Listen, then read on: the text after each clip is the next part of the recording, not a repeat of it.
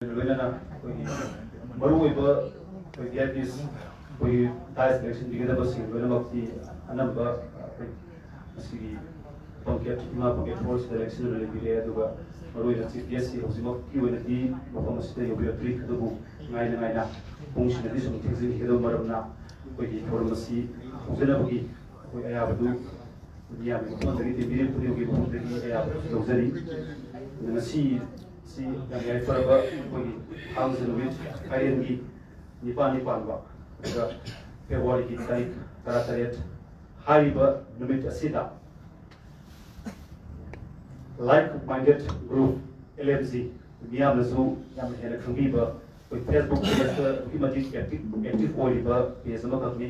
अदु मणिपुरी तोंगान बा मफम कचिन कोया सिन मजुंगा कोई लेता लायरा अवाना कारबसिंदा कोई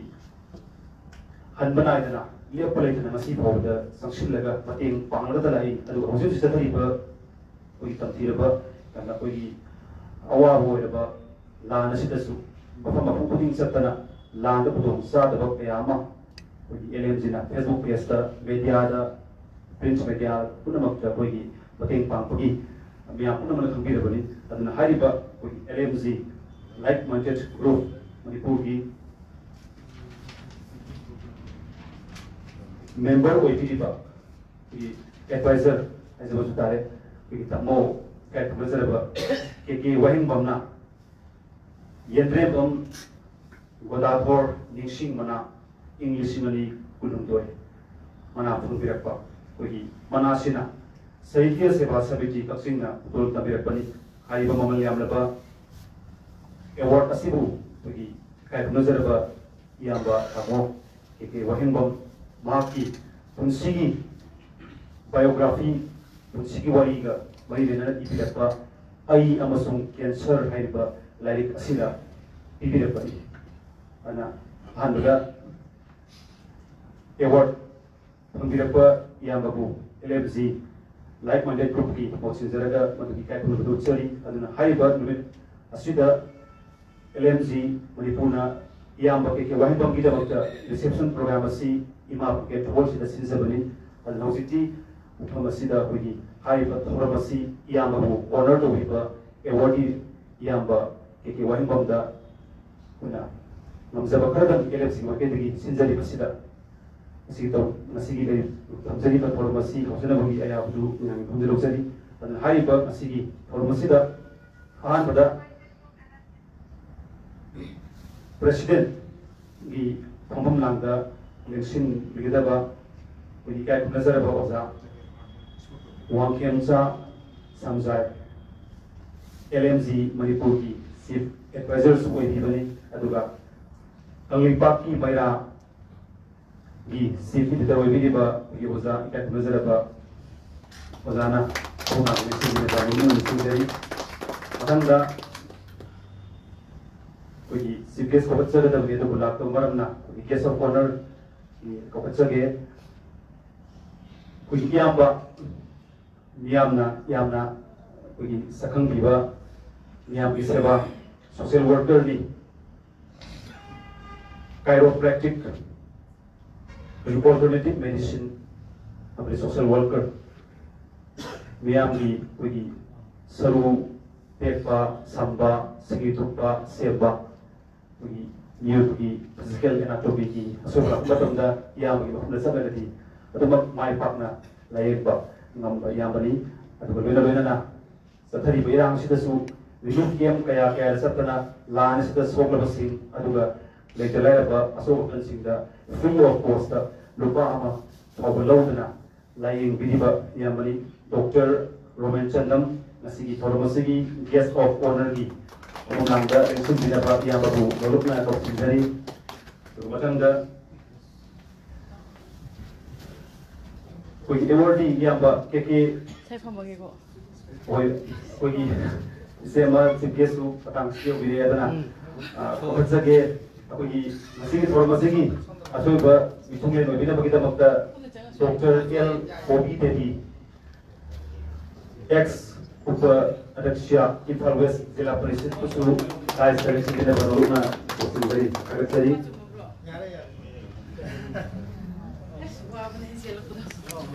aduga mathangda namaroi pagi wangang loi hajab tare awardee yamba ke wahingam na ihiba larik ai amadi cancer hariba larik asigi masigi book review to bidaloriba asigi maramda ofam khara thamina bagi dabakta koksinjage ikai kunazariba yamba oza Ningambam Nando Singh research scholar Manipuri Department Manipur University yamba basu bagi pamumna dais selection dinaba kokatare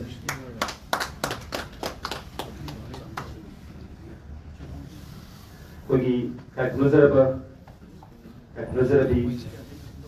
dignitaries singna bagi dais da pamumna selection dinaba tumasida bagi felicitation की forum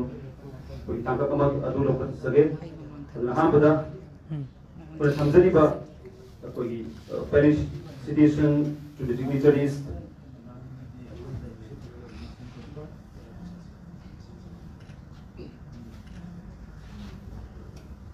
कोई क्या नजर अपनी dignitaries सिंगा कोई नमजबा कोई अदुल तो भी ना बगी तमक कोई L Pujeswar Sharma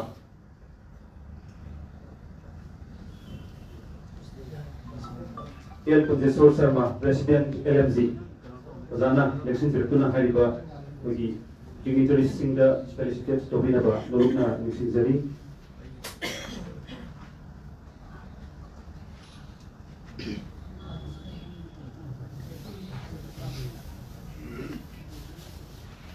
kuy anba nasigi forum ki CPS ta policy kambina election jari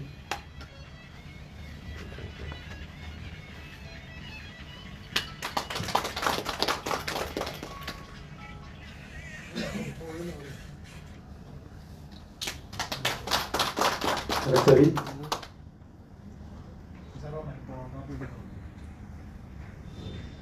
Matanda, Zaramenda, Dol Tigre. Tanda bagi kakmazar boza nando boza rasu hariba sansan tugo rasi kabina bagi singjali.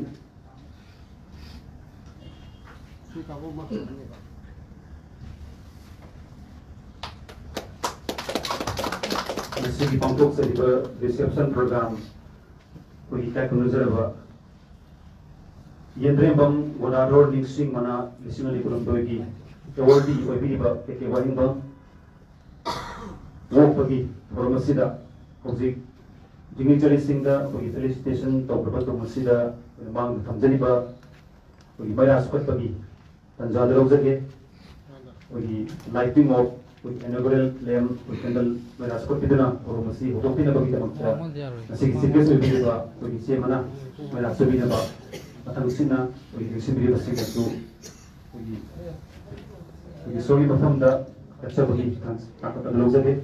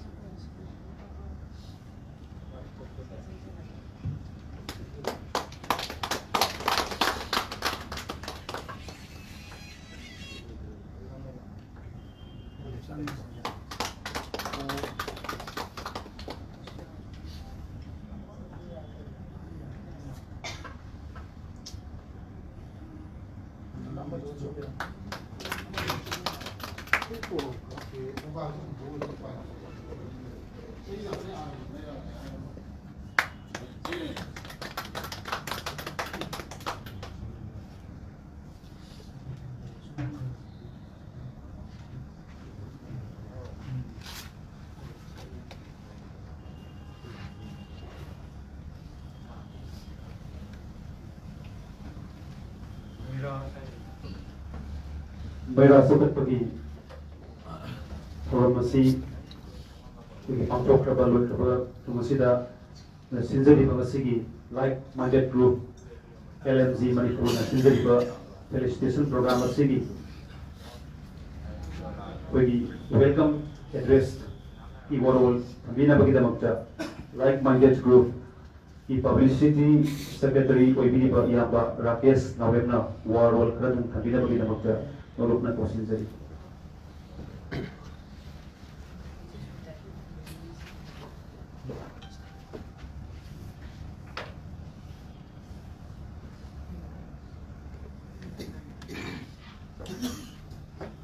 Maksudnya, masih Februari sejak terakhir tarik tanggal nomor ya kalau masih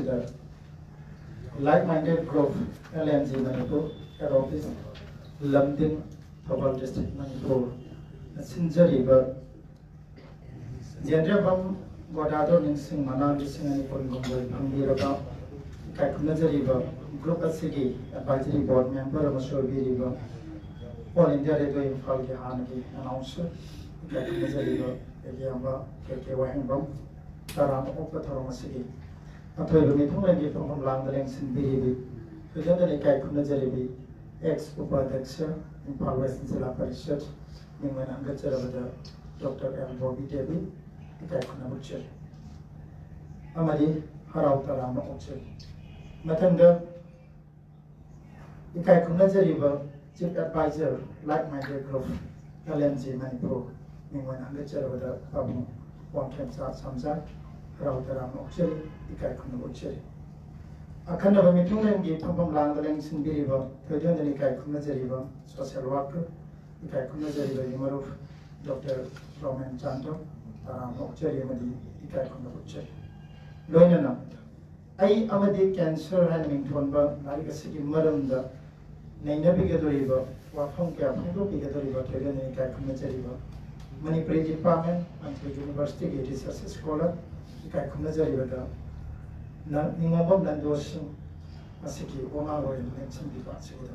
Harauta, Moxer, Monopoche. Loina Nequina, Taramoxa Gadoriba, Kojik, Kogirata, and Single Lady, Yamba, Kekewangam, Aiva, Ayamadi cancer, Yamosu, Harauta, Moxer. Mandarin Biriba media friends in Loyana Nandam Sigi scholar Iminem, the Katunazari Boda, El Memo Mandarin Biri, Deputy Writers Forum Manipogi, Patron member Ani Madam Dr. Raisum Landoni, Hamati Mandarin Biri, Manipoda, Manipuri, Film Amadiano, artist Kayokana, one of the Sobotan Logiba, Film Academy Manipur, Farm, the managing director. Azaran mentioned there. I put Amatamaya, Lam Zanel, Nes, Editor Zaran and Salaman. Tomatomamba, Hilda Leviv, the chair principal, some time on this sugar and mentioned there. Even Lam that Donas, when a second river, Kakumazari, Elisema, it after mentioned there, Sema, Rasmus Romola mentioned there. Tomatomamba. Hilda, you go for the sky one from the right now. Tombram Amarset, when an animal walk and drop. Even Lambda, Mahami Roll stayed at Redona. Chocoto, no confidence. We don't know why everybody like-minded group, LMG Manipuri, President of the Kakunazaribaza, Elton Jesor Saramana, Massi Thomasi, Pampuga, Ayava, Bibiba, or the President Magi. Dedication necessary chief advisor Viva, Babu Kenta Samzaita, Katopiba, Massi, Putin Salvamato Siroso, and LNG president of Kunja Soto, and Nolopa, Kaikuna Sucher. When the Renaman Lands in Viva, Massi Thomasi, Henamapum Handi and Lapiriba, Tomatomba section the Lapiriba, and Nolopa Rucher, Kagoman Wajari Bamadi, Massi, like a city publisher Viva, now, Bobo Contractor. Legacy, or never one about I American survivor legacy. Eating I American survivor can serve up. I had a mentor river. Yamaki, when on the Sabona Romatanda, hospital, chemotherapy to Romatanda, Massi, Mama, the Sabona, Sagajutinadaba. Sini now should not have even should not have แล้วมาข้างแต่เทียงนะบ่อีน่าออกมาดูสุดเฮ็ดพวกมินน่ะก็ได้เห็นน้องชินด้วยเนี่ยจ้ะบ่มาดูว่าอีน่าบ่สินะแต่แคนเซอร์survivor มวยแคนเซอร์ยาวาเสนาข้างมาแต่มาดูได้จ้ะตามมวยแต่เสนาตัวบิบตัวกันตัวกันมาซิมาชุดมาตามมวยแต่เลี้ยงจ้ะทุกทางแกอยากได้น่าบ่หลายก็สิสุภาพที่สุดตามมวยที่แกก็รู้สึกโดยตรงนั้นไว้จะรีบดีlike-minded group LMG Manipur si karen agi aja project so khaibam na yamla mai chumba reform ni thambi gan adu khajiktam like-minded group si highlight sang kan tamjano COVID-19 pandemic ki yamna si raba tanja adu da aja project so khaibam so COVID ki victim mamoi ai amadi cancer level area si tamo ke yum da lai si phone koi form of matung da lau thui deputy writers for manipur form da lai si dei phang pa chan phong kuding ma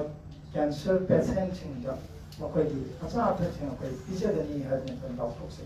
adi matung ina covid ki ama chi re ba tan ja de da rims hospital da lai ri ba covid ki chi re ba tan pandemic manu ma de da cancer patient thing de koi acha tha si thêm vật chất anh tông là sang bây giờ rồi mà tầm này ở đây hospital authority này giờ TV về đây cái người ta riêng là sao vậy cái deputy writers forum này cái president bảo mong nào cũng không bao xem mà tao mà tiệp thọ con xem mà số ta mong rằng cái sao mà tao mà kể cái mà làm apa semai tao cái người ta riêng là sao mà thì mà chất vậy lại cái theory về đây after 7 days cái ta riêng cái mà nung đó quay đi na ha về này chơi về quay mari phật na này đó cái băng thầm ba cái xem mà so bị ta đó thọ phong mà tí gì na hậu thế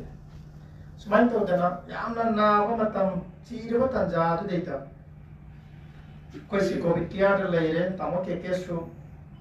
ya đấy na đấy oxygen hấp cái lấy đấy đi cancer đi hidak sukan na sari ba phariyabi khara maya marta tilak ba huda sungai ri ba dei smai lai phibon siam sa ren to yum oxygen cylinder thamaga tamosi treatment ma home quarantine to ni treatment chatha sigi marak de da oja oje soro khaibam siu na bi pau tai marak de da lisikia kamu jamna Facebook ta covid pandemic na wa halaba sohon labai khoi halman sing sa jing naw sing kan na bi da mak oxygen cylinder lai bi tangai phadaba ama khak lai re maramasna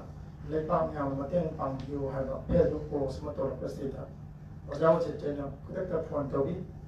za ya re de oja account ne yaw bi re di palising ni da copy yo hai matam de ojaw che na e yaw ri ai account ka phe ai de no na block che to he da me ma ba ti na na yamna mateng to bi e ko matam de da palising ani si ojaw che ke account ri ka 사들이 그냥 그렇게 어제 저 갈방을 좀 라에 하여 라지는 것도 하이로티 가이게 노 낭나 시간이 방비가 이미 그 사들이 라에 아이 수하나 방비 라에 아니 사비에 또 나때 방기버도 마도 마루니 스마이 프로그램 앞에 코비드 케어스 더 레이드 마나 코비드 케어 마다 아이나 토반 디스트릭 호스피탈다 어디기 캔 타기 PIC다 레이고 마탐스티다 누미당데기 고즈 레프트 노리 사바고 그래서 마이나 마땡 방비 donc groupe amakha establish to si khalap yam kuire ne ojaje yam kuire issue ai life ta lambi ta any aina gari achawa thor baji 2012 te tho pe ki loya pade sidaina ngasi pa obada lambi ki accident da actual ba thengna ba si yam dro da accident thom ba kun sa gi ma ma si wa khum jai kana mo ta jo haidri asi LMG lak ki wa khulun accident thom ba je kun sa da ma ga gum 이게 라이프 세버 마시 동정치 시기 또 무슨 말인가 에센시 시제 따나 보다 시제를 비하래 같은 거지 학기들 아이나 가이즈 토버 벤스 마레다 소파시 고동 빌랑 카이다 이나 뿅뿅 레라 마 소파시 가나도 풍도 드라마 담다이나 람비 페절라가 하이바 소파지 부라가 시제 영어 쳤바 시제게 람비 가다가다가다 두대다 토마 시제 영어가 빨리 신군 디보지 또 그러게디 कोई line बंग हम है रखा फरेरी media Singh कोरनी Ashok पर unknown person nama unknown another person nama na life saver की nama पुखला patient अमबु deposit तो उधर दी line बंग हम है ना हाई आराम नी ना media friends in the briefing period नहीं है ना ai yam kan na hai ba de si hospital lying dire khang de lying en lok tai moi pusan ga adu namidawal pung 3 makhai da pusan ye ba patient do ahingi pung amada dead body wen ko thora khia maside da dead body je mo hapaga mayung ta na thel le aina tor ki ba thawasi somba me am si wajaw to wali leave matam sne da wajaw na su masi tawasi ko kamai to je pa cham man khaina le to ko manung ni oi ga tra oi ni ga oi oi de no hai to ko pa cham man khaina sin to no ko si kanam to na de telephone talking da conference lo ga pong samjai adege ko ye wajaw kun je so mai am sa oi na phone conference da de maru rosin mo rang them adege sheloi ko gi sumai na technical gi oi na lei ba ei now sheloi me ta na kan da like minded group si masi establish ai ko through WhatsApp ke through da ko je adu telephone gi conference ki ko thang da same ki ba group masi ahan ba teng bang si ai ko ai sa ma na khar kui na na ho da na hai ba teng bang si hairok ta yam nu si ba to don hairok ta mapa si check shu ba check ki maro lom de character sa pa da check na laga si ga adu ga mama sina mo covid ko na siama ma ta covid na na ga lei gi dra sumne chei tara ga tare ni pa da sui ba ngang ki sa ma khak si ma ki damakta mateng pa ma si na pong samjai si ha le matam tu gai sap ko ya da matam ni pa bung na media gi maroi ba thodang ko gi pa bung ji ga hai da ga hairok ta na han ba ko ye like minded group ki mateng si pang ba si gi pang ba halat thi ngai da pa bung samjai sa no pa ya ma dhamen na telephone lai kumbi gi kuga dam da kuga turiya da lalaga lorang sura sakadaba macha pa ahum anga sar samagi sebari wena leibo kumbi gi anga ahum ti mang da ani hira narga sirena haiba pau silak to masi ko mai to ju kudak ta koi cheng thau thum paisa oina kudak ta khaina ga hai ba si matiem pang ba weden short tera tu da no ba thum sa ba sigi hangala kada mu ke dori कोई वंबंद लौरांग सुबह मरमान मसाना थोजे बा tractor जी ना tractor जी own खल लग नल लग माज सीरा इन थोजम disdain ऑथों पर पीबा ममनी मागी yung nakan sina segai ba jingana ko pa nakala mana segai ba phi khara ko pa nakala mana ke do ba phaglang wa ji phaglang ko pa le ba yung ji u ba kan de khoi hai ba angang mu sa ni si LMG yang ku chen chao ba roli sin sana samna ma pa da lai ba ni ma le khoi da ku da phone ro za si su phone phone ba ngam dre ki a ro sang ngam dre za ki smai to da ngang ani do ai ko yo ta ngo le to no phone si ke do si ge ya mama pa ko le tre mama du na ka mai tha class 12 phone mai free education my admission everything ai ko LMG na to go do ba ni na law thok ta ne ko kudak ta my asti sora everything ai ko yang ma sen ni ma tan pa na ta phone ji phao ba 2021-22 की session दुरे उसे power में free education period का से ना होर पगी point अहु से cousin समाय न तो जना अथोप पकी दिनानी फेल होइरबा दे हार्ट फेल होइरबा खोम नाम याउद्रबा एक्सीडेंट द सोबा तोंगान बा इंसिडेंट मयाम मा कोई मतें पांगला मतें पांगला प से LMG की पुचेन सी मेंबर सिंग याउबी बा याम Surendra निंगो याउबी ahin yung may sai he pau ta ba yang noning ba su koi ba yang si ba wari ma lizage akwai Imphal manung state na tra Thawbal line na any line state da akwai silent khong sa patsi koi fire tender gi sigi ma khon hectare koi LMG member jing je ko tak ta phoj ba na do waiting le wajawa ji sina kamla ma da duty ta sipai ni na khro ju section le मा duty थादो यादरबा राजेंद्र ओजा राजेंद्र हमदा silent खम लाइदो कै तो यावरे सुरेंद्र कदो लेरे अहिंग the phone तोरे राकेश ngरang दो जनम बुकिन पान द युमम चाइ मसि हुजिक चतर दि तुम यारो तो आइ तो परे ओजा पि सरत इनक ने छगन बन ओजा न कंगला ले बने चपि रोइ दि ते था ले ngरang अहन जी अहिंग जी ओजा सरत पोखम गंगा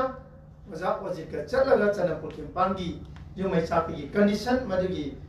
स्पोर्ट्स इंक्वायरी लौरगा कोई group ta thagel masi uje ko mateng pangbu soma yam ne alaw khalle ke dore higher tender amana lowri ba role du दुमाइना लौबा LMG की एक्टिव मेंबर कोई इलेक्टर मैम यावरपसे मसी याम थागली मसी मांग लेंसिन बिरिबा मयाम सिदा अपील तौजनिंग मसे लाइक माइंडेड ग्रुप से यामना वानरबा कोबी मनंग सेमगिबा अवाबा मयाम दुना मु पुंजलगा अवाबा मतेंग पांगदोइ सिगी वाखलोन स्टेट लाप स्टेट सेमप ग्रुप असिना मसी सही अहुम सुजरकदोबसे इमुंग चामगा हुमफुरमदा मतेंग पा मयाम हाइने लाइ अखोगी हंदकी लांजे होरकदा अखोइना हाना पांगबा होरे नखोइना मु कैदौरी अदु तै पांगबा पांगनी पांग मयाम हाइनबसे अखोइदि थौदोक थोबन नुमितुसु याम नुसिबनि तरबूज थार लेजाब सिगी कांचुक चिंगोंदा तरबूजे मसक खंदब मयामना नोइना थोगाइबिरम पुब्रोदना हुरालगा चाब्रो अदु नत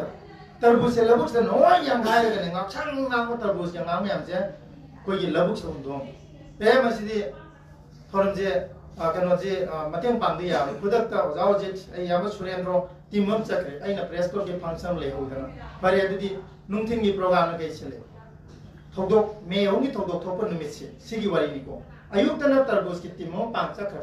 नुंदिन जना होरेन अंगांगी हर्गीस अंगांगी लैक्टोजेन हाइब्रा संगोमगी मयाम दो लेरगा टीमम लेहोरिन करिगी थांगलै बंदा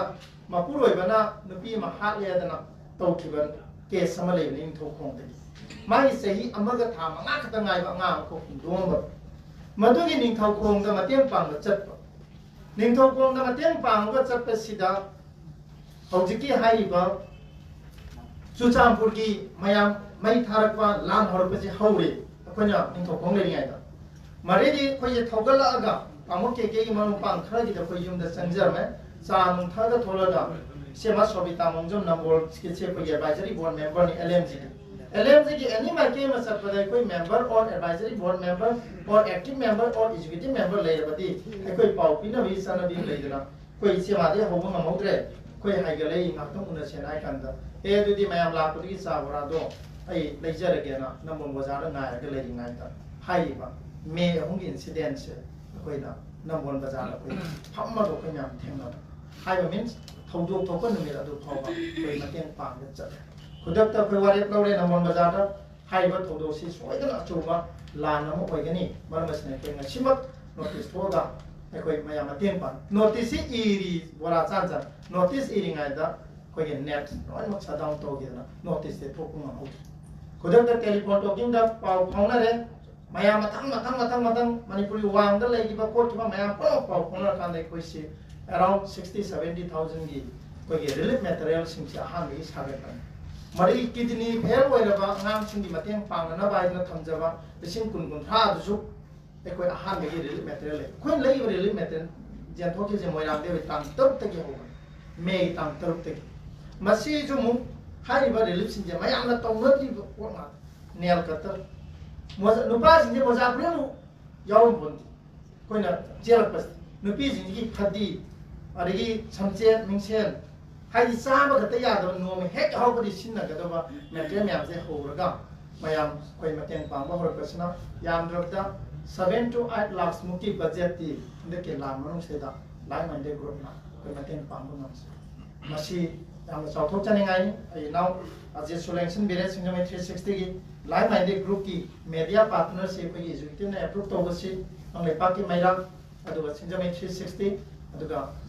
पाक मीडिया यूट्यूब चैनल हाइबा हमसे मतंदगी हेक होदबा पे अप्रूव तोजब सिंगमे 360 का खुसनदगा अचौबा तेंबाम के आमसु पे लौजकी अना कोना लुपा सौमा दगी होरगा लुपा लाख अमगा मखाइ फाउगी सांगा कोइ मतेंग पांगबा मंजक थौंगंबा को वांगा अमगी लायेंग बदा लुपा लाख मखाइ कोइ मतेंग पांगबा मंकी मसी कोइ कंट्रीब्यूशन LMG की मेंबर जिंग से कंट्रीब्यूशन तो बस्तेता यामना निंगन नदबा अदुगा मखोइना होनरप मयामदना ngasi लाइक माइंडेड ग्रुप ना यामना हिंगरोय न खंजबा हाइदि हिंगुबगी करी कानरी न खंजबा उनसी कयामा लाइफ सेवर कोइ बिरा कांदे ngasiदी कोइ रते हिंगबा कयाम सुयावी लाइखिदबा कयाम सुयावी तुम पुनमा से लाइक माइंडेड ग्रुप मणिपुर नदी हाइबा कोइना तेंबाम जखिबा सिंसे ओजिकी खंगनाबा राकेश की खंगनाबा सुरेंद्र खंगनाबा जासर के खंगनाबा अमते यें कोई अजिचु यावबिरी मेकअप खुलिंगे लाइफ हाइब खंगना चानाबा मी अमतदा खंगनबगी नमादा मतेंग पांगम ते याउथि सिने कोई लाइ माइंडेड ग्रुप की मेंबर सिंह याम पुचेन चाव मतम पतोस अदन रोशलकदा लाइ माइंडेड ग्रुप ना मेंबर पुनमकी बर्थडे सेलिब्रेशन पांथोकगी अयाबा कोई पिजते अदुबु एजुकेटिव काउंसिल ना के वाहंगम कोबा कैंसर सर्वाइवर सी दमतदी थोंग लाउना कोना हांग कमिटी ना करिगी दम कैंसर नारगा ऐजे सिरदबनी न वाकन सोंदरगा लैगदोबा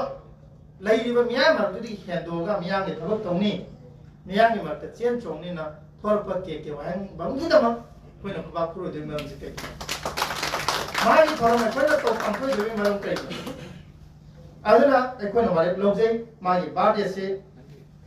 अनिसुबा बर्थडे से ने कोइना थांग करांगी लोकता मपानदा मिट पुद्रबा मियोय कुन थादा कोइना मतेंग पान अरे हंदक मतेंग पांगरे हंदक की मेगी अप्रैल की तांग कुन तेरे तसु कोई मतेंग पांग ना थोराम तौरी हारिबा हंदक की मे कुन तेरे की मतेंग पांग दोरिबा थोरम सिमदी आई हम्बल रिक्वेस्ट कोई लाइक माइंडेड ग्रुप की महु छिनजरगा या के महु छिनजरगा ममांगी बर्थडे सेलिब्रेशन दो तम के लाइक सी कॉपी 700 नंबर सी अराउंड कॉपी 500 ऑलरेडी सेल्स तौरे लाइक सी की ममन थीबीदना रुपा लिसिंग 10 पीरगा लाइक से लेबी याव आई मणिपुर हिस्ट्री थोंग दोमान लिसिंग कुन पीरगा लाइक लेबी याव सुमना रुपा 10 खर पीरगा लाइक लेबी याव अदमाइना कलेक्शन तौदना तम के लाइक से यामद्रबदा 5 लाख मु हेना लाइक सी कलेक्शन तौजबदना लेतना मयामदम डेलीगेट तौबने अदो ngasi se tamona लाइक मयों खर पुरे लाइक से फंगबीदबा यावरबते मेदाम बोबीजु पारमय पुरे लाइक से कोई ममन थिबीदना फंगबीदबा सिंह कॉपी अममम तंदी कोई लेबियो सिने ना तामो रिक्वेस्ट तौजरिस मरम दी केनो दा अप्रैल की तांग कुन तेरे ता तामो की बर्थडे से तामो की खुद त लेबो लाइक खर से मसे शेयर्स तो मसे की इनकम जना कोई बर्थडे सेलिब्रेशन तौजगे दोरी मैम या बिनिंग ब्रो आना मेरा बोबिना सोयदन लाय अमदि लेरनी सिमाई हाजरे यस आई लोशन जरगे ओजा ओजेट की मथंगी स्पेस ता लाइक माइंडेड ग्रुप की एक्टिविटीज में आमसु फंदिगदो अरोयबदा लाइक माइंडेड ग्रुप ना याम्बा के वाइनबम मसे सिंजरी बसे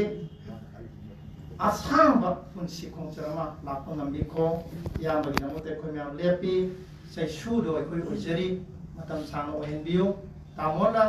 फमुंदगी हेंदोक्तना लेखिबा मिकुबदुदा एकोय खुदिमता थेंनावगदबा वाबा मयाम लै चैना मयाम लै पुनम दो कोननबगेदमा तामो कोइना पुनसिबियो अनौबा तामोगी इसै यामना मास्टर ओइरबा ऑल इंडिया रीजन फाल संदोखबा इसै क्याम्स लेबिरी हंदक लानमदे दिबे इसै कॉपी लेरा लान जे होरत्रिङाइदा कॉपी लेरानि मतां इबिक्रम याम प्रिडिक्ट तौना ओजा राजेंद्र पांगबमना सकिबन सुंबा मयाम इसै कलेक्शन मसिगी लारिक की मतां योरपनिना के वाहंग बमाइसे अखोइना खंगाव हापेन सिलेङाइदा ऑल इंडिया रीजन फाल चेलगा सैरेंग पागे वरी पागे हाइ मतंदा इसेमा यामेम तोंबी तामो के मयाम सिगी मतुंग इनजरकपनि मतमदुदगी औना तामो इसै ताजरखरन अनै सैगी लाइक अमा अथुबदा फोंबा ngамबो ओबियो हाइबा फंसे थमजबगा लेना अरोबदा पुनमको अमुकन खुलजै फोंबो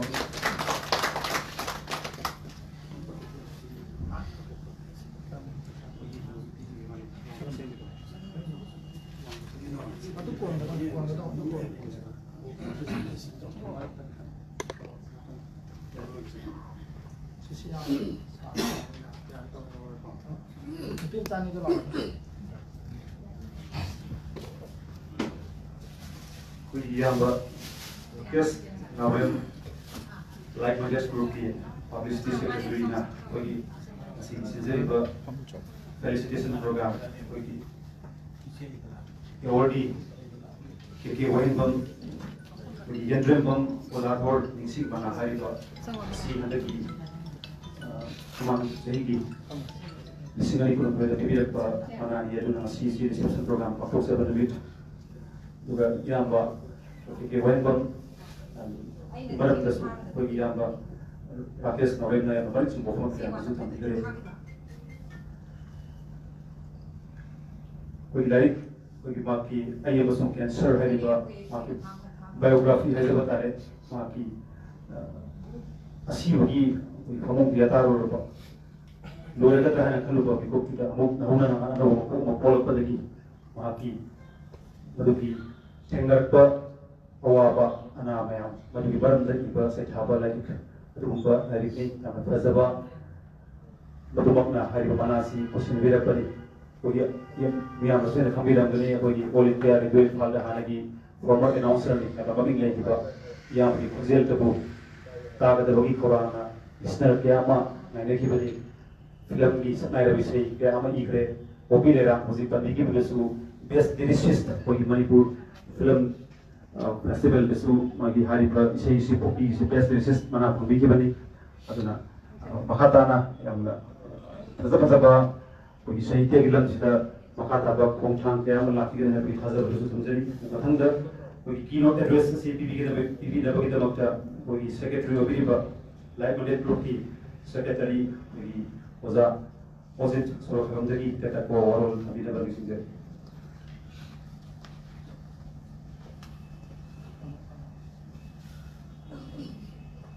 कोई से ख्वाइदगी मरुइबा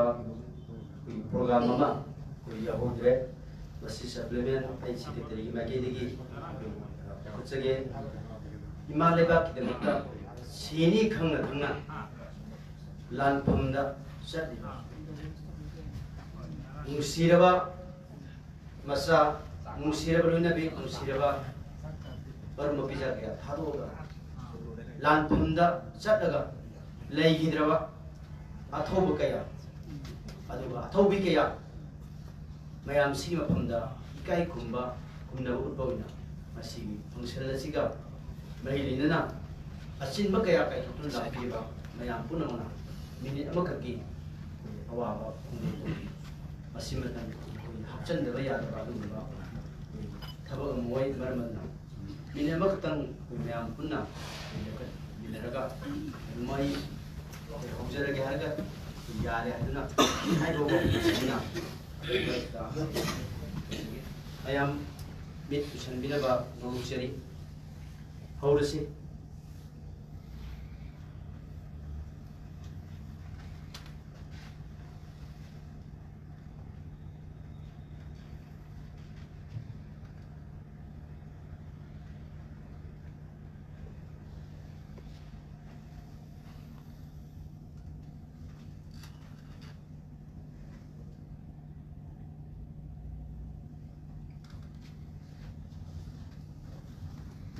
यारे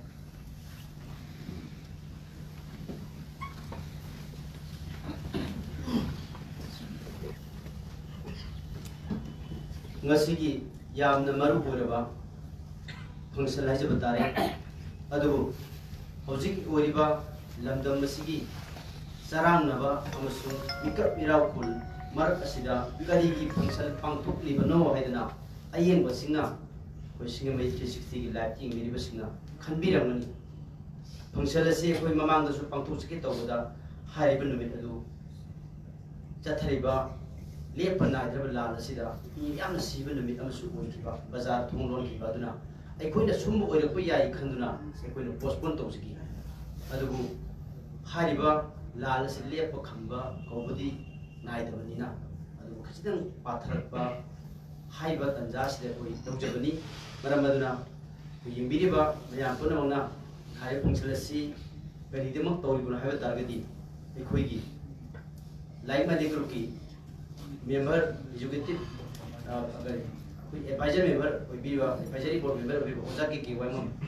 महा की पुंसी असि तसिनमकी खल्लुबदा तु चुंबा फावबा अदुगुंबा अंकक अमदा लेयुरबा हुजिकसु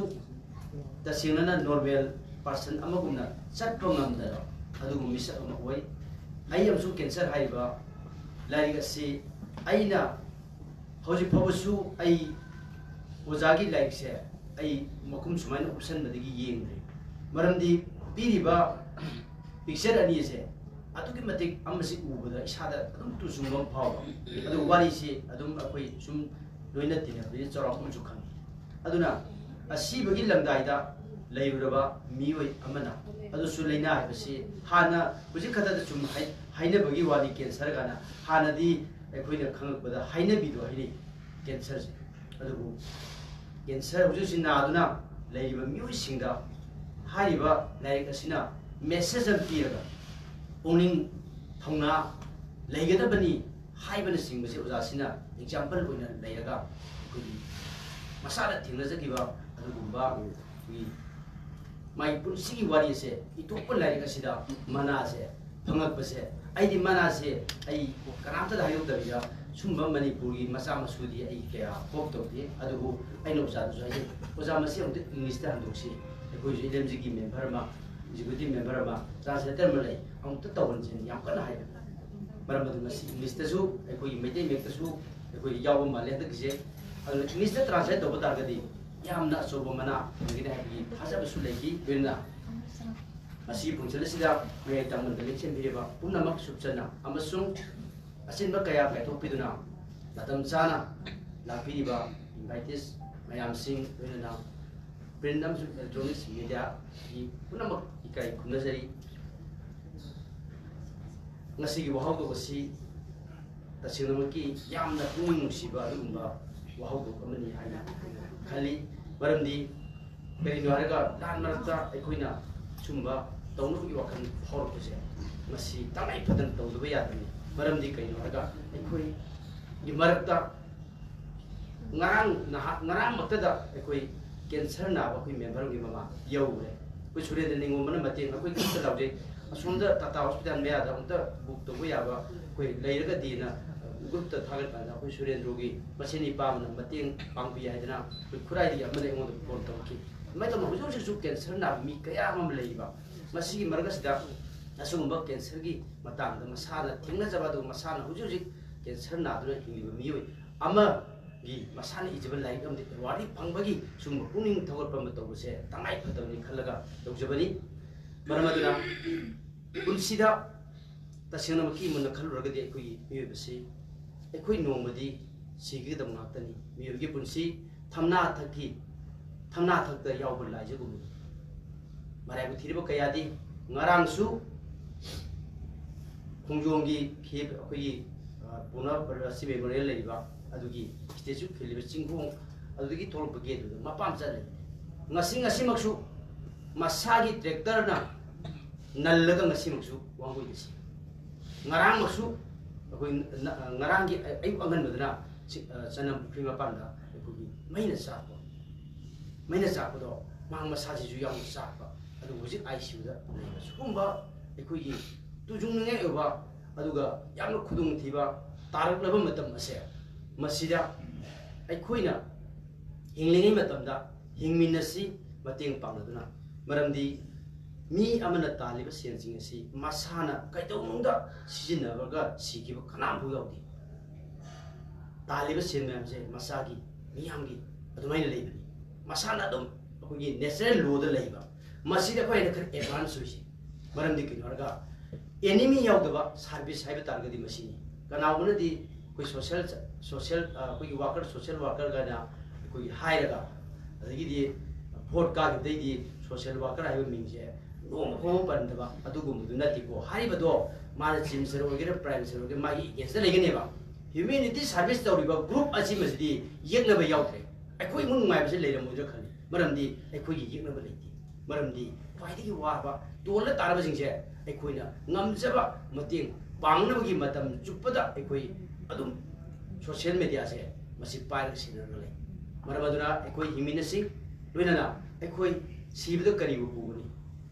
pikpadagi pikpa puksel pikpa chawbadagi chawba puksel chawba aina phanyam hai singaga su asiba haiba khaya tu dagi nato kadam kana su leite atai bengdagi loan lobudi singdra su yai adu aikoina lawriba asiba haiba se masibdi singdra su yai yawa maramaduna aikoi hojik su lalasi yam kalli maramaduna aikoi ngahaktangi mama lebang ningbana ta numit khudingi pung khudingi ningba mata kali maramdi kai norga aikoina ngakata da ningba asina ni aikoina ningjen mani manadi adu tawi da tawi aine ri maramaduna aikoi imaleba kai demuta aikoi mi muina khande ya bani maramdi kai norga ai leiba asde leibani ai jati asde leibani ai manipur da leibani khande ba ya da ba aikoi tangai khande ba ya da maramdi aine mapa ja khanda aine phana hi singasu नुंगाइबा Bombay दिन Huygens बिया आई मणिपुर दे आई की लेकाय आई खुंगंग नुसीगदबनी आई की खुंगंग बु आई इरे पाकु आई इजाति इसा मनि खनगदबनी मरमदुना अकोइन खनब खत यारोय अकोइन खलिबा अफबा पुनमक्से थबक ओइना पांथोकपगि तंगाई फदबल अदु लई मणिपुर दा वा ngang हिबा यामना लई अदु थबक तौबा हिबा मिगी हिबा मिदी याम यामदि अदु मरोइना ह्युमैनिटी सर्विस से मसी मसिंग यामना वाली तसेंग नमके खलुबदा अकोइन सुम येंगनि याम हेना नुंगाय याइफबा इमुंगदगिदि अकोइ खरा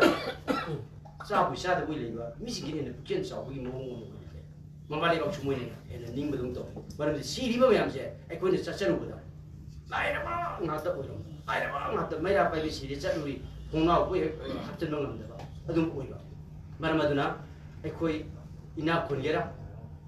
laira gera ekoi nongni sigani aduga adumna sigiba matamda ai imung katagi khanbani hairaga mayamna kuba kunarakani mayamna sigra matungda haine bekane habiside sa to birunu ai adumak aina hingibase miyamgi uhenbiu इसागी जो यावरबनी मियाम इदुदा अदुन साखोलै बिसिंगदि आइना फौ मतै फजरकनि हाय साखलबसिंगना करि हाय मियाम फालु मियाम दुदा नंग यावरबनी अदुन फरकनि हाय मरम अदुना social minded chain बसे एखोगी minded chain मनदा थबक लोइना minded chain सी लोइना असिगुंबा यामना चीबा तंजासिदा ओजा के वाहनफम द फंगलपा मना असे एखोई पुंग थोकट पाइबसे मसि तंगाई फदनि खंदुना एखोई तौजबनी मरम अदुना अतोपा लाना खनबिगनु मरमदि ओजागी पुंसी हुजिमक्सु खल्लुबदा मी अमा तसेंगनमके एखोई याम नुंगाइतबा फावै करिनो हागा एखोई फोटो कापसि खर कुइ जंबा ओजाजे तुमिना सुम लेरमे कइनो मा कुइ लेममदि आई सुम ओमेर थेनगरे कइनो ओजागी कइनो पुंसी याम वाना एखोइना सुम येंबदा फम्बदबदि सुम मानबा अदुगा चटपद ngak फोटो कापि लेबजे ओसाइते लेगी ओजा लावकन आई लेपम सौगत्रदी ngamdaba dugumba punsi amani adu maangna kaidore humanity service halaki lanji deju koi misi laing mandate na portion ngamdaba laing mandi giti mingonda lupam da pbu adu pbu haibalaiti koi member jinju group da thagar pa happing deba toe adu ngatani maramudra osana khani janaba kaya roju poda lakani match suramani ko jaba masi mating pang suramani ba lage handak disi yang hin pangon ju yaw suramani ba to minna leiti ba punsi je karamba mina punsi bu yena maru oil lawerga aisu ngakse centimeter am liang pa yada punsi ama itakam ure aisu operation tawrubani adu ojaji punsi na yang wana leibuduna mikup ama su oja se mayang di chum sum leije ai bagi hongna ba yengma magwari ma ki wakhanda di mai ga ma i ga kai mo mai thamo de phau je adu lan barak sida lan mamangda popi haibasina ekoi de pi ba chaitheng mamangda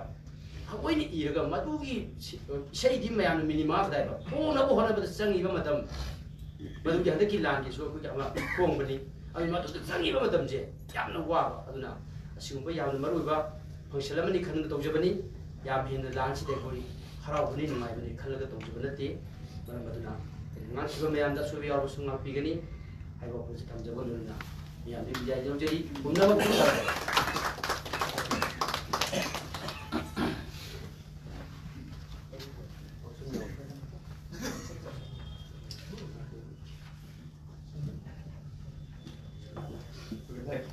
like-minded group ki like unsere boza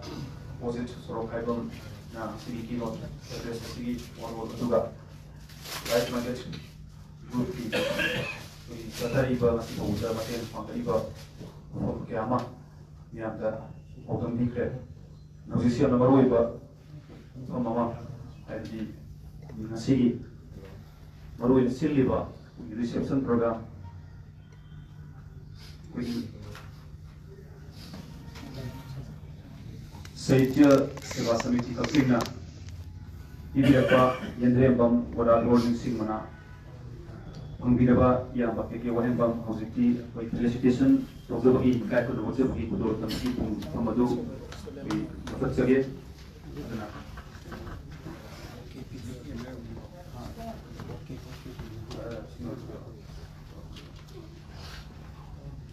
Aduna Ahanbada Baki Yamba Amo ki Wahembam State structure Letter Pide Aduna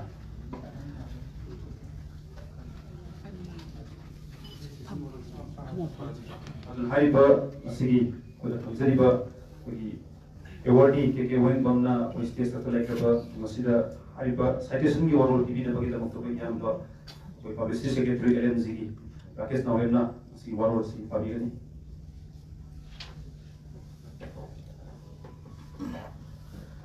Like-minded group,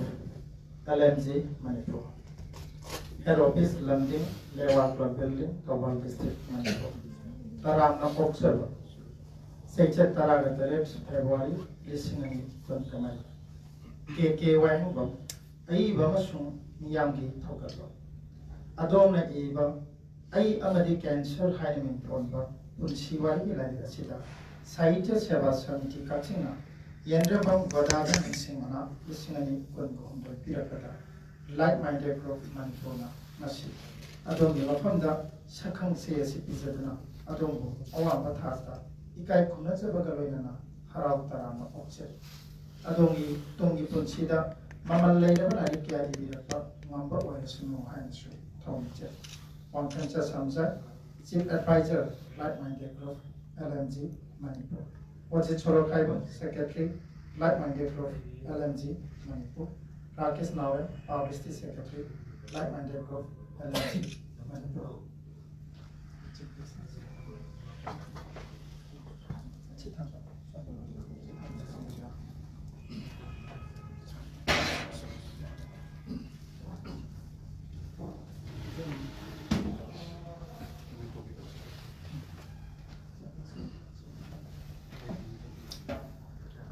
Jika kunazaraba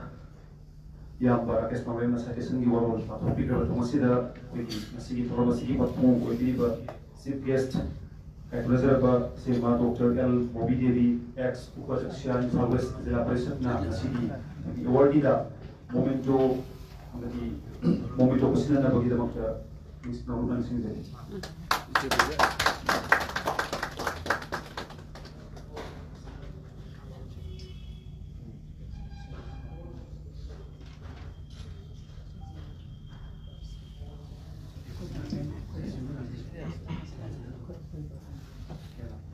juga saitesangi kudol asi akhoi awardee da tabina bagi damakta asigi thoro masigi president oibiriba akhoi LMG chief advisor oibiriba Wangkemsa Semjai Ozana kudol asi tabina bagi damakta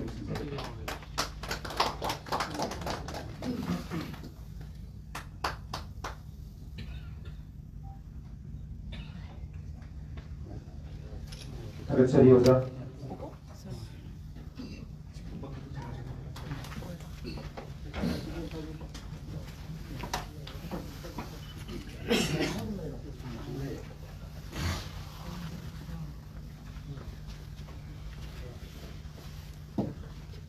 Yendrabam Godador Ninsimana, Pumbiaba, Awardee,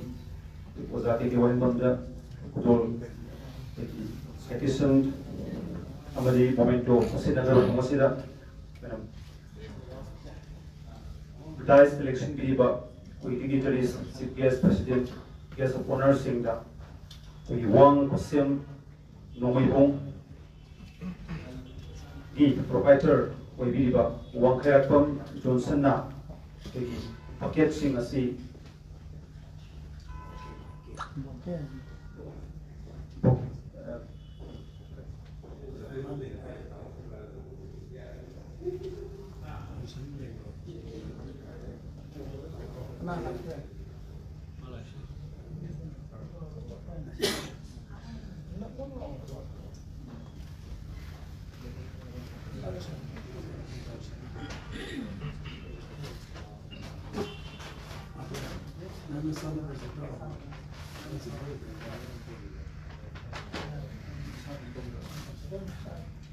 we Wang Kayapam Johnson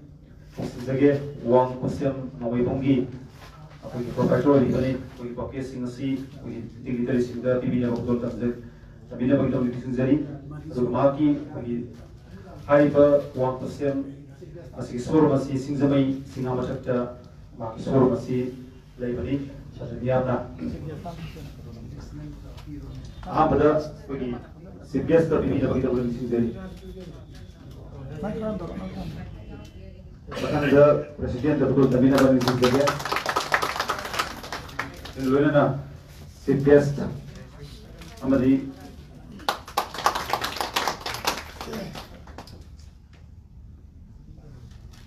Guest of Honor Dapur Tamina Bani Singapura Matangda Kogi Asigi Ayamasum Kensara Balari Kasigi Book Review of Vida Badiamba Imambam and Dosing Research Scholar Ulasu Gibokiasi Kudor Tamina Bani Singapura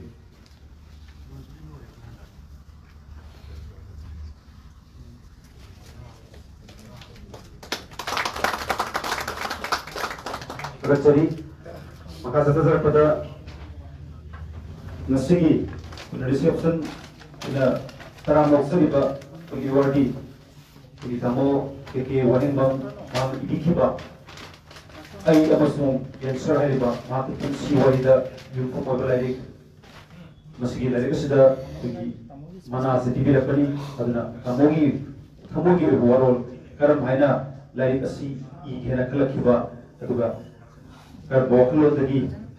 माकी पिछे तंग का अवा अना से chain के आदमी मरंगा तमोगी बरो social लेगी ला वने खले दना नसगी फेलिसिटेशन प्रोग्राम सिदा कोई लारी कसगी मरंगा हमदे तमोलगी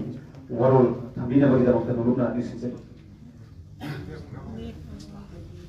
यानी खालो में याव ने यार याव दा बतन लुस नसिसे Tamthiraba yamna historical way ragadaba ekoi third May digi sadaratiba la nasigi manung sida topa ai doctor especially like-minded proof LMG na arrange to pro nasigi daba why ni hana ai doctor ni nungai so ki kopamani haida luxury ai stomach like-minded proof ki member mo exam fangaba Why begin a level problem? The same way, Nasiki, we times members think, Marwina, Egyl, Bobby, I can know the parliament, can compulsory be a president, Nasiki, president came from the election, Miraba, Yamba, Sam Jai, I give in our book review Ramoida, we scholar Nandori Momba, Hariba, Twaitagi respect to Araba, Yuishin and Dash election Piraga, Nasi Tromasi, Simple Ambiriba, quite Puna Marwina, like minded Kroki, Sirin Oxenbo, and another Jari. I did Tassina Kiansana was Yasuki Nuai. Kiansana was in a Marmuraga, Nasidi. I got my special treatment nama tongan bibiba. I got minuksi yumitiak matam chupati yumbiba. Otherwise, Marmopang is now we have the equal question ba. Me going to Palade, you know, Boro contract one. I Baru Brazil Rupagumba, Johnson, Quemu, natives. Theatre Baran Salam, I was a Marup Singh, Ranjit, Film Academy, Manipur, Miriba, Adi Atoba, Wapsia Tiliba, Maruina, like minded truth, a churro, Loviriba, surrendering Mumba, was that was it Sorokaiba? Pundamoxe, I did a Motadi, why Nigana, Maruiba, most important persons in I count out of Abzadi. Aduga, I go picking at the have the Agi college to live taking Galgi, Punsigi, Takatagi, Kutpaina, Tabita Pirapa, Agi, Standard College, Komagi principal was the Chongtapsu, the Nisiabiri, Agi Chima, Laishum Ramola, I think a topa, Aina Kutachida, Isasi, Takatana, Mayami, Kurimak Luena, Pandungam, Dragasu, Tasing, Maquisting Ado. I go exclusive to begin up again and calling. And what young great ID Miami support Miami, Yoga. Marachid, why Vienna? Achoba, I wonder not yet nakalani mata support piri na wani na aje thongam singsamai 360 gi admin no re na usle mana ai sim atam chupu yo na awang ta le karigumba ai birthday celebration ama tawa ai ni ana thor mama bu thor man man tha na sire ai sugan khandra kaya mu ya men ga ke bo ai birthday ne na mana ku le ba ai oli shom da masama ki lanai paisa bu thoga nga tatai leiraga hal sikda tabuk ke wa no ki birthday ni na mana usmo salam ai don ga mayam denguna ge nagi birthday ki ko magi oli shom da birthday celebration to we kaman to kyam jamye ai kham de la ai punga ge aduga di ai now azitna ma masramuna intentionally sale putotana ko magi oli shom da ai ge bin ka pira sitabu ma boy ki pomin na ba inaw ni haina min to dana ma bu mito biran cha mo ne na kam kan ngari never kai da mai da su ma ai ta mo ki laptop ya ro da ba nanna lem da shot le ga da ba inaw mani atu ba inaw mana ai inaw rakesh yam ni ngai kan ba ai ngonda yamna chai thangan ba aduga nai bi am kan ba ai ngonda ai American share hai ba ai lai ga sti inna bi actual pressure ma pi ki ba ai ngonda maduda inspiration ma to bi ki bali ai now rakesh na ore ne madam chupra ai ngonda ai lai chi inna ba da ma ne ngonda insist away ai ngonda taptana phone to re ai yum lai lai ki biyo tamo soidra mayam ni interesting wa ge pani ngani tamo lai to kadai bhoda matu demand lege kaya misinga khurana with curiosity lege the ge gainda ki bani hai se outing ge se like was challenge ma lo na hai matu na hor pun boraga aina ai lining ai amadi cancer is ki bani adu ai dar ge ki chairak ai punchi war ta ta si bachan ba ani na thong khang ba so idana su si ra ne na ai khut te ta pa da ba bi khutta ai rawata akitu su ikai hangoi pa ai ki tukat chaba kari ba mata puktara ai rawata service bi ki ba ai se ba to ki bana ai now kontra pon bo ma ai punchi de rumai de su kan tuktar chape ya rawe to ba ai punchi ta ka ke wari no lera pa nei ra pa ira pa da kai rumai de su ai kai da ma ba avoid to ya rawe to na o ai ibasi yamdi ire atu kasi mo no pun la ka ta di rakte hada kisi ka tane yamda la ro pari ma mai jere ba mana amak ta nei jaba ai la chida international Manipur University ai kai gari tele machine so 2022 da best book of the year asuna title pidra ai bu inspired to be mota mata honor to be title to be tawra ma pa to be aduga ikut ko recently ai ko ki ponungi celebration su ai bu ababa ai ba ma ai na ni to bi na mana bi kre aduga handak ai ko ki side se wasa miti ka chinga bi ba mana asina ong lakshoni ai jege adu leiba ki oina kesa work yoba 10,000 sarabun ba so citation memento disipa maya ma ki yoba hen on to ba state level ki thata ikai khonabadi kaksin isina oibana mayam hen to iduna masak khambi bani adu isabri ba ikila rikshi yamne literary ho yoba hatta ai ba ma ki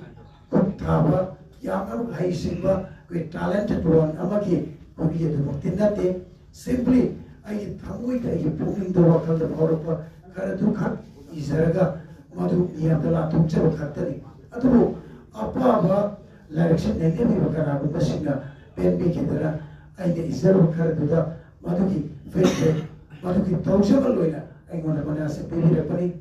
yamna mai se ai gonda ining bagi inotama makata na nauna ai ko isai se wasa bi dikati sa pire loina na ai surrounding aku bi lai ba इसाइनो मरमपा मेया पुनमक सिनासो आइबो मतम चुपदा support पिबिरे assume तोना आई इसने में कया इजरी अदुगा सैरें कया सु इजरी मखाता like कया सु आई फोंजरा किनी हाने तसो इकुई कुई राई पॉबी लेरांग हाइने मिथोनबा ड्राप न लाई चुरबा लमतम शिकी नारोल से मसामो किंग लाउदबा अना महात चोरबा मखुई मयाम सिंगबु वरोदा आई मरु राजेंद्र पांगबा आई एसपीसी ट्रेनर तोबा एसपीसी ट्रेनर रिटायर्ड ना मामा साबो घुमी मोइना इसी सपनी मामा सैसक तबीदरा अखोई एमएसएफ टीएस of the film for Manipur सिम किबा अखोई इसी अखोई चांगदनबगी एल्बम की इसी चांगदनबदुदा अहना अहन मना बेस्ट लिरिसिस्ट के अवार्ड फंजे यम नमाजे आई नानी बया अमरी लेजरे तो खानावी प्रॉब्लम सुले आई कंट्रोल मतमदा bayam nuksi bidana keke konje praje ga haibira do masidi ananji natara kada ga ma pajara misiga nomi ngani ai travel shop ita bidana khana odu gut kibadagi konje si 50% yana ai manre hanagi ai jam mani beauty kai kumi ta lai trabani adu gi da mu asina mu lok thumra nasadi pon basi da bawda wa ngam da mapun phana phajana ngam ngamu da gi cham da ngab lekna ai dash pamota lok thumda mayam da loi disturb da ora itom da ina cha da ba ma phawda asai program bani aduma ko wa ngani church da di to do lok phaw kurat masima assembly mo puna ai lu thausan li bani na lokse mayam puna yam duwaji ai ki Pongjer ba lai kasiki amaran dai kitan supplement tetan ai hajar be yang ka henadi ngam ki khudong cha do ai lobjer ro tabu ai la 2021 la ma 21 ro 21 ki march da ai list of kibani matam dura ai lu si be chai now chai now me amna achoba use them out of a cell teman be Makoi Sigati Marataki, Nasi President Oliva, I know Roman Chandam said, Mana Yam Nuxina got 10,000 beer killing. I like come up home with a why the local like loan the study on loan chida, Pongja, Pisa, sound income lakiva, Yam the Tarnam Kivadi. I guess it's one of them, or the Kali. I know run with Taunana, Valishim Kunda, like copy of Loki. Aduga, I give upon 5,000 the like copy of Loki, 2,000 the Loki, 3,000 Loki, stony frame chair here. I question Loinama mentioned of the Maming Palodi Gamaro, Adumapo, Haiba, Maming labor, Yushin, a Sinadi, a Sukimati on the cooperation, Pipiraga. I Achobo amount of collection Darga. कोई राकेश यावना लंफेल की RIMS hospital की cancer hospital दा कोई cancer victims इंदा अचोब तेंबांग मपी रुपने अदुकी मखातार को कोई थांग की कोई नारम कैन कम्युनिटी हॉल अदुमाने हाइबनी मतुदा इसिल नाउ ब्लाइंड मकोई कुनबरी बंगा कुट्रा अराउंड 30 में आवरवनी मकोई दा अचोब गिफ्ट में आममा different agree maru mapang sing ai group si be yam na ma give sing si ma mari lanai puraga pi ba da agree blind amana what sing si pu ngam da sa pu ji ne madu ki agree thor jo show like minded group si bi like minded group si tasena ai gi da mata di achauba khut pai da kusam da ma da tingang lei Mami sing lay, amang lay, tapi dana law chat ni nasi, na kau kita mak nang kita mak, kau lay dia dana, mamu tinggi, naik pada group singi, kau mar mopang sing sing law sing ni,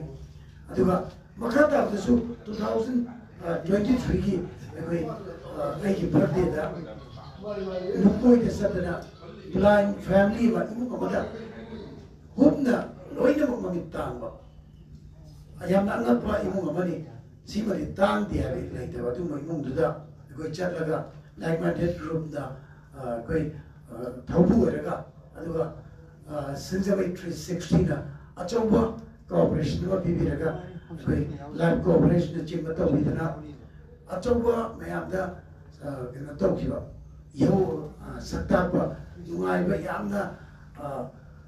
अतै अतोपा मीसिंगसु अखोइगु मतेक पांगनिंगबगी वाखलोन अमा चेनरबा थौरांग मा सेमजखिबा अदुंबा निकोबा मोइखि अदुना अइदमक्तदि मरमोपांग इसिलिनाउ सिंगसि असुकी मतिक मरांकाय अइदमक्ता थबक अमा तौसे हाबदा लोइना होक सोंगना चेनबिरबु नातनि अदुना अइ हक्सांग से differently able होइरे कोम कुछि normally महौसागुम Pongal थुना chain चोंग नमद्रे हायसु अइ कैसु निपाइबा मदुनता वारोबा पेनदबा गारी गुवेते लेति अनि लबसे अइ नाउ मयाम अइ लाइक माइंडेड ग्रुप की सिलनाउ सिंग अइ सिंगजमै 360 की इनाउ सिंग अदुगा अदे तोपा मरमोपांग सिंग मयाम मना इक्वई ना क्वेश्चन लगा लेना करी वेते चिनसदे सजना आई अनकी लाक्टर 2024 की आई बर्थडे सेलिब्रेशन असिदसु लाइक माइंडेड ग्रुप ना सोइदने सेंबिरगनी अदुगा मसिदा चंबा सेंफम अखोई लाइक तगी भांगपा सेंफम खरा अदुगा अते तोपा अखोई बु नुक्सिबिबा सिंपथाइजर मयाम सिंगा मतें पांगबिरगनी ने खलगा अखोई मदुगे डॉक्टर सेम साधन लैजरी मयाम पुनमक लाइक माइंडेड ग्रुप अमदी आई इस्लामकी बिहाबता मयामना हाइबा अखोई लाकदबते तोपा थौरमसिदसु अचौबा कोऑपरेशन अमा पीबीगनी हाइबगी असेता थाजबा मगा लोइनना ngasi थौरमसी मपुंग पाहनबिबा लेंबिरपकिदमक्ता इकाय खुमनबा उच्चरी हानना खुमजरी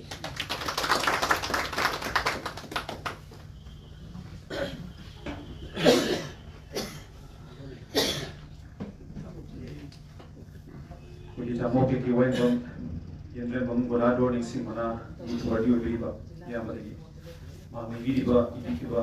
ay masung cancer hai ba dari ali ma ingi ba wa phone ya mata min nante maka tara pasida invitees yelakte ede batare ya ba P Rajendro Maitai retired SPG trainer in Prime Minister of India. To loyal na posigi sa triba lana sida from Sinba Chungna. We Arambai Bengal is now sing about it on per various volunteers in the we land training zoo left later na sleep over Saturday very big reliability but then see from Singapore in about Karasu Yamaki Yam Tabesi Yamu position.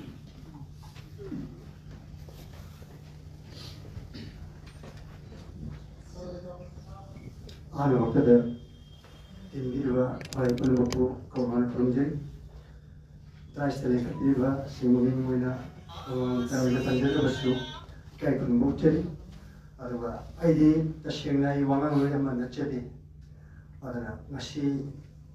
itaw kekegi sigumaching lemna function lesdeida ai bungni waro khara tambiu habsi aidi yamna laibo phaba numi amka yamna arauji nuaje itaw na ibiba lairsi ai amasung cancer ai amadi cancer ai na tamjaning na ai amadi itaw keki punsigi lerna mi kutta thengna bhai bata punsigi takai hanjang khabam matangda thengna ki bamar ni adabu yam na maroiba ai marko moy mal ai ga thengna ki basi Facebook ki through the thengna ki bani aina Prime Minister ki office learning da Prime Minister security hoina learning matam shide SPG learning matam shide Facebook pai roki Facebook pai shide isi public relations ya pa mai isi ai sam shi pai mo ta ka su shi pai shi shi ko ki public relations pa da ba ar mind shi che to wan no dum leyo ar ai mind shi na mo kamai ta da shi pai shi ki mind shi se on ile le ta miyam mar tem tinning ba और public work यान तोंगिंग बा SIM SIM फाव SIM marks दे दाइना अखोई इमाले बक्सी याम नुसी जबा मै मोन ले जबा अदा 2017 से ले दा सुम अखोई म्यूजिक याव नति आइना फेसबुक से दा Khomlang Laman Singam Lahava, Pau Pahari, the Sakura Missy, Aina, Tesla, Cham Taga, Mamla Yamla, Nushi Hagri, Shipayama Wida, orders to Mariwashiko, and the Vitumba, Khomlang Laman Singam Lahavi, Circus Data Mayamas, a side professional singer, Madonna, Sakayani, Tauki, Yamna. Target why heavier. She did. I say something on Paul Crave. I say something in Tiro. But she said, Tal Mam Hazili, Mother Taylor, Party, Tal Puno, the Matuna, Javois Havaito. And mine, she said that Sanaroin with hockey, national 9 times gold medal hockey, or silver medal, or international silver medal hockey. I think Mark data, according to Tauki, is now according to among happy road. Madam Aina Chahisi Sureda. I service life, she loading service kim, she loading with them. Chahi connect to I talk to okay and congreve. Mami, I'm listening, Mami, listening, and Facebook through the my operation number in Onadana, and my corner, when Nini putting in Nini putting in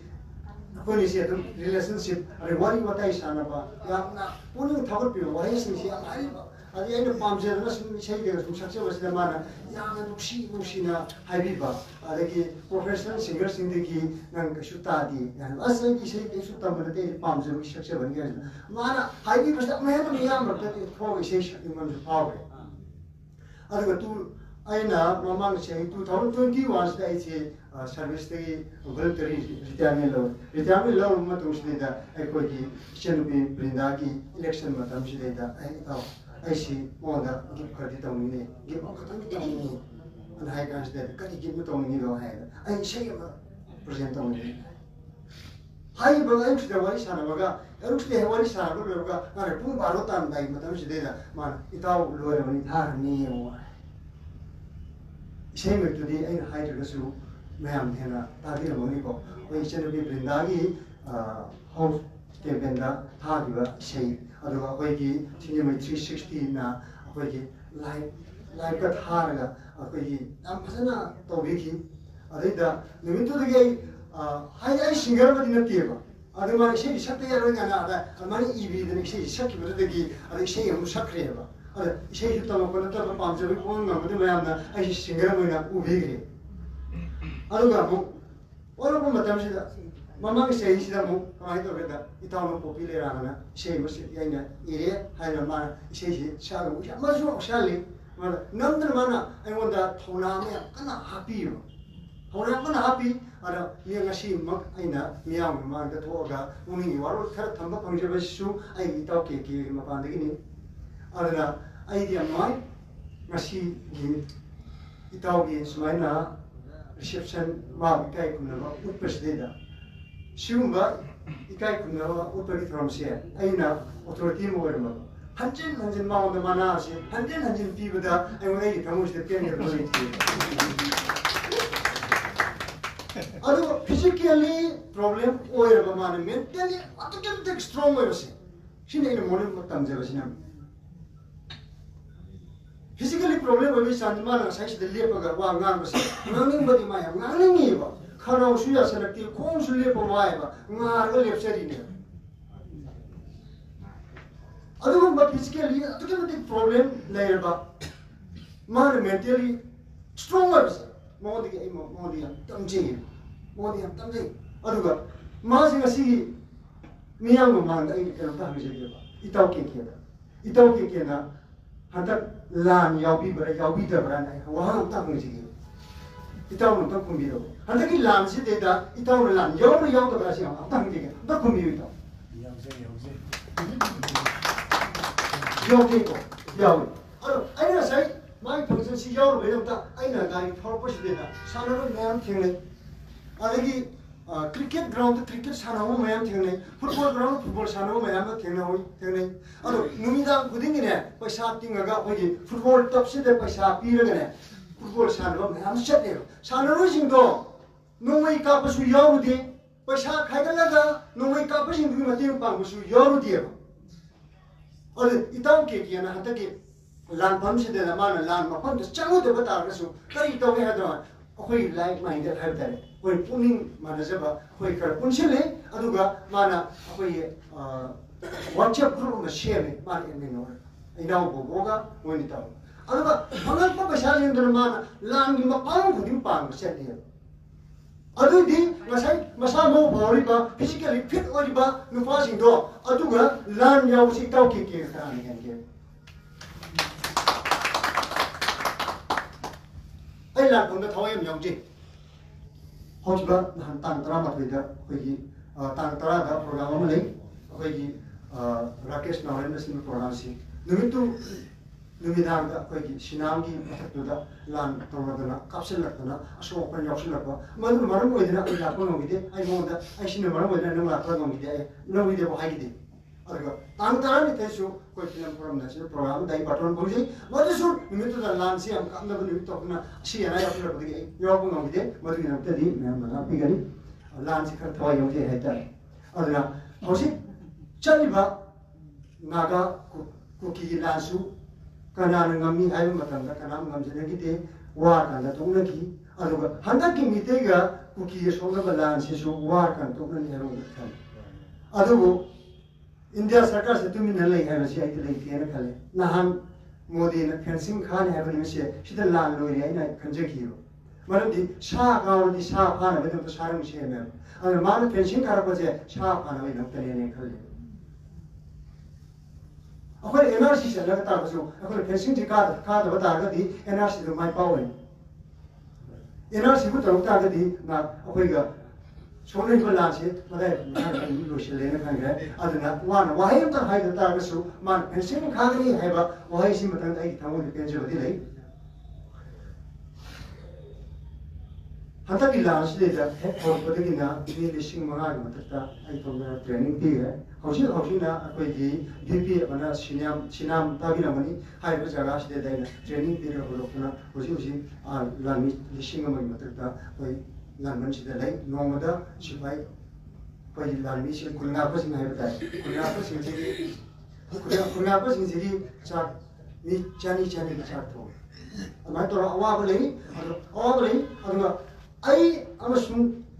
ꯑꯃꯗꯤ cancer ꯍꯥꯏꯕꯁꯤ ꯀꯦꯟꯁꯔꯕꯨ ꯃꯥꯏꯊꯤꯕ ꯄꯤꯈꯤꯕꯗꯣ ꯑꯗꯨꯒꯨꯝꯅ ꯍꯟꯗꯛꯀꯤ ꯂꯥꯟꯁꯤꯗ ꯏꯇꯥꯎ ꯀꯦꯀꯦꯅ ꯌꯥꯎꯔꯛꯄꯅꯤꯅ cancer ꯃꯥꯏꯊꯤꯕ ꯄꯤꯕꯒꯨꯝꯅ ꯍꯟꯗꯛꯀꯤ ꯂꯥꯟꯁꯤꯁꯨ ꯏꯇꯥꯎ ꯀꯦꯀꯦꯅ ꯃꯥꯏꯊꯤꯕ ꯄꯤꯔꯁꯅꯨ ꯍꯥꯏꯔꯒ ꯋꯥꯐꯝꯁꯤ ꯄꯤꯕꯤꯔꯦ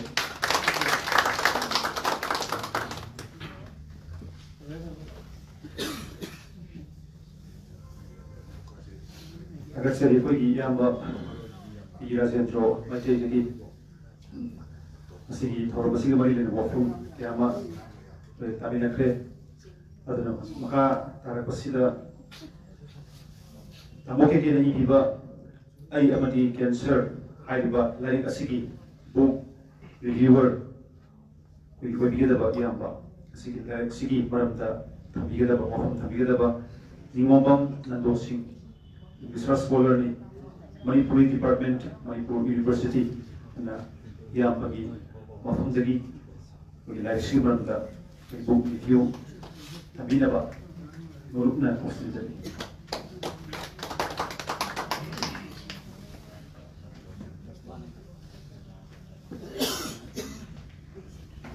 ꯑꯍꯥꯟꯕꯃꯛꯇꯗ ꯏꯔꯩꯀꯥꯏ ꯑꯁꯤꯕꯨ ꯀꯣꯟꯕꯤꯔꯤꯕ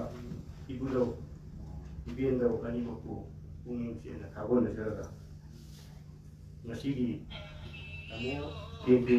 ꯋꯥꯍꯦꯡꯕꯝꯅ ꯏꯕꯤꯕ ꯑꯩ ꯑꯃꯗꯤ ꯀꯦꯟꯁꯔ ꯍꯥꯏꯔꯤꯕ ꯂꯥꯏꯔꯤꯛ ꯑꯁꯤꯅ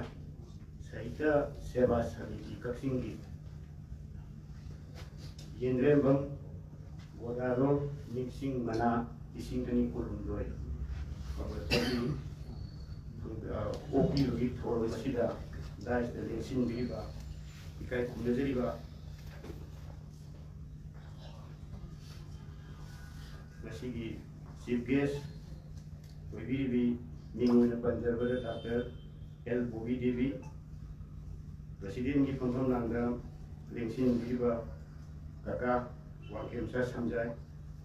ꯒꯦꯁ ꯑꯣꯐ ꯑꯣꯅꯔꯒꯤ ꯐꯝꯐꯝꯂꯥꯡꯗ ꯂꯦꯡꯁꯤꯟꯕꯤꯔꯤꯕ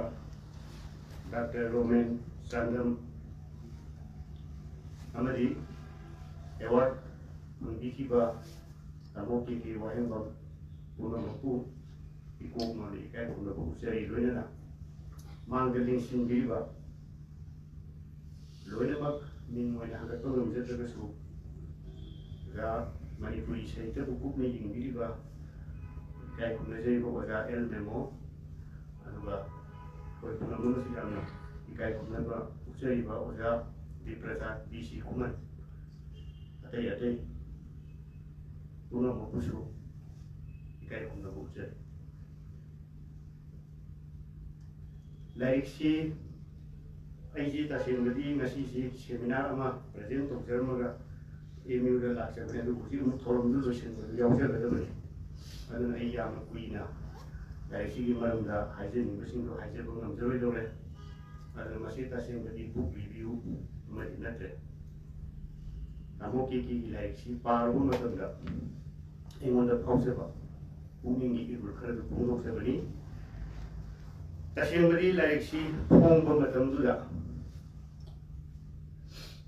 lai pungul ai yaw ja de Covid manung su oi bari naina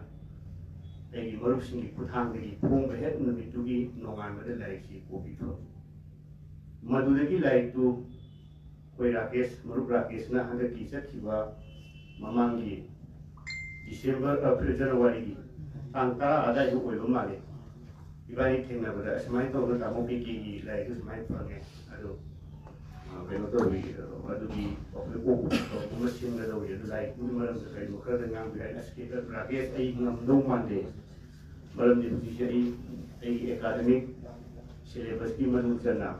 paper present to ba adegi research journey ni article me am ki bagi am chin bagi ke su oi ki la ji mo da kai mo ba ma da su kun chen mo ngam de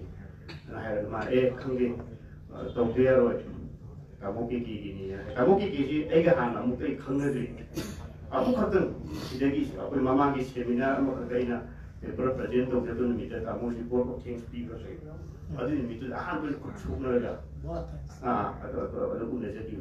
ado apoi ni angang mo ni dum kamu ki mami yang ta ja apoi da kamu ki yam na mangi de si mai projin ni ko ni am kai no to ba ta ku ni ku mo sa ki ba du ma yang tang ba misal kemak, ada mana lagi si pilih, lagi tu ai lagi tu kai lagi tu kang dia lagi,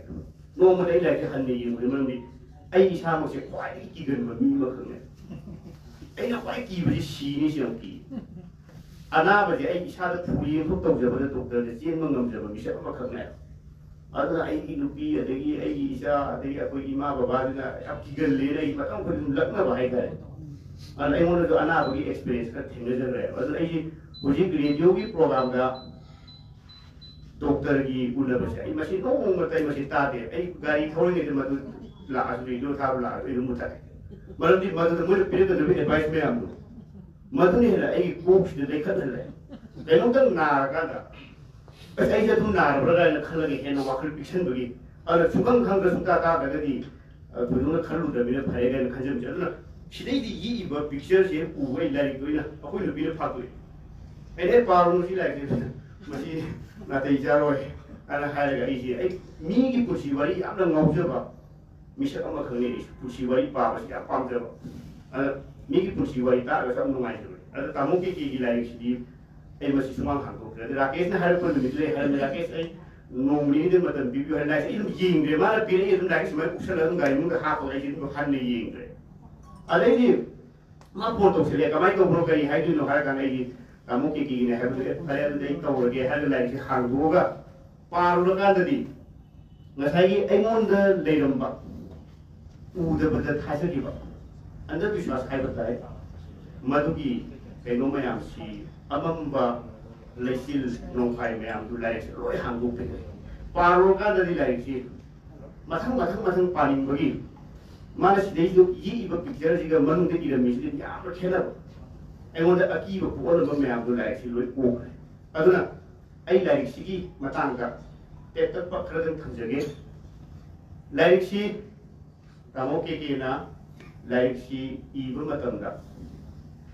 Siapa lagi sih hidup.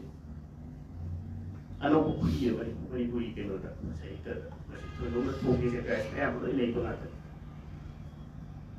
Playing नाइना सुम चथरपुना chapter अमखदगी मनुंग थामे अदुबो अइना पाजबा मतम chapter खरद अइ इसाना अइ पुंग दा खाइदोखे अहान बदा इंग पुंजा लिसिंग अनि मतम दगिना लिसिंग अनि तरा मरिगी ऑगस्ट की ममांग फाउदा लेबा की वाहेन बंगी मारी पुंसीगी यामना प्राइम टाइम ओइदिबा मसेक मना ममोदा आशा नुंगाइबा यामना हराउते अमर थल्लबा मारी पुंसीगी ताकतु मदुना हाना होवे अरुदगिदी ऑगस्ट की लिसिंग अनि तरा मरिगी ऑगस्ट की तांग कुथादगी माल तामो की केसिन नाबनी लोक लाइक तो ब्रेन जम चलना अदुगा तांग कुथादिदा कुथा दो वेलो कुथा मत वेलो कुथा इधर कोई पोट दा पाथोप राकेश नावेम अदगी मरुख इताव मैरा वेना केसिन की फिल्म अमखति तामो मसासु कुंबा एक्टर वेले सरुगाबा अदुगुंबा फिल्म दुगी प्रीमियर शो है मधुगी तामोना प्रोग्राम एंकर शो कोई दो मसान गमदा मरुप राकेश का इताव मैरागना लोबा लांगुली चागा तामोसी प्रोग्राम दो तरंग यावनी हाई फिगर दुना मरम ओरगा माकरी तो इस मसान खंजे बनते अदि नोंगालगदी अदि माय पुंसी की ताकत से होबुदो है लोक से तरम नोंगालगा जिमदा सानबदगी सखंगदिबा लुवांबा हाय युनाक्सु वाहेंगम अदमाय तो लुवांग सिगा तामोगा गुवाहाटी रहमान हॉस्पिटल सिदा चटलगा मेडिकल ट्रीटमेंट पीनबा इसम समना लोक तोबुल थत्तबदगी लोक आयो तो थत्तबदगी बा केस तो बसत इथा थाजदना ब्लड कैंसर सी नारेना निमिखरनी की मनुंग रीजन लाखबदगी मरुदी मारी पुंसी अनोबता का होवे लाइसी चैप्टर अदगी मु रहमान हॉस्पिटल ददी मदुगी ट्रीटमेंट की खुदोंचाबदु लेतबनिना कमाई तौसिगे न तांगदना मयुमद थोलागा तानाबदगी कोलकाता की टाटा मेडिकल कॉलेज दा उसी लुवांग बसिगा चटपगी तांका अमा सिगी तांका सिदगी मरतुदा बरे ख्वाइदगी मरुइबा कैरेक्टर खरा थोरखिनि लाइसिदा अदु कैरेक्टर कोना इपनजरे चला कांदा टाटा मेडिकल कॉलेज दा येंगे केमो थेरापी तौदबि यारोय हबि केमो सितरुगा कापदब सि अहुमलक कापे अहुमलक सुबसे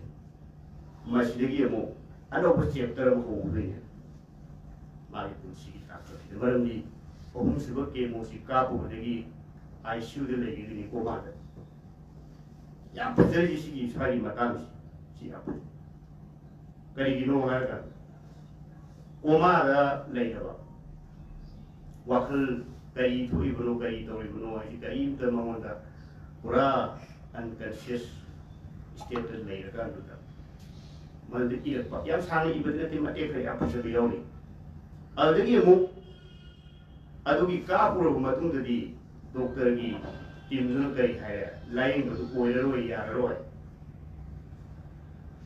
हाइबदि डॉक्टर दुदगी युमदा पुरो चानिंबा पिजरुरो उननिंबा मी खरा उनहलो हाइबदि ताकत हाइबदि लोये सिगी तांकक सिदगी सुम लापदुना ओदा कैनबरुम लागे सिरनी लेरब मीदुना डॉक्टरना मखैदगी कैनो तौरो हायगा मारी मजागी सिदेगी कैनो तौरे अखैगी सिरदबने अदुसि मा मखुंग पेंजनबना मु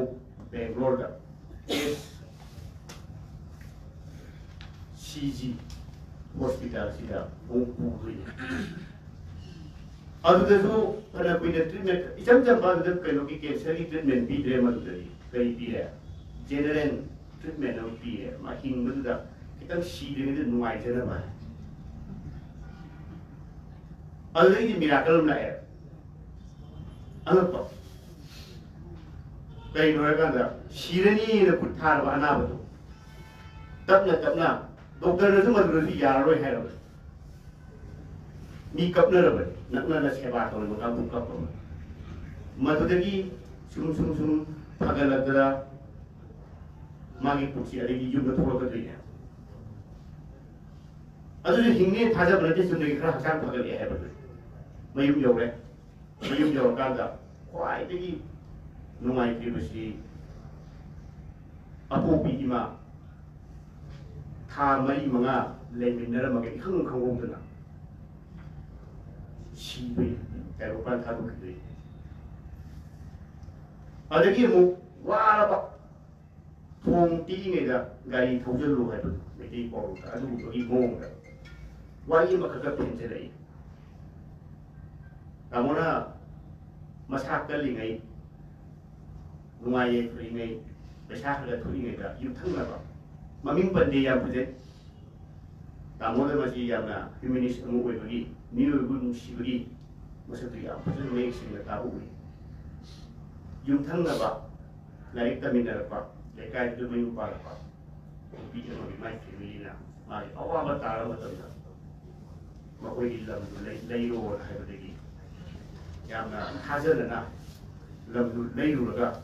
바다리 로가 유용이 공도들이 레이버니 아무는 나라가 마이 람도 이제 뭐 있었더나 아니 다모기 이야 뭐 있었더나 하나 없이 야대 그런 거에 그 살리대 아주나 कोई लम्बू हंदुक पिरो न तरले को ऐसे तो मन खरी यो लगे हर गान तो कोई बारी तो उतना लम्बू पीपी लेते बगी मधुगी वारी अदिगी तामोना थोड़ा गाना अमुसु लम्बू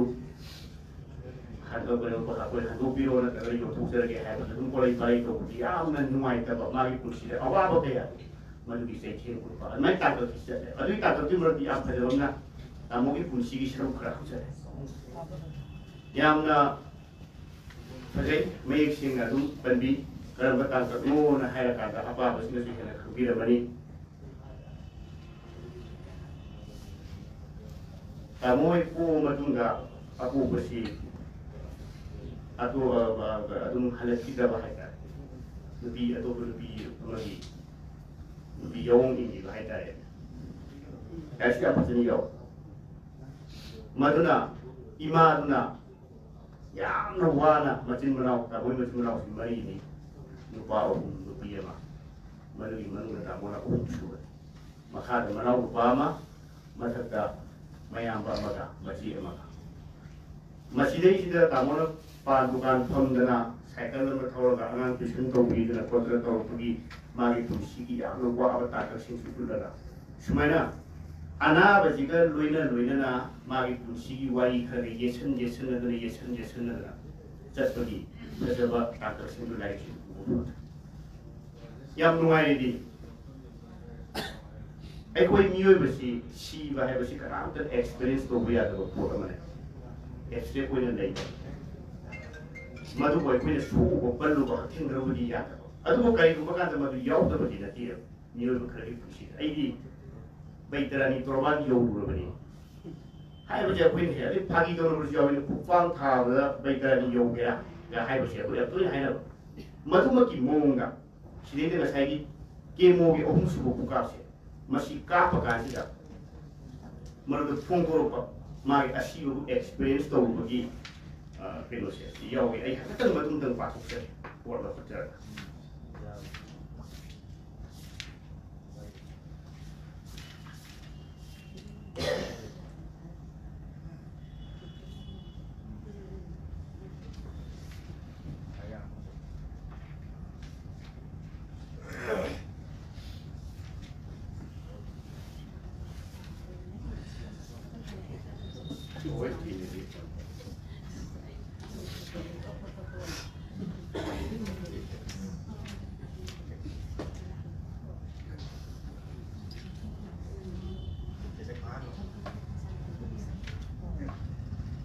यावरा केमो कापल लोइख्रे अदु फगलकनी निंजरुबदुगे ओना तैनबदा अइदि अमु मिरोल ताखिरे निमाइ पुखुम बोक्सनि गय अमु सीजे तसेंग कोमा लेट्रे मतंग यारत्रबनीना ICU दा आइबु पुसिले अनगपदी याफक्तादुन असिबगुम लेंगदना लैरिबा आइगी पुकनिंग वाखलदी मतमदुदा ngaihaktsu पोथाखिदे हेनदु मथौ चिनखि सांगबा वारि सिंगुल कया अमा आइगा लोइनदुना चथि आइबु पुखि असेंबा ताइबंगी वारिगुम असुकि मतिक मयेक सेंगली मदो महौसागी मंग नते मंग खक मानखिदे पुनसिदा मंग कया मंगख्रे लोइना काउखि अदुबु ngaklibadi मतमदुगी थौदोक सिंगुदी ngasisu मयेक सेंगना मसा खाइना अममम तोइना निंगसिंगली मदो अइना असुम सिंगनबदा असि लेबाकी परिंगदुदा हॉस्पिटल लैरिबा अइ इसागी युमदा हलकी नुंसीना सोर अमुतंग फट थिंगबगा अइ युम योगी तोइ अइने युमबु नुंसीना यिंगसिनजरुइ इंगोलगी अपोइबदा चलुइ मयामना करी करी तहोरि करी nganगरी तारकलगा अमुसु अइसे हॉस्पिटल लैरिबनि को थेंग्रे खलगा सोर अमुक थिंगलगा फन चोंगबदा हॉस्पिटल की फमुंगदा ताइ हाइना तोइ मसी पुनमक मयामना अमत उदे खंगदे ऐतना मकोइ मयाम उबनी अमुसु किरब मिहात मेपुर मिसी मिना कया की तमथीब मंग कया सुनी अदुबु अइबु अमुक इसासे वांगना पाइखत हल्ली नातोन ऑक्सीजन मास्क कन्ना नमली लाइबकसु कन्ना फारी करब मतमदा फुटखिबुना होग्रे एगी खौरिदसु सोर होरनबा पाइप लेंसिंदो होतोबिरब मसीदैदा आइना साउकी सिनेमा अमखै यिंगी मयामसु यिंगिरमने खले मसीगी सिनेमा सी 2012 दे रिलीज तौग्रे इदुकांदा प्रेमांत को सिनेमा साउकी मी पिक्चर तौबा याम एक्टिंग हेबा अंगांगनि मागी ममिंग राम पोथिथिनी को मागा हिंदी फिल्म दा अचौबु मखुम सुकलबा कामना बातिया को सिदजु कामना बातिया सीरे एक्सीडेंट नंबर मा पेट बिलियन तागर परि एक्सीडेंट माली सीरगा मागी थवाई सिनदी मसाद चंग ngамद्रे असीबसिदि मिहुन खरख लैनि आइसुदि थमजले मदद माना मसागी मागी थवाई सिन लागा राम पोथिथिनीगी मा कराम त उदे राम पोथिथिनीसगा माजी उदुइने अतै बित्र माजी उगुंगमने मदद मबानीगी तौरिबे एक्टिंग कोन माजी मथवाई चंगरा लेबु कनो मागी ब्लड कापन खोतन करि करि हिरा खर कापो कोन दोदि कोन हिंदी हिंगदिको मदुदा असीब मिगी थवाई सिना मा प्रास हरगदी योप्रिबो मरदुदा लैरिबे लीला है करिबा न खले सीर मिजिंग मथत मोय अखोय तौरिसु उरंगदा गाइदे युवाखलि खले बाइसु सीर औकिबे मिना अनैना खंजबदा सी हेगे सीरगादा इसास गुरु करि तौबा ai माय पार ai नंगन सीरदि कमाय तौबि याम खनबजे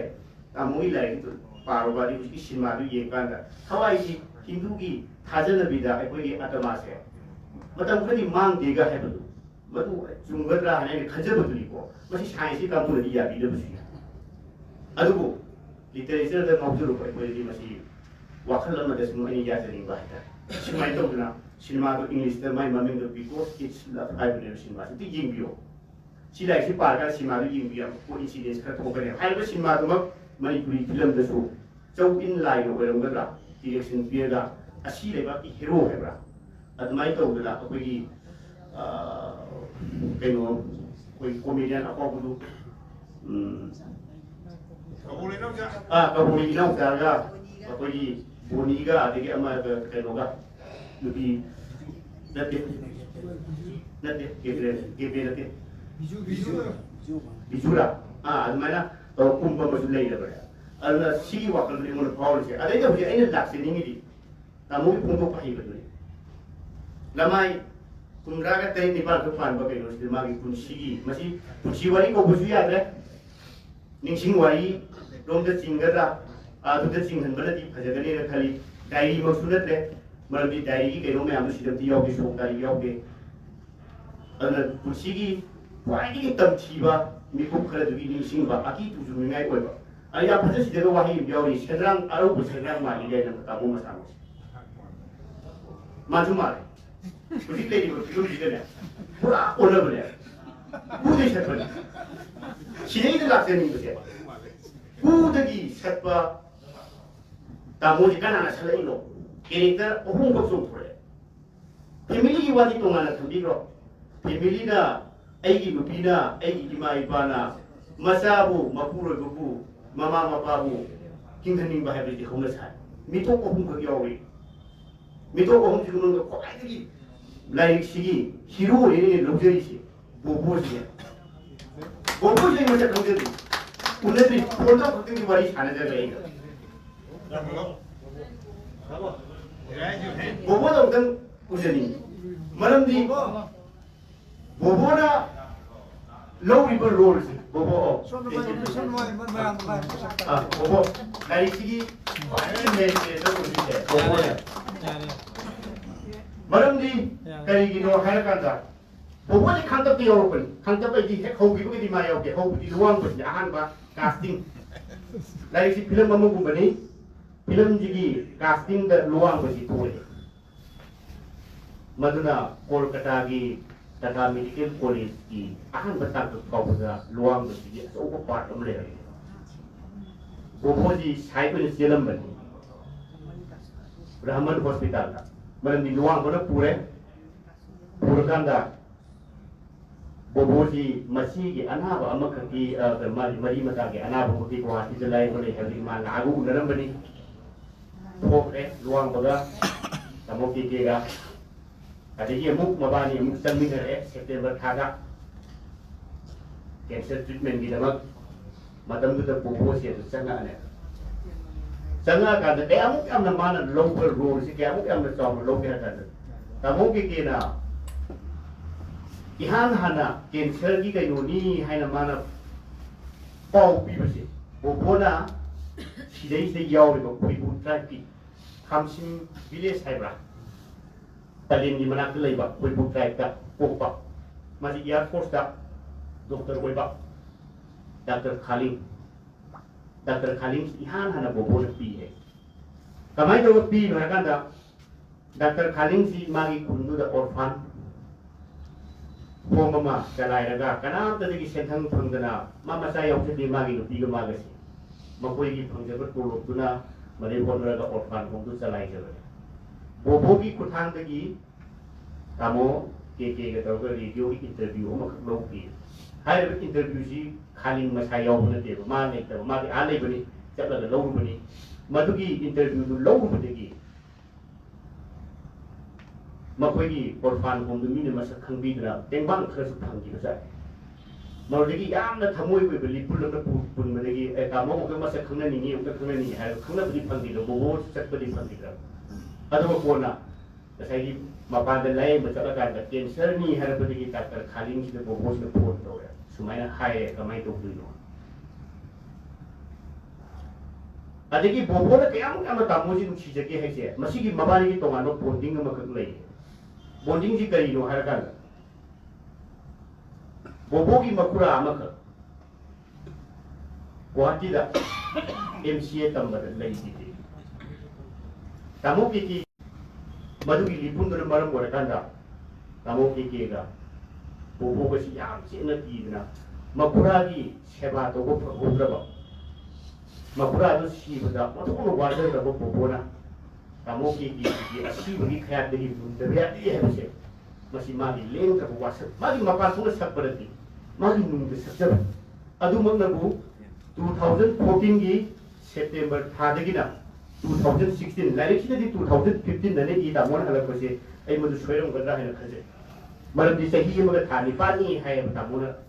cancer la lanchi na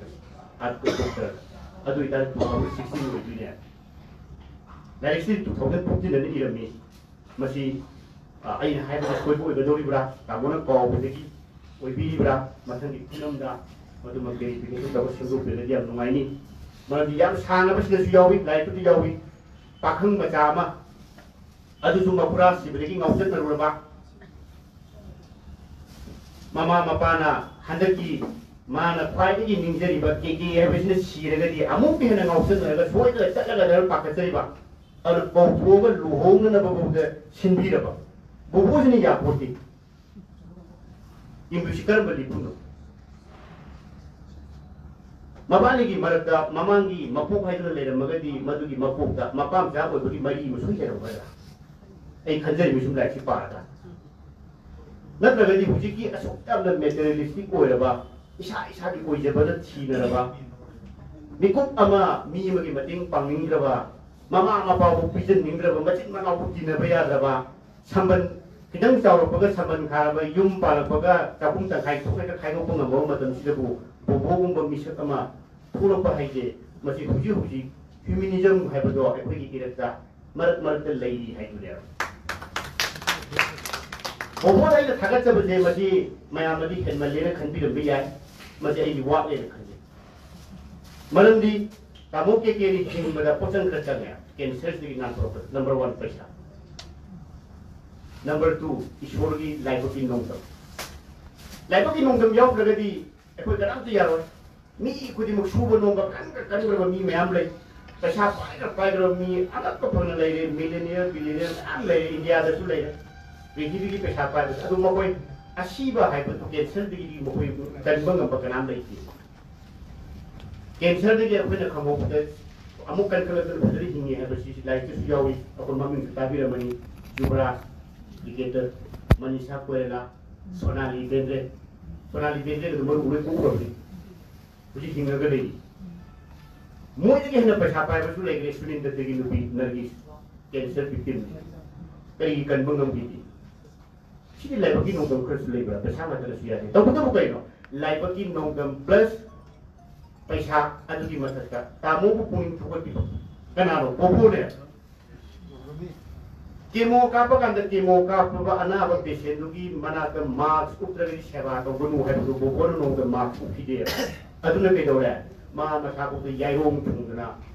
ma masa mo si mi thau to ma kun si mi thau to yai rong thung lu mo bodo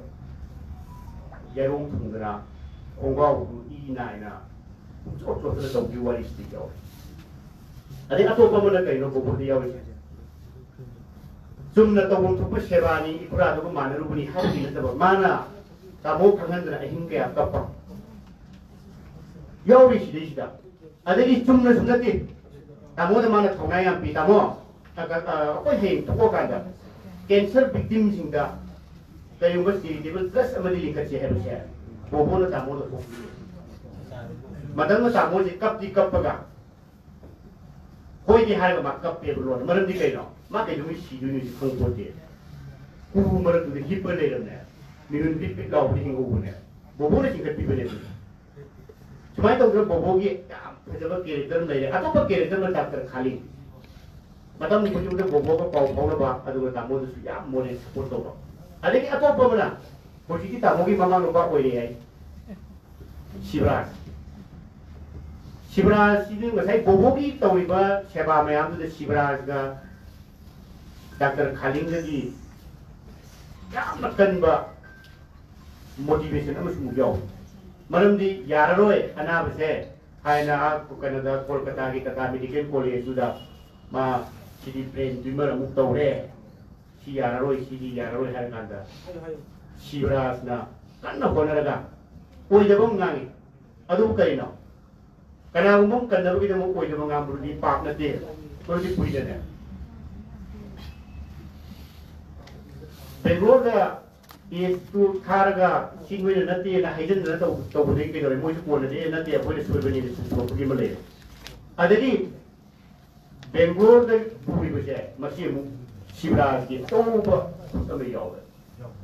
ada purum da doktor na yum da puro ma unani ma mi una jarur da ai na puro mo di siram busung ya adu itaraga di Laik sida kwai marui ba character je nupada ahum sine makoi ahum di yang chor ba laman na to le nai kan nupi ma ka yaw re ngan to mai yang chor yaw ba ti mai se yang pintak na du kai no tamoni yang manu chang na hat na magi kwai khad na phung do kari no har ka da tata medical college da atopun nursing na Kawai bida ba, padahal tau bida kanda ngantoi nan nurse pool mo koi khara dugi manung ngantoi na. Kamu bida mutta atau pun nurse tu khana na. Madu magi thama suspend tau. Adu mo ko na ngangna ba digi numit mangani ta magi suspend do ibo tau na. Magi adu ba kamu ki mutta. Magi tu di mayu ta ba. Mabung makura tau na. Saya nursing ko na nurse mai dai ama gi I ngata sunati. Nurse अमो ओइबगी मागी ethics तु मागना मरबी doctor देगी nurse ने हेन चौबसु ले doctor दुदी अनाबदु हथेंग नबनते nursing दा हथेंग नबीबनी अदो अखोइ सिदे लेबीबो मयाम कइनो अनाबदु बकुन चौखटपि योखट हनबिदना अनाबदु हिंबगी लंबी सांगोन तुइनेबा मधुमक नथाई ngakoy na tawgi na ngakoy ki character su ya ko ba character man lo samay taw na matang tay na panjaning bada tamo ki atau humanist aman masih magi mamangi naraka da ko pulo politik naruraba life ki ana bagi experience asi bagi experience tawraka da ai si bade hala abade da ai minum si tawrage da khan badu lati maramdi mamang ngallingai matamda AIR Imphal gi casual announcer oina 1991 da 91 da tamoji casual announcer oi changa kan da matam da radio da tamona ma thamaki oina chumnagi kena announcer oi badu na masana initiative low na to angaru program ke apa ityasi lamai lagi ga hai program tu matam to project pada maming setpa asa ta kelam bang iti asa masu lagi de hai cancer patient 2017 18 ada lagi de hai adamai to na hai beduga pangtuk mina giba pada program sing adagi ndau di banaha oi matam tu talented mina di masaka hai khangbi le singer sing interview lobi dana radio da mapoi di program sing broadcast lobi dana mapoi du sakak di ba masih kana to bi mamon de yaw jeri ba mata manau oi bisi ku yo patering ba sakak ning ba adu gi mapu du ma de thamoi da yaw jer ko di amani adagi buji ekoi na masih da tu si yawi buji ya phau di ba address ladi dabi masih tamoni han hana PK Films ki thawam par thongam bagi orang ni PK Films ka muko thawam par thongam bagi thawai ki thawai hebra masih dei sida thawai sida kopi dana bagi bogen so adu pulo pori hai adi manda kini ranbi thongna madu dana tuna ano ba jisu ai ga tehi khagi amani ki mamangda ai maru hai tare inau hin hai tare noren laisam mayam tabi amani kunji be ai ga ta mali sei sopa nah maji khangabo atau lagi orang bani ai di sei mo man tapi hai di kita mo khati ba atau peluang bagi film tu kita mo ngai sai luang mai to na ma kita mo si ya na mi sheba tening ba ma khati hinga ga loire hai na khan bana da adu mi sha mani ana lying bada maran matu loi na mut la ta kana loi na mi ma na kan sin ko paisa ke ya low ke ya ma gi low da na mani mo gi low sang mani yaw bre hai tawrana 1.5 crore rumbagi chang se lain besi sangram adu paisa na mata kan banate masai hai ga bu tamogi lai bo pera lai bo sikari no mamangi mo pukta apu ka ba soi to bani lai khantai objectu group am ka sendi le united we stand ai bu da hapten bi ta mon malu atai karim da ne objecti Manipur ki thengari ba lan ji ki mar na kari mo khadan akoi masen le khati tang apik percent phang da chaw na haida bana ki ngam da ba ka pa ne ga lan thum da na ting pang ba ki natra na lan gu na na ulung ki ba ta ba pdp de lai ba lan je la ba ai ko i mari ki ni nau sing do mar da ting pang ba ri ta mo de yaw ri se feminism mo ko ki ya na phado ma sa tu ta mo de lai aduna direct shi ai hana khanja bada laik si asoi ba khatan hagat pa mayam si kemal ke putok chani ni kai no har kan panan gi matang ko chani hai jin ni akoi manipuri thai dagi laik sing se ko panan sai sai gi nim tam ba bo da putok ko si ma de pa yam toi thi nei aduna hai award ki kari gi toro padadi panan gi section ba getter yam chang banina masi gi panan si su phadana kupna mathali kudam da yengjen biaga ade ngasai tamo ko sin ju hai biram ba lai si english ta hando pudi ga hai patu ai tamo da su no phone tro lai na hai de tamo lai si manipur jadi english tong ta hando piu maduga mapan ki apa ba su di jabun si maran di shirani hai na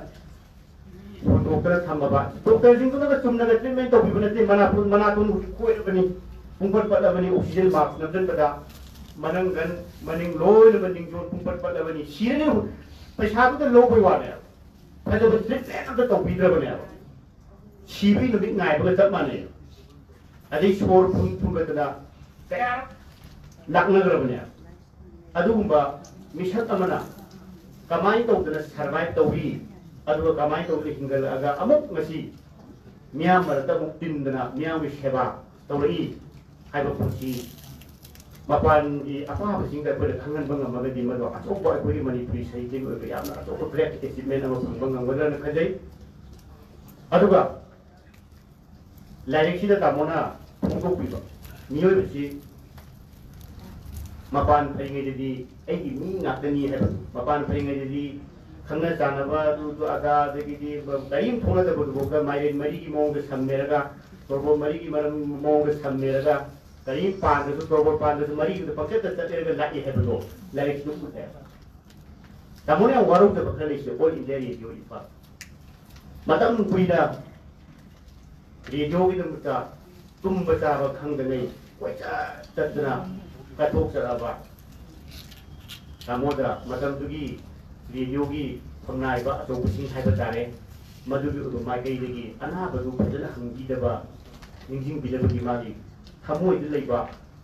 वाकत अमक like सिमंगी ता अदुबु हंगबिरपा मी खरगी ममिंग दिपल्ले इसे बिजिया युमलेबा तामो देवेंद्र हिकुजम तामो देवेंद्र जी तोंगानबा character अमनी आइगसु खंगलदे phone तौबदा ता पाइखलकनी दरकार है मतलब जब कोई phone चाव माना कैसे ले जिधर कोई बोलता इनाउ दुमो है ना फोन तो भी अदुबा खरगी की तामोना की ममिंग कर रेडियो की ओइबगी उठाका अदुबा मागी पेंजदबदी माना थबक तौजरीबा अदुबा मफुम दुदगी कईगुंबा मतमागे अवाबा तार मतलब निंगिंग बिदब दुगी माना नुवाइतबा मदु लोसन बतौदना माना से सेना हाइगोबसे पुंसी की सरुक खरे इबददी यामना मरु ओइबसे मिनम बंगांगदबसे अदुला पुंसी वारी इबा नतरना कनाउबा अमगी बायोग्राफी इबा निंसिंग वारी इबा डायरी इबसे याम लुइये मरंदे अखोय अयामना अइगे असोइबजे हाइगोगिंदे नतरना कनाउबगी असोइबसे अखोयना पनिंगे मरंदे मीना वारो बिदा अरमसी की मतांगदिदा ओजा नोमाइथेन तुंगीना हाइबीगिबा अमखक लै माजु पुंसी वारी दे ngौसबु ने अखोय ओजा तुंगी मा पुंसी वारी यापिया ने माइ सतम मता मता सिंगे फोंगे मसे मसे खबर इगी ओजा ने कई हाइगे रकानि इबा हेलगदी दिसको थोबु नुपा अमगे पुंसी वारी लैबिया अचोबो मी अदर पुंसी वारी लैबनते आई वारी लैयो अदुगा पुंसी वारी दा ख्वाइदगी नुंगाइबा नुंसिबसे कई नथि अगी एकेडमिक अचीवमेंट नत्रगना अगी सर्विस अचीवमेंट अदु फुंगदोबो नते अखोय मणिपुरी से अखोय मणिपुरी तौरिसे अदुना अयामबने मियोबगी पुंसीदा मथोंग चादबाइसे यामथने नुपीसु ओइसु नुपासु ओइसु अंगांसु ओइसु अहनसु ओइसु मथोंग चादबाइसे अगी पुंसीगी ताकतुंगो यावबने मथोंग चादबदु फुंगदोबो हाइबो मोंगदा अकाबसिदा फुंगदोबो ngambagadi मदो अकाबसिदु याम इंटरेस्टिंग लै अदुना तामोगिदा अदुगुंबगी सब तुमक यावद्रगसु करिगुबा थोदो खरगी अकाउंट पीबदा यामना मयेक सिंगना पीबा अपोको मपाना थवोय बिदबा पाखंग अमो ओइबगी नुंगाइबा मथो कारकबदा नुंगाइबा फंगतबा पैसा लौबिग्रगा सिंबिरतबा अदुमाय तौदना अदुगा सिदैदा यामना पिक्पा कैरेक्टर अनि खक यावी हिंगकपसिदा मोइगिसु अचौबो रोखक लैब्रनै पंजरमगे मयाम मतम खितंग किर तौरे वारो पिबिया दे एना पंजनिंग बदुनी ममिंग सि तामोने से पनदे मासु कनागुंबा अमखकी मागी मरी मतागी अनाबगी कैंसर ट्रीटमेंट गी कोलकाता मेडिकल कॉलेज लाकनी मोइगी तामोने की हाना फरगा चक्रे कांदुदा माना हायरम कई हायरम के हरकांदा अइगी पुंसी की सरुक खरदे अइगी पुंसी अइनी हिंगदो सरुक खरदे अइनो फुंगदोबदा लालबदी आइको तामो नापीगनी ताबी रुमे आमा नापीगनी अइ लाइको भागा चलरो निंजिंग जे बदुका खाइदे सिनेदो तौरे दि नमरो अइगी पुंसी की हिंगदो सरुक खरदे नमो पीरगे anh hay lắm nè chứ con nào là hay là bây giờ quá tao muốn cho hay chín nó cái con ngang nó vậy của má này ya nó tập nó lụt nó na chặt thì nó tập vào atopa jati yang lagi ni dalam hospital ni kami dalam benda. Tamu ni dengan film betul. Malu ni kunci ke tamu dengan jauh betul. Atopa mana? Habun darah nak pun pupi di ima tu. Yang tu ina, lai pun koram jaga lai pun kunci mata. Ayi kunci ni selalu kerja isa ada pira dia harus. Mama orang tu apa hai nanti? Matudagi su thajadabagi matungina imadu nganna puksi pikamnagibra tamoda thawai piramaga puksi piramaga haina aina khanjabaduni sigumba phajaba adagi loan gi kari gi phungdokgi phajaba yam yawre ai bo oigadabani isai me ki bire tamol lai koina pongbudi thingnajadri aina thingnajadabagira radio gi drama iraga sanagre hai drama jintu lai koina ni phungdokgi thingnadri Aru makatana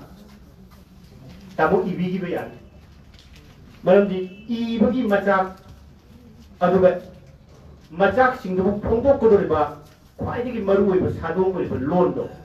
isam cham ba loan da ilai ba loan da tawbu bu kai no ai koi na ayuk nu bilang si nari ba loan singdu leng sin ba hai bu gi masak tu tamu ri yaw ba adala ibi ba tamu soi da mai ba gani lai sida ai Fajana amtanga banan kai loina tamona sendok bidra fajana madu kana gupa manipuri sahitagi amna fajana kuloina khabak to bi bisinga sina biraga kari awat apa mi na hamjan tir kada bale suggestion lobi badiya madu ba to biraga direct ya ado kuna mam putuga english ga handokna to bole tamo ki direct e whatsapp me dirki maram di masina kai no pangal mapan thong dai koi uri ba koi di pangal adu ba kai no nung di pangal Ani ki apun masa tu, yang punya putle. Ewon dengan narambo ada dia ba. Na dengan si busi ni bau tak. Mana berkamu itu orang soldier lah. Karena umur ewon dah hai. Yo channel je. Yo channel pambung jauh pun na. Aduh kan soldier kari gitu. Si yo channel pun ya betul ada dia. Kamu yo channel ni, ada kamu ni si lain je mungkin yo. Yo channel bagi protein kari, car bagi bagi bagi reaction, pulau kibrai. Aduh, ayah kerja tu jadi madu. Ayah kerja dia. Malam ni, koi, ujikan ni sana pada koi, agak uji suruh jauh pilih, uji builder ni, service lagi na. Ayah sana tu betul, agak uji suruh dia yang impress lagi, jadi mai pambung ini sana jadi. Ayah nak lah, macam tu bija ayah sati, ayah nak lagi hostel jadi. Ayah koi na sana pada, ayah langsung tinggal je pada, anu biro langsung sana isi, itu ngomong lah, ayah lega, yo kacau betul pada matum tu pada, sama apa tanggal pada, itu protein gizi pangsa ada hasil lagi energi ke drink itu tak terlalu masalah pun betul winning ya. Malam di masjid tak nak nak terlalu yo lah semua tanggal pergi masalah di orang ini sedang nak terlalu ni. Aku jadi laku ke dalam je ke pangsa ada jalan di warm up tu berpangsa ada sana bisa apa ni ke kerja tu di ada bisa saya bisa di tamu dalam kerja itu. Ini tamu itu happy betul. Sana pun awak laga sama ni ke baik. Protein dia awak kalau juri isi laku ini. Saya anak nak terus juri isi untuk laku ini. Kalau sebab itu kita polisi itu apa yang menangkap sungguh baik sehingga untuk biwa naik segi malam dah kali gumpa kerana mapung khabar di nasi ni, saya pun mana nak pergi ni, macam tu lagi terpeni na, aja buku program itu jauh besar betul ni, aja ni beri saya mulai, aduh bu, ini bersih na, saya nak untuk cari kerana si, arah tu jauh lebih seru, baru ni aku wajah berjalan wajah memo, wajah lagi mang terkait kerana nganggap punya bersih. Wahid yang terjadi, malam dah punya kina, luna hangoi nak kerja pada nak ni, mana pun saya tu buku begini di bawah dah, ani mang keling sini bersih ini satu pusat dah. Adana, sebelum bercetak pa, warung kerja hamjaraga, kamu bi tunggu pun sida, kena pada berlaik, mana pun saya tu dah kudur tahu sana, mixer pun kira ko, hai bawa pun kerja hamjaraga, mayam pun aku kurang jadi, pun mana alam dia pun.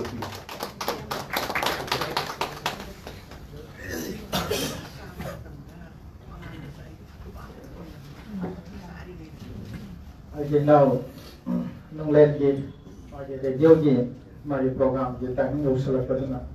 से first के या Roger मखा ताबा master of ceremony से मोथोगल तोचके निमरो इंगमक नंदो Singh ma'am के pan में बदे नंदो मामदम हारे के सकन अभी दो मरबसिना यामना मरी चुंबो वफुम खरा यामर के वहन बमने येबा आई मदी कैंसर आय निंग फोनबा लागे सेगी मरमदा याम मरी चुंबो वफुम पुदो पेरमी असे नंबर प्रदोना थागे चरी तो बोल खंबचे पखता बरसिदी नसिगे तोरो नसिगे अखन नबो दिफुमन के फमम लांगदलें सिंबिरिबा प्रदोना रिकाय खुना जरीबा सोशल वर्कर रिकाय खुना जरीबा doctor Roman Sanga sige toro masige mai le ba apna ko ko ba awang kacce dia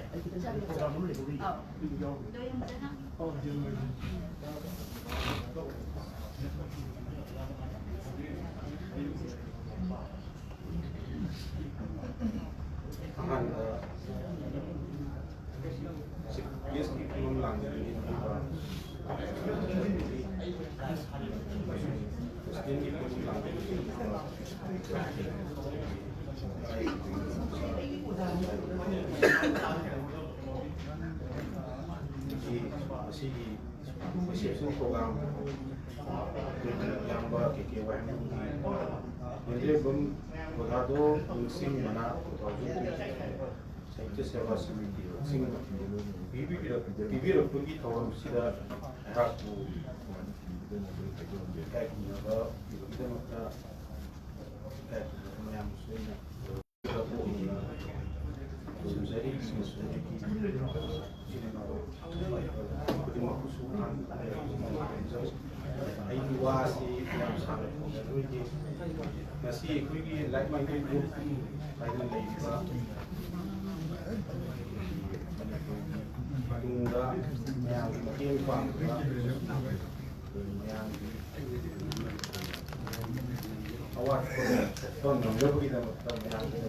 lebih bersuara like minded group nasi member uji ba yang bagi kita tong saya lari ki matang mo pan sido dum na hak su lari ko bi bi na si lo de adu ba ayak na ngam jaba yang mati mo na ba la ka ri ba yang mo ke ba mo bi ba dia ta hai ba ai ka sa lo ba ngam jaba se kan ka na mati yu hai ga si wa si ta sa ha ga ya tin da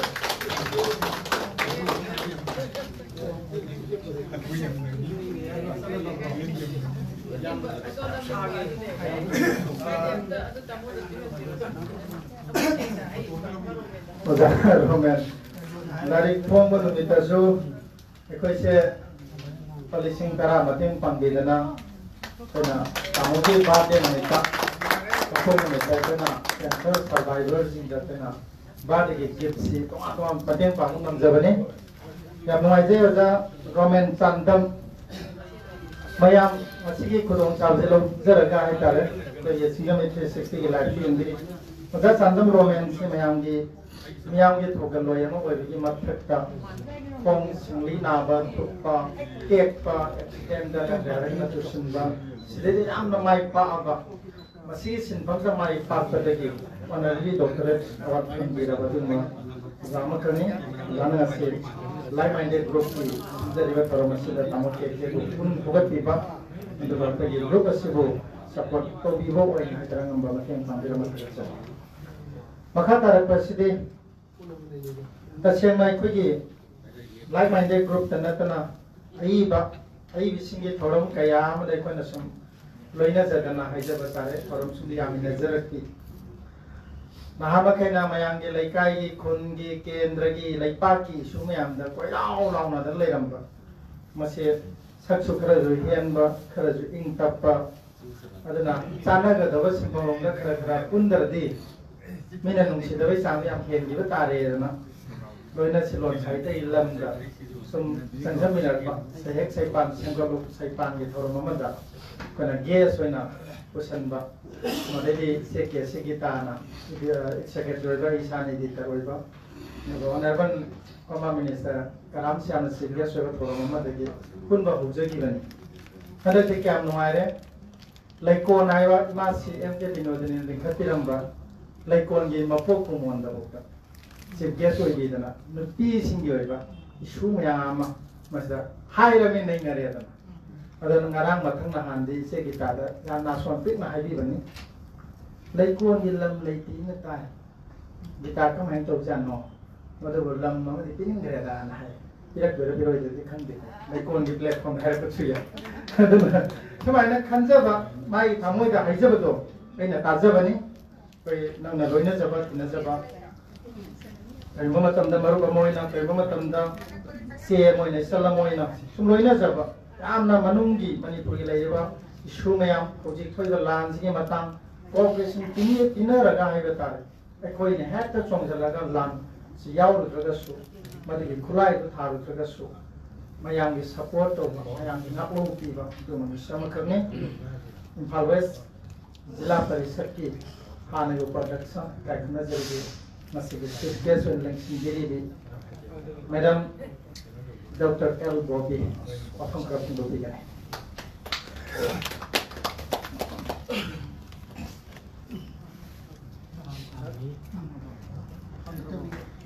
Sige sigulaba yamna jinglem na pangthokpa sigulaba pagi ni wala panjarabada ai ki bung saglaba tamo ki wahengom gi ewan pagi kungat pagi nungai ba reception program ama sigulaba enrembam kodado lising mana 2023 aduga sahitya seva samiti kachingna bibiba asigumba honor tawbirapa award asi namona tawbirapa loina nang sibidana bibirakiba asigi ekoi like minded group LMC na sinjalangjadana asigi asigumba reception program asigi dai selection biba ningana panjarabada ekai kumna bitik charaba koi presidentisumbam lang election biba wangkemsa sanjai chief advisor LMG Manipur boy ne kai ni posteri doinana guest of honor kumam na selection biba Dr. Roman Chandam duga maroina koi social worker ai pan pasi ku join ne kai kum posteri doinana na hoji hoji tempi khaba ekoi meyan ki dum loba paning na le lai ku daga kya khaidokna handokna takpiram loba dum loba ekoi ki now more yung bang nando sinusan ni kahit no jari doon na dahil selection di ba mo sige function sige yam na maru oy ba ako yi amo kiti ko so ina kahit no jari doon na mang selection biri ba ama sung selection biri bi ay bukyara hana takpi tabi ba ngam ba oja hana man lai guru so si puna ma se doon no ko so ina kahit no jari ay si rasniti da lai ru da LMG se yaw phangjadrabni ko maramdi ai he yawrubada bobi gi LMG madu gi group to haina chai gi dra haina ai yawning ne yawjadabni ko thamoi na di pamjaba ai 360 inaw singji covid matam da makoi na chana ba pot tu puraga chaba phangda mi sing pibudo ai like yam tawbuni ai de ai wakhan mana jaba haidar ai na ngasi rasnti yaw pa je ai de asengba farmer de ji khutin thok su ikai mayam mang de kai no ai kut oi kai ba kari no hai ngak sang bu de ai hingon macha ma da kitchen garden tawe seng na hai di ai na hena yam na pesha yam chat thraji saving taw ho thraji kana gumba lai ra ba ama de ai mateng pang ko ngam loi hai ba gi taw jabani ko na mana ma sing yo di mai ben bu nung si de pot lai roi hen taw bu de de kari no hai ba kan da ai na hek darkar lai ko matam da ai inkon de ai na mamma su ai na halap ka da pot lai thraji ai gi inkon de ai na Sajaba tu so ai ingko lete ahang ba turin mapana ma tawjabani kari no ai nasi lire isi kai no haiba kanda asoki matik rasnti ga ai yam khet nai haiba kari no haiba kanda di ai si laibak thi ni amarom da rasnti yaw ru je aseng ba thamoi ge ba ning kha tam da thabak tawbu ngam ba je si samna haida like minded group kum ba se ekoi dum si yam yaw ning ba ai in rasnti yaw ro mi na si yaw ru da hekta mi na gari gari hai ni ko sum gari oina ukini haibagi rasnti dirty politics no adu oina sum ubi hini haibagi ai do yamna gari hani expose of do adu oina ukini haibagi ai do ꯌꯥꯎꯖꯗꯕꯅꯤ ꯑꯩ ꯑꯗꯨꯝ ꯃꯔꯛꯇꯗꯤ ꯑꯩꯕꯨ ꯌꯥꯎꯍꯟꯕꯤꯌꯣ ꯍꯥꯏꯕꯀꯣ ꯑꯁꯦꯡꯕꯗꯤ ꯇꯥꯃꯣꯁꯤ ꯊꯦꯡꯅꯕꯁꯦ ꯍꯥꯟꯅ all India ꯔꯦꯗꯤꯑꯣꯒꯤ ꯊꯕꯛꯇ ꯉꯥꯏꯗ ꯈꯣꯟꯖꯦꯜ ꯌꯥꯝ ꯐꯖꯕꯒꯤ ꯇꯥꯃꯣꯁꯦ ꯑꯩꯅ ꯈꯪꯉꯦ ꯍꯥꯏꯕꯀꯣ ꯑꯗꯨ ꯃꯁꯛ ꯑꯣꯏꯅ ꯁꯨ ꯎꯅꯗꯦ ꯃꯥꯒꯤ ꯃꯁꯛꯁꯦ ꯑꯩ ꯎꯗ꯭ꯔꯤꯕ ꯑꯩ ꯄꯨꯟꯁꯤꯗ ꯑꯩꯁꯨ ꯐꯥꯔꯃꯔ ꯑꯣꯏꯅ ꯍꯧꯔꯛꯄꯅꯤꯅ ꯈꯨꯡꯒꯪꯒꯤ ꯅꯨꯄꯤꯗꯣ ꯑꯁꯦꯡꯕꯅꯦꯕ ꯑꯩꯗꯣ ꯏꯝꯐꯥꯜꯗ ꯀꯩꯗ ꯀꯣꯏꯆꯠ ꯆꯠꯂꯝꯃꯤ ꯃꯁꯛ ꯌꯥꯝ ꯈꯪꯕ ꯃꯤ ꯅꯠꯇꯦ ꯌꯥꯝ ꯆꯝꯅ ꯍꯤꯡꯕꯀꯣ ꯏꯟꯖꯥꯡ ꯃꯅꯥ ꯃꯁꯤꯡ ꯊꯥꯕ ꯃꯄꯥꯟ ꯊꯣꯛꯇꯕ ꯍꯥꯏꯕꯗꯤ ꯑꯩꯒꯤ ꯂꯥꯏꯕꯛ ꯊꯤꯗꯅ ꯌꯨꯝ ꯄꯥꯜꯂꯨꯔꯁꯨ ꯑꯩꯒꯤ ꯅꯨꯄꯥꯅ ꯑꯩꯕу ꯒꯦꯠ ꯋꯥꯡꯃ ꯂꯥꯜꯍꯟꯗꯕ ꯑꯗꯨꯒ ꯑꯩꯅ ꯇꯝꯖꯔꯛꯄ ꯑꯩꯒꯤ ꯁ꯭ꯀꯤꯜ ꯑꯗꯨꯒ ꯂꯩꯖꯔꯤꯕ ꯄꯨꯝꯅꯃꯛꯁꯤꯗꯤ ꯑꯩꯅ ꯌꯥꯝꯅ ꯂꯩꯀꯥꯏꯗ ꯁꯦꯜꯐ ꯍꯦꯜꯞ ꯒ꯭ꯔꯨꯞꯀ ꯂꯤꯡꯈꯠꯄ ꯑꯗꯨꯒ ꯃꯔꯨꯞꯀ ꯇꯧꯗꯅ ꯑꯩꯅ ꯒ꯭ꯔꯨꯞ ꯅꯨꯄꯥ ꯑꯣꯛꯇꯕꯁꯤꯡꯒꯤ ꯅꯨꯄꯤꯁꯤꯡꯁꯦ ꯃꯔꯨꯞ ꯂꯨꯄꯥ 10 ꯇꯧꯒꯗꯕꯅꯤ ꯀꯥꯏꯅ ꯁꯨꯝꯅ ꯍꯦꯛ ꯍꯧꯗꯣꯛꯑꯒ ꯇꯧꯕꯒꯨꯝꯕ ꯁꯨꯝꯕꯁꯦ ꯌꯥꯝ ꯇꯧꯕ ꯑꯗꯣ ꯑꯩꯉꯣꯟꯗ ꯌꯥꯝ ꯆꯩꯕ ꯍꯥꯏꯗꯤ ꯑꯩꯅ ꯖꯤꯂꯥ ꯄꯔꯤꯁꯠ ꯎꯄꯥध्यꯛꯁ ꯑꯣꯏꯔꯕ ꯃꯇꯝꯗ ꯑꯩꯈꯣꯏ ꯃꯔꯨꯞ ꯔꯥꯀꯦꯁ ꯅꯥꯎꯔꯦꯝ ꯍꯥꯏꯕꯗꯣ ꯃꯥꯁꯤ ꯈꯪꯅꯕꯗꯗꯤ ꯔꯥꯀꯦꯁꯁꯦ ꯁꯩꯄꯥꯜꯒꯤ ꯑꯗꯨꯒꯨꯝꯕ ꯐꯪꯁꯟꯗ ꯏꯆꯦꯒꯤ ꯇꯥꯅ ꯍꯥꯏꯔꯛꯄꯗꯤ ꯑꯩꯁꯨ ꯑꯗꯨꯝ ꯃꯌꯥꯝꯒꯤ ꯐꯪꯁꯟ ꯍꯥꯏꯗꯤ ꯑꯏꯕꯁꯤꯡꯁꯦ ꯑꯩꯅ ꯄꯥꯝꯖꯕꯒꯤ ꯑꯗꯨꯝ ꯌꯦꯁ ꯑꯗꯨꯝ ꯍꯥꯏꯕꯅꯦꯕ ꯑꯗꯣ ꯑꯩꯒꯤ ꯑꯆꯤꯟꯕ ꯂꯩꯔꯁꯨ ꯑꯩꯒꯤ ꯑꯉꯝꯕ ꯈꯔ ꯍꯥꯏꯇꯥꯔꯦ ꯑꯗꯨ ꯌꯥꯝꯅ ꯄꯨꯛꯅꯤꯡꯒꯤ ꯑꯣꯏꯕꯗꯤ ꯌꯥꯝꯅ ꯃꯌꯥꯝꯗ ꯃꯦꯁꯦꯖ ꯌꯥꯝ ꯄꯤꯅꯤꯡꯉꯦ ꯑꯗꯨꯒ ꯄꯩꯁꯥ ꯑꯣꯏꯅ ꯈꯧꯖꯥꯎ ꯄꯤꯕꯗꯤ ꯑꯩꯁꯨ ꯂꯥꯏꯔꯕꯗꯒꯤ ꯍꯧꯔꯛꯄꯅꯤ나 ꯂꯥꯟꯅꯁꯨ ꯍꯨꯔꯥꯟꯕꯗꯣ ꯍꯩꯇꯕꯒꯤ ꯌꯥꯝ ꯋꯥꯏꯑꯦꯕ ꯑꯁꯦꯡꯕꯗꯤ ꯍꯨꯔꯥꯟꯕ ꯍꯩꯇꯕꯗꯣ ꯔꯥꯖꯅꯤꯇꯤꯗ ꯆꯠꯅꯗꯦꯕ ꯑꯩꯕꯨꯗꯣ ꯆꯠꯅꯗꯦ ꯑꯁꯦꯡꯕ ꯍꯥꯏꯔꯁꯨ ꯃꯤꯅ ꯑꯃꯨꯛꯀ ꯌꯥꯝ ꯅꯨꯡꯁꯤꯗꯦ ꯇꯥꯃꯣ ꯁꯟꯖꯥꯏꯅ ꯍꯥꯏꯌꯦ ꯍꯧꯖꯤꯛꯇꯀꯣ ꯇꯥꯃꯣꯁꯨ ꯀꯨꯏꯔꯦ ꯃꯁꯤ ꯃꯃꯤꯡ ꯇꯥꯕꯀꯣ ꯑꯃꯨꯛꯁꯨ ꯉꯁꯤ ꯎꯕꯗ ꯑꯩꯅ ꯇꯥꯃꯣ ꯑꯩꯗꯤ ꯌꯥꯝ ꯀꯨꯏꯔꯦ ꯈꯪꯕꯗꯤ ꯑꯗꯨꯒꯅꯦ ꯃꯁꯛ ꯑꯣꯏꯅ ꯎꯕꯗꯣ ꯑꯩ ꯉꯁꯤꯒꯤꯅ ꯑꯍꯥꯟꯕꯅꯦ ꯇꯥꯃꯣ ꯑꯃꯨꯛꯀ ꯇꯥꯃꯣꯗ ꯑꯩ ꯉꯁꯥꯏꯗ ꯑꯩ ꯂꯣꯟ ꯍꯥꯏꯔꯤꯕꯅꯦꯕ ꯀꯩꯒꯤꯅꯣ ꯍꯥꯏꯕ ꯀꯥꯟꯗ ꯑꯩꯗꯣ ꯌꯥꯝꯅ ꯏꯅꯣꯁꯦꯟ ꯑꯣꯏꯕ ꯑꯗꯨ ꯈꯨꯡꯒꯪꯗ ꯍꯧꯕꯒꯤꯀꯣ ꯍꯥꯏꯗꯤ ꯌꯥꯝꯅ ꯃꯤꯁꯤ ꯃꯁꯛ ꯈꯪꯒꯟꯗꯕ ꯄꯣꯠꯇꯗꯤ ꯑꯗꯨꯝ ꯎꯕꯀꯣ ꯑꯗꯨꯒ ꯈꯪꯕ ꯇꯥꯕ ꯑꯗꯣ ꯉꯁꯥꯏꯒꯤ ꯀꯩꯗꯧꯔꯦ ꯍꯥꯏꯕ ꯀꯥꯟꯗꯗꯤ